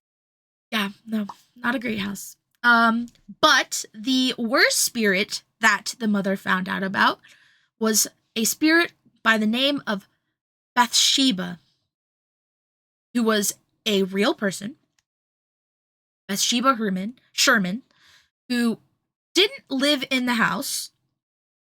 She lived at the Sherman farm, which was about a mile away from the farm that the Perrin family lived on. But there weren't a whole lot of homesteads in the area, so they all kind of collaborated, helped each other out and whatnot. And this is in the 1800s. So she lived near the Perrin's property in the mid 1800s. There were stories during this time that she was in that house and had an infant in her care in the farmhouse that they're currently living in, and that the baby mysteriously died. The autopsy revealed that a needle had been impaled at the base of its skull, and it was ruled that the baby's death was from convulsions.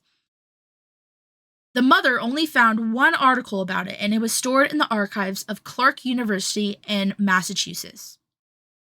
She read about an inquest in the town of Burrillville, Rhode Island.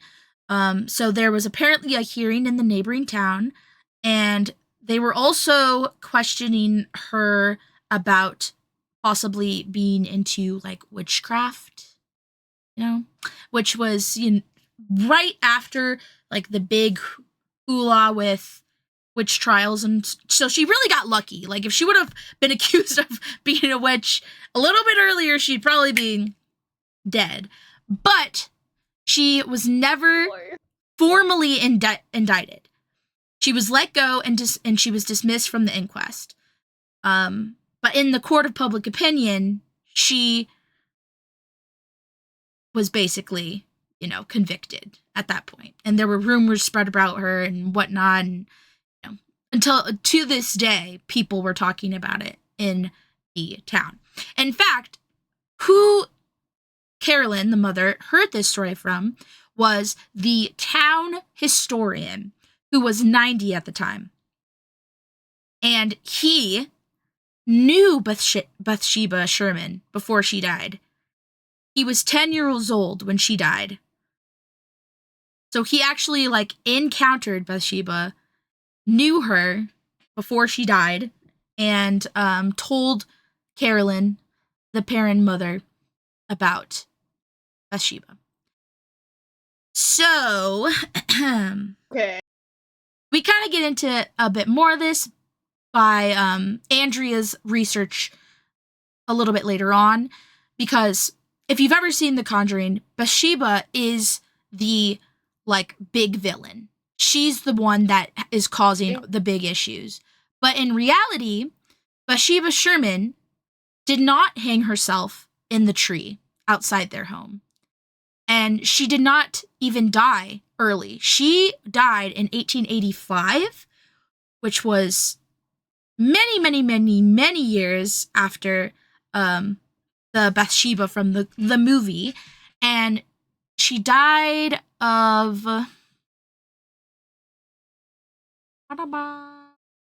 She died of, like, natural causes. Like, she died of, like... Yeah, she didn't, like, off herself. She died like a regular person. Poor woman's legacy. Yeah. This poor woman's legacy. Yeah. So Andrea and Carolyn, the mother, and Roger as well. They are all very, very, like, adamant and motivated to clear Bathsheba's name, because now that the movie came out, everyone thinks that it was her. That was, like, the main malevolent spirit, and that is just not what they believe. Andrea even says that Bathsheba was buried in a nearby Baptist cemetery in hollowed ground. And that just means, like, that it could not have been her. It really could not have been her. So instead, she is trying to push the true narrative that she believes it to be, which is that the original mistress, so the mistress before Bathsheba was even around, Mrs. John Arnold, was the actual malevolent spirit. So, let me find it. Where did I say?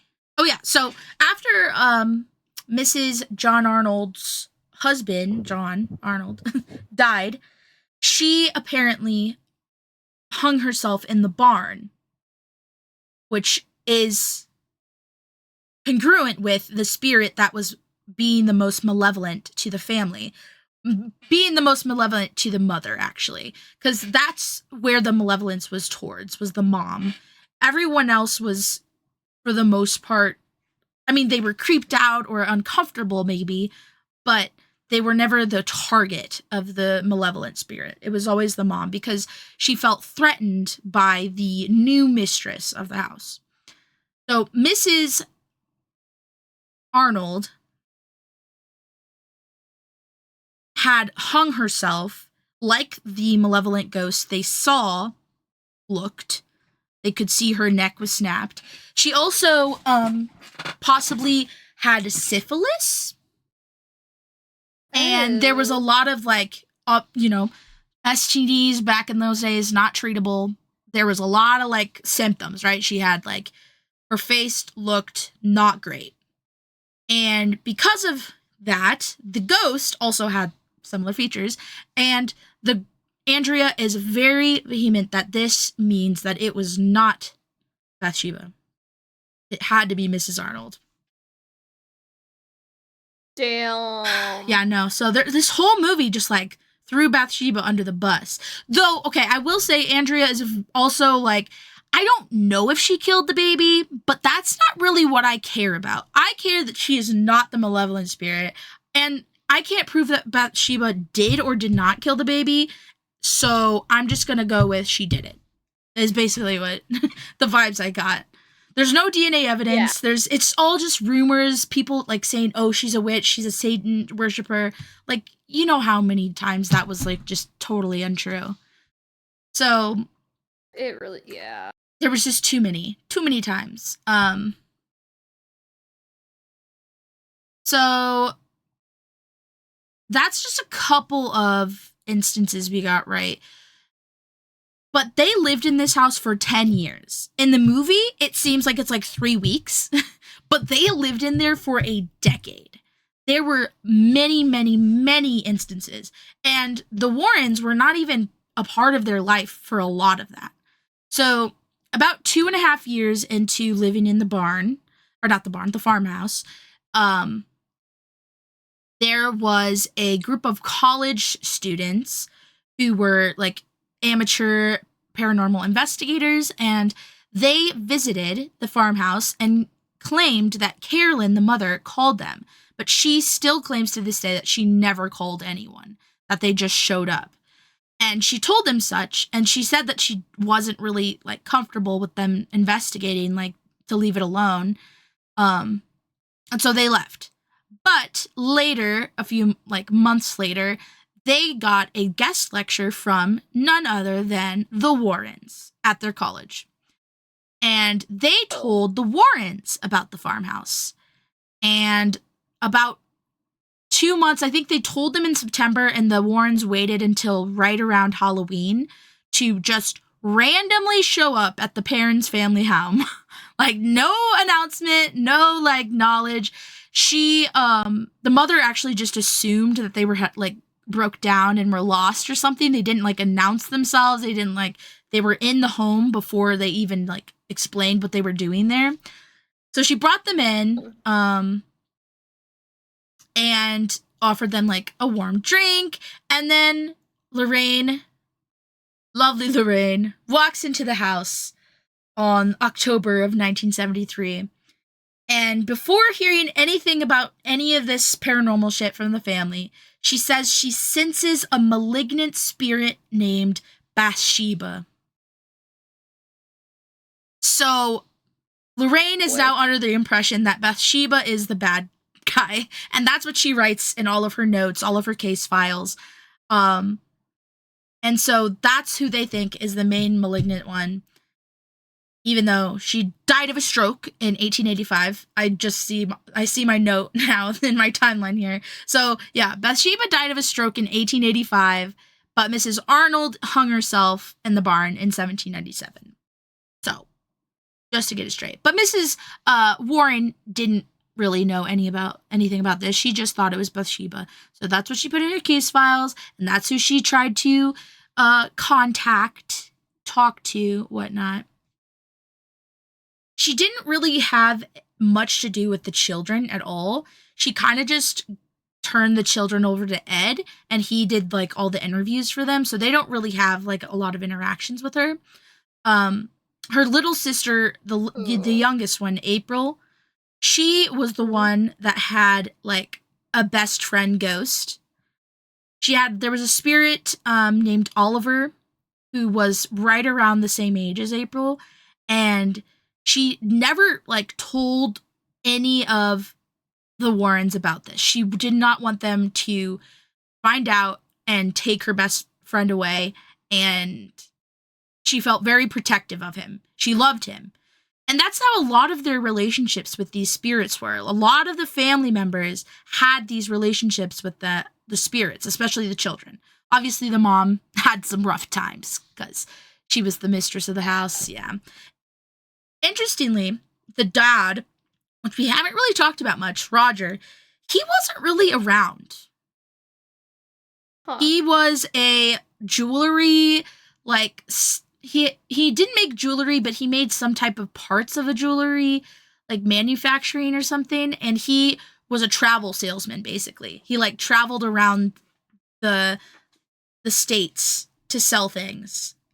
So he was gone a lot of the time, and when he came back, like, he would listen to the mom, you know, talk about all this crazy stuff, and he thought she was just unwell. He didn't want to hear about it. Like, he wasn't going to sell the house because he literally put all of his money and, like, effort into this house because it was, like, an expensive house to get. And he was not about to sell it or, like, do anything to, like, jeopardize that. So he kind of just ignored the issues. And, seeing this, the children were not about to tell him about their best friend Oliver, or like the crazy stuff that was happening in the middle of the night, or the dead soldiers in the walls. Like, they weren't going to say anything. They didn't want to be seen as crazy like their dad saw their mother. So they kept it all to themselves. But Mr. Warren did get quite a bit out of the other children. So April wouldn't say anything about her bestie, but the other children kind of felt it was like a therapeutic session to like tell him about it and know that he wasn't going to think they were crazy like their dad would. So they spilled the beans. They told him everything. And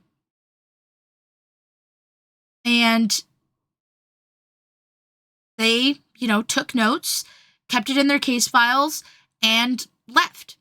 So over the 10 years, they only came to the house like 6 times. No, not even the 10 years. It was like a year. So they investigated this house for a year, and they only came 6 times, which is very different from the movie. In the movie, they're like basically like living in the house with them and like finding everything out and being the heroes. That's not at all what it was like.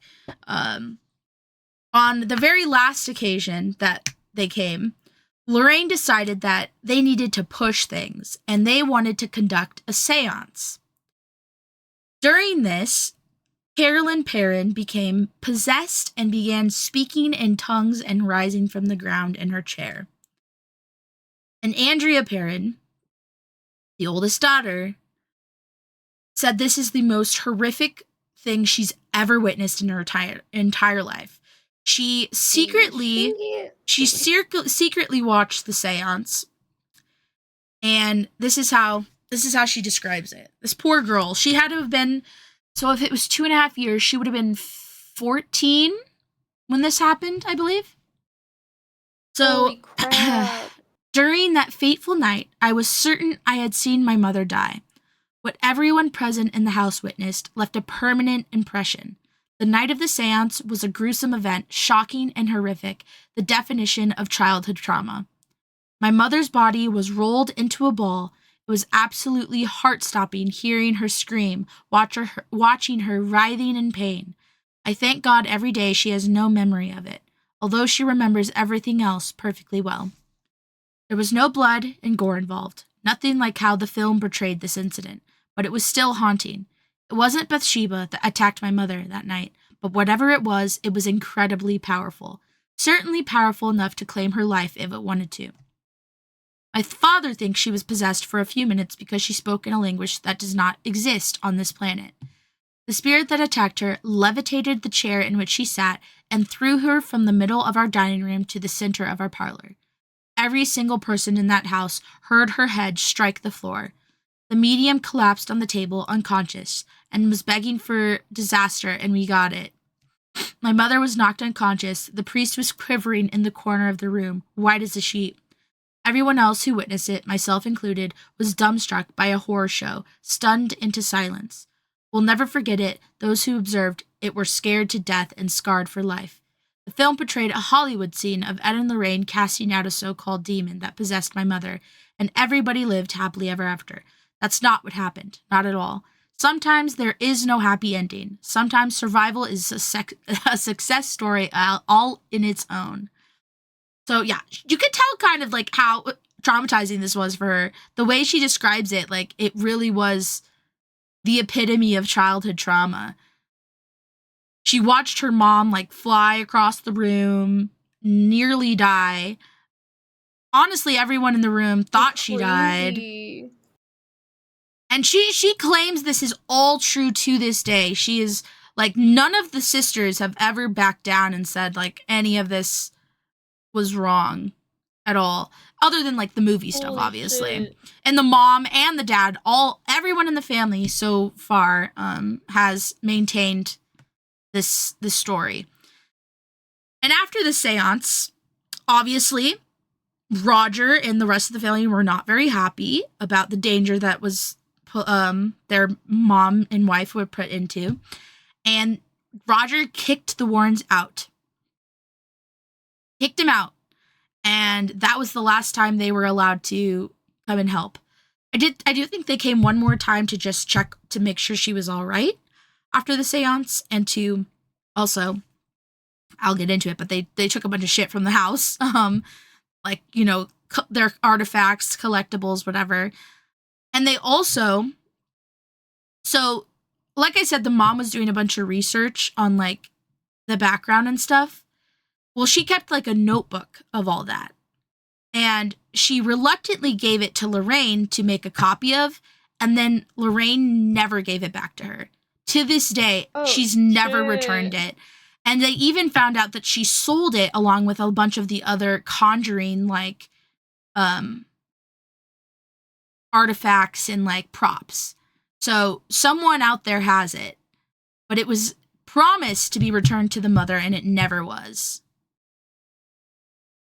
Crazy. Yeah, so somewhere out there is the notebook that Carolyn Perrin wrote in about all the happenings and the history, and yeah.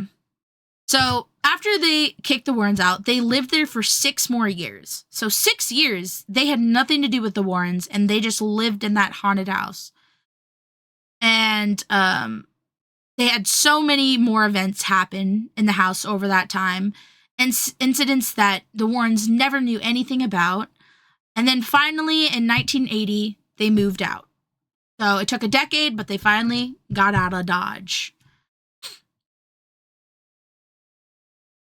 So I talked about that. Yeah, she took the notebook. Yeah, she had stories and birth certificates and death certificates in there, in the notebook. Said that she wanted to make a Xerox copy of it, and then it was never returned. And her mom obviously was very upset about this. One, because like it was hers, it was her possession, and she wanted it back. But 2, it was a way for her to like know that she wasn't crazy, right? Like she had been going through absolute shit from these spirits, and to take away the one thing that she like was able to kind of decipher and figure out about why this was happening to her or who was doing it, and they just took it away and never gave it back. It's very, very scummy, Angie. Agreed. Yeah, she was 15 when the seance happened, and she suffers PTSD from it to this day. Crazy. Yeah. It was just a few minutes, but in those few minutes, I saw the dark side of his existence, and that is why I choose deliberately to live in the light. She will not ever do a seance again, she said in an interview. She doesn't touch tarot. She doesn't do Ouija boards. She doesn't do anything like that.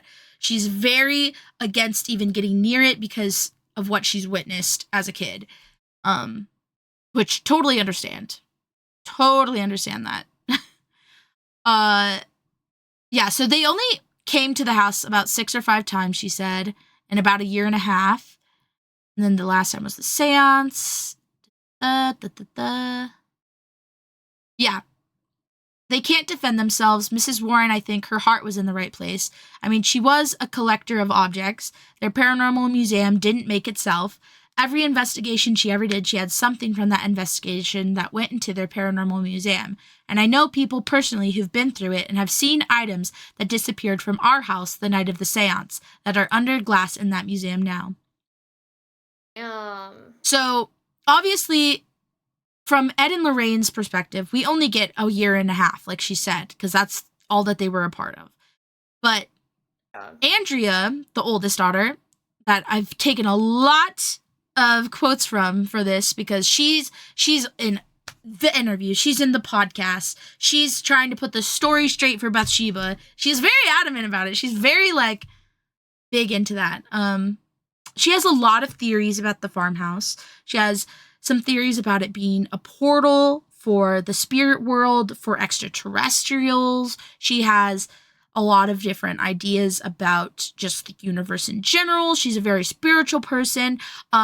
She also mentions that in the movie, they like cast the family as almost ultra non-religious, like very against religion almost, and that's like the Surprising. complete opposite of what they were. Her dad was very Catholic. And though her mom was raised in religion, but she kind of became more of an atheist. By the time she left that house, she was deeply religious. So both of their parents were very religious. She said her dad, like, she never knew her dad to miss mass. Like, her dad was deeply rooted in religion. And to have that be misconstrued in the movie was super insulting and kind of disappointing to the whole family, but mainly to, you know, the mom and the dad.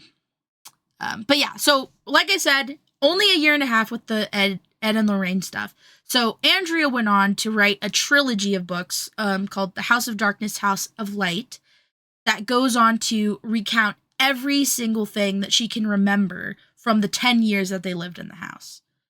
So it includes the Ed and Lorraine stuff, but it also includes the stuff outside of that. So I definitely want to read them. I definitely think it would be interesting to, like, see her perspective of things.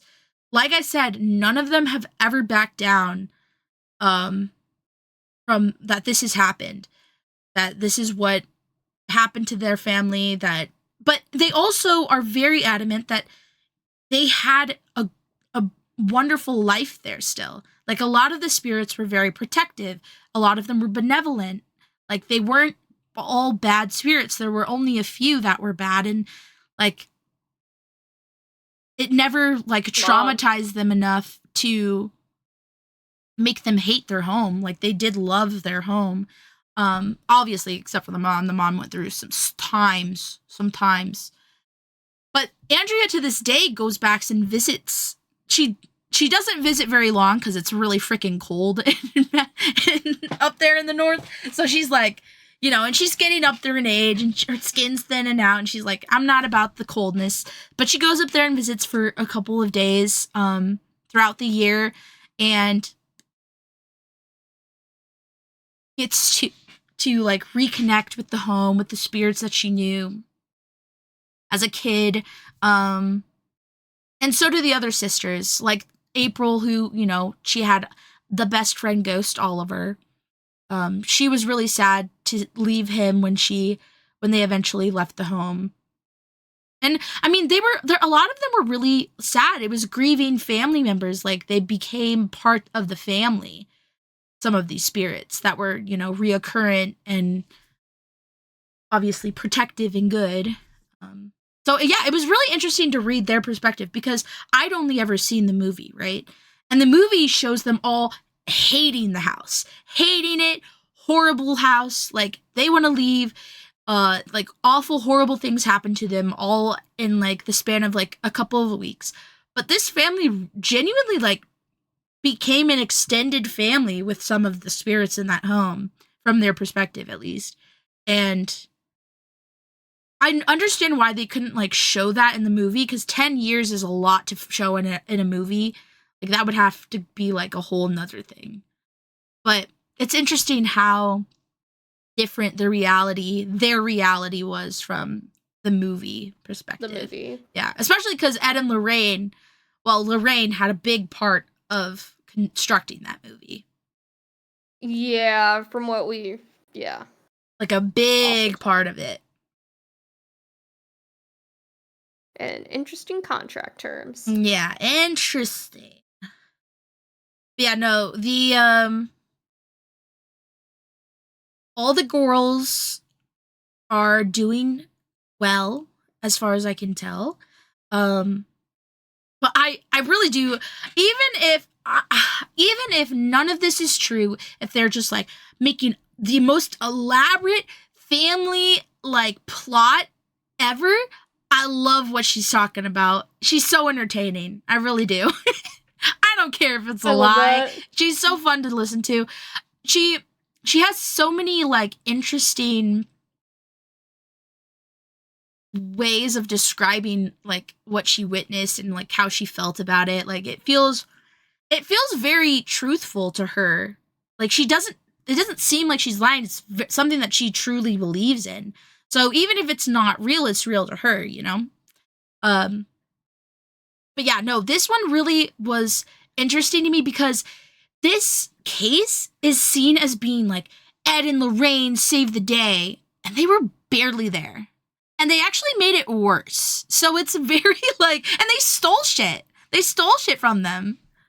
Like, it's very, which is kind of why when we started talking about like the controversies with like them not being the greatest people in terms of like child predatorness, I wasn't fully surprised. And I know I sounded like, oh, my dreams of them being awesome are ruined, but honestly, they weren't awesome here. So them just being even more awful wasn't that surprising. It wasn't that surprising.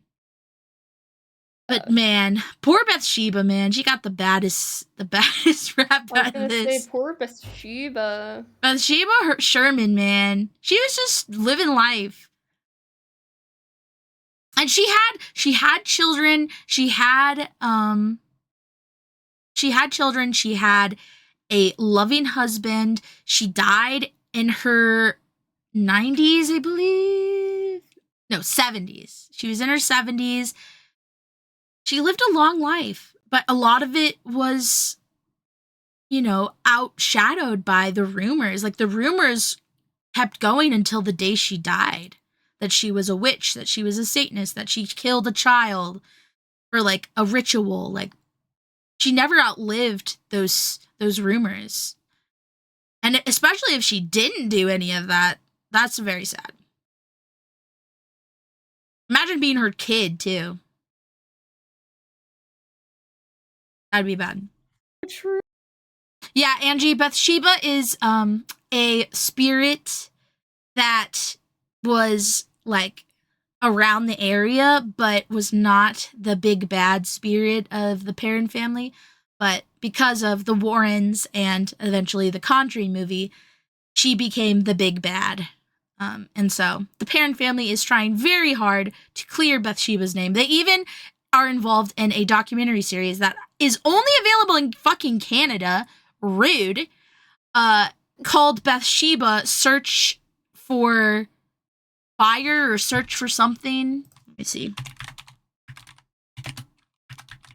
Search for Evil, yeah. Where they clear Bathsheba's name. Oh yeah, no. Yeah, Angie, so yeah, no, a lot happened. I don't want to get into it again. It's bad. We just got some bad apples here. Lila gets it. Also, sorry if I rushed the shit out of that case. We're coming up on 5.5 hours, and I'm, like, exhausted. So I'm trying to, like, keep it to the point. We can, like, end it. We can end it here. It's up to you. I don't mind. I wanted to make sure that I wasn't waffling on a bunch, because I tend to do that. I feel like I did that with the last one. Yeah. It's up to you. You can save it for next season. You can do it. I'm down. Yeah. We've already talked about how we're gonna do another part, so we can just save it. Okay, that's fine.